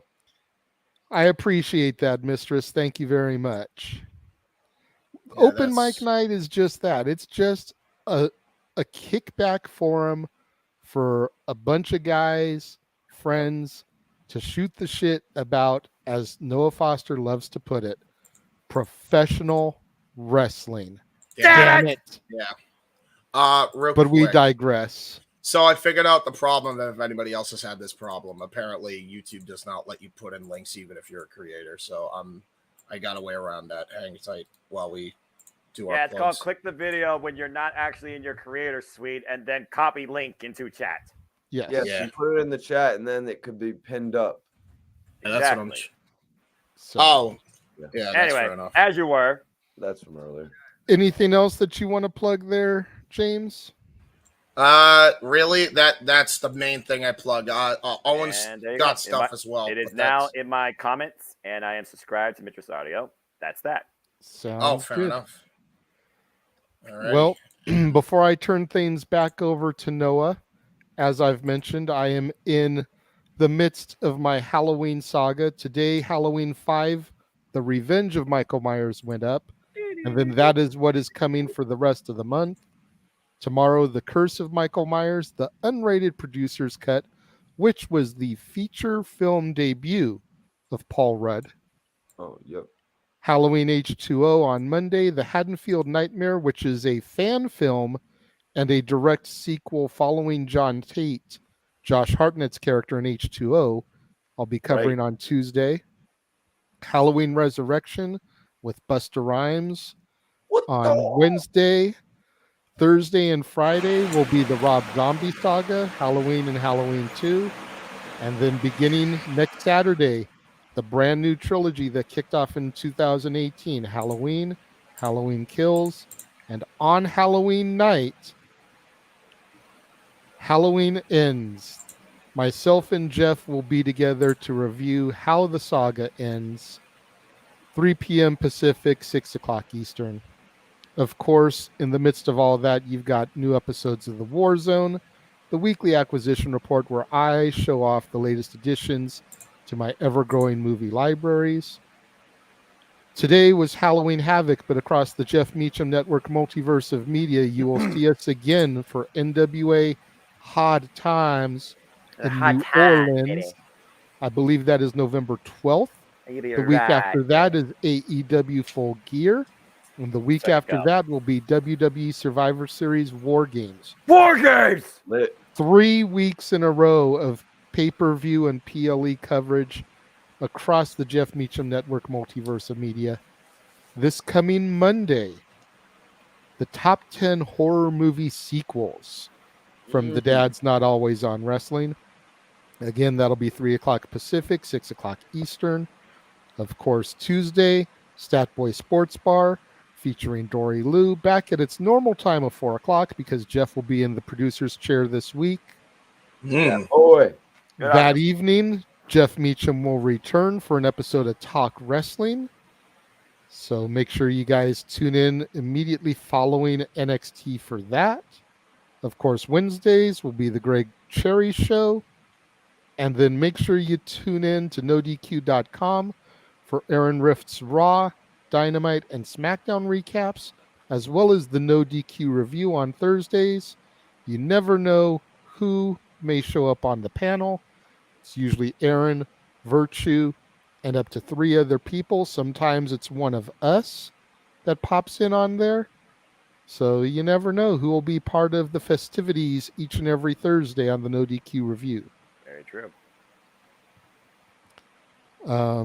Prayers to Renegade for Halloween Resurrection. Yes. Between Yes. Halloween Resurrection and the 2 Rob Zombie movies, a lot of prayers needed for me. Zombie. Emmanuel also says, need to update is doing The Country That Can't Be Named. Yes. He established here earlier tonight that as a good Christian man, he can't hold ill will to the good people of Saudi Arabia. You're a So, good man, Noah. so if Jeff decides Try to to be. go ahead and do Crown Jewel on November 5th, then Noah will be in the commentary booth. And it's funny because I was talking to Jeff about that. It's like, I know Noah really doesn't want to do it, but November 5th is a historic date. We have to do coverage on November 5th. And I know Noah's lost because he's not a movie guy. But November 5th, 1955 is the day that Dr. Emmett L. Brown, when trying to hang up a clock, fell, hit his head on the toilet, and when he came to, he had the vision of the flux capacitor, which is what makes time travel possible. Don't feel left out, Noah. I have no idea. Back either. to the Future. Thank you, James, for getting it. Yes. That's the upper deck right there. That's the upper deck of the open mic. Again, I don't watch movies. KJ, I gotta ask you, man. You said you're doing the top 10 sequels with Jeff. Yeah. You know, I'm a big Scream 2 guy. I'm not asking you to reveal anything yet, but is Scream 2 disqualified because of the fact that it's a part of 5? Is it? No, it is still a sequel to the original. JJ, that better be up. I'm going to be watching that damn review. JJ, you better put some respect on Scream 2. Bruh, we have given massive love to Scream 2. Go back and watch me and Jeff's top 10 musical moments to non-musical movies. Oh, boy. Jerry O'Connell singing I Think I Love You from Scream 2 was on my list. We give love to Scream 2. Okay? Hell yeah, man. I'm going back to watch that one. That's very, very, you know what I mean? Like, you wouldn't expect to see that in there. I like it. Exactly. That's why I put it on my list. And I even mentioned it on the show. I'm like, you expect these type of things to pop up in comedies, maybe even dramas, but you don't expect it in a horror movie. And he's on top of the freaking table in the college cafeteria singing, professing his love to Nev Campbell. And I say, J. What's going on? No, it was the song, I Think I Love You. Ken I Think Street I Love Fighter. You. Yeah. Emmanuel's trying to call Noah out. He feels that watching a wrestling documentary is considered a movie. Ah, that's true. It might He's be, not wrong. but I haven't watched one of those in a long time either. There you go. Oh, fair enough. Okay. So I gotta before you say anything, this has been the most go ahead. Not that it was intended to be this way, but this has been one of the most emotional roller coasters of open mic night that we have ever fucking had. Once in a while, even I can break out a rant if need be. I don't know how you've got to make sure that Noah's rant gets snipped, and you've got to make sure that Mikey's plugs get snipped for greatest hit. Bro, the first episode he had a greatest hit talking about his fucking weed issue. That was so damn awesome. Very embarrassing story, man. It was, but it was. I'm not even gonna say it. Bro. The point is, it was embarrassing, but you made it so entertaining, bro. I can't even put in the words. Anybody wants to see that story, you're gonna have to tune in on New Year's, and let me tell you, that's gonna make your New Year's right there. Oh, yeah, no doubt. Yep, 'cause New Year's Eve, we will be live on the air with an episode of Open Mic Night, as well as, and I don't have a graphic for it yet, but the Friday before Christmas, December 23rd, we all agreed for like a little 1 hour, hour and a half special to just kind of go over our Christmas traditions before we go into Christmas Eve and Christmas Day. So you're going to have to make sure that you tune in for that one. Of the year. It's the holiday season. All right. Enough of that. Noah, go ahead and take us out of here as you always do. I will then run the Sandra Bullock trailer that didn't air prior to Open Mic Night. Log us off for the air, and if you guys want to hang out for a minute so we can chit-chat afterwards, much appreciated. If you guys need to take off, so be it. Noah? Expect no Andy Datson cover of holiday season this Christmas season, courtesy of me, for free. I'll tell you that much. But overall, this has been one hell of a fun, entertaining night. But I will say this still. Not my NXT! But I digress. If you want to know more about me, though, know this. Damn it! For I am just a simple man and a lifelong fan of professional wrestling. Damn it! Play a drinking game. How many times does Noah say damn it or anybody else say damn it on the air? You'll be drunk within like 5 minutes. Oh, Damn man. it, James. Don't bring up that statistic.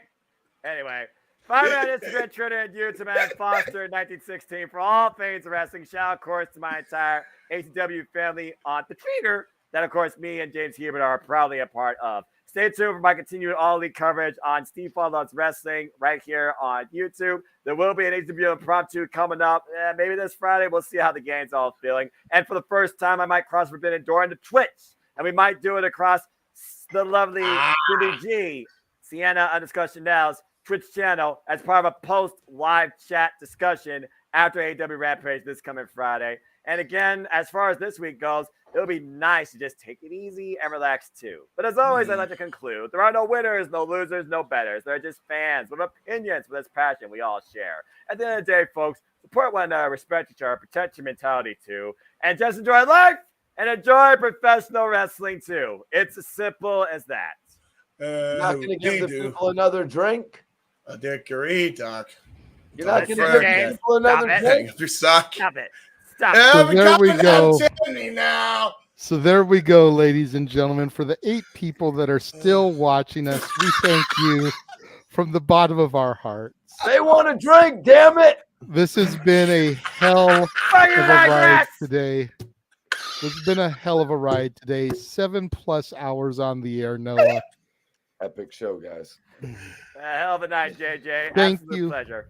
Thank you once again for your expertise in your call. We've greatly appreciated here on the Casa channel and across the entire Jeff Meacham network, Multiverse of Media. I'll see you in 2 weeks for more commentary coverage, as I promised. Yes, folks, I will be back to call Crown Jewel. There we go. For James Hebert, for Mikey T, for the Simple Man Noah Foster, I am the Renegade JJ Williams. Thank you for watching. We will see you guys next time. Have a good night.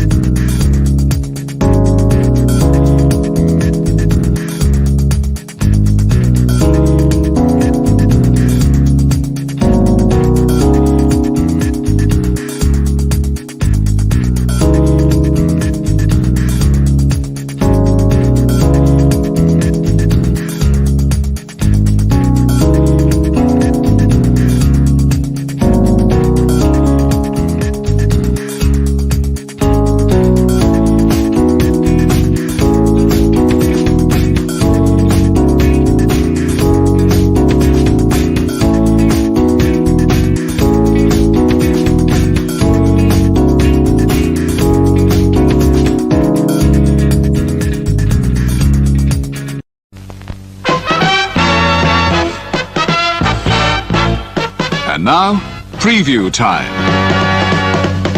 So let's take a look at what's coming your way.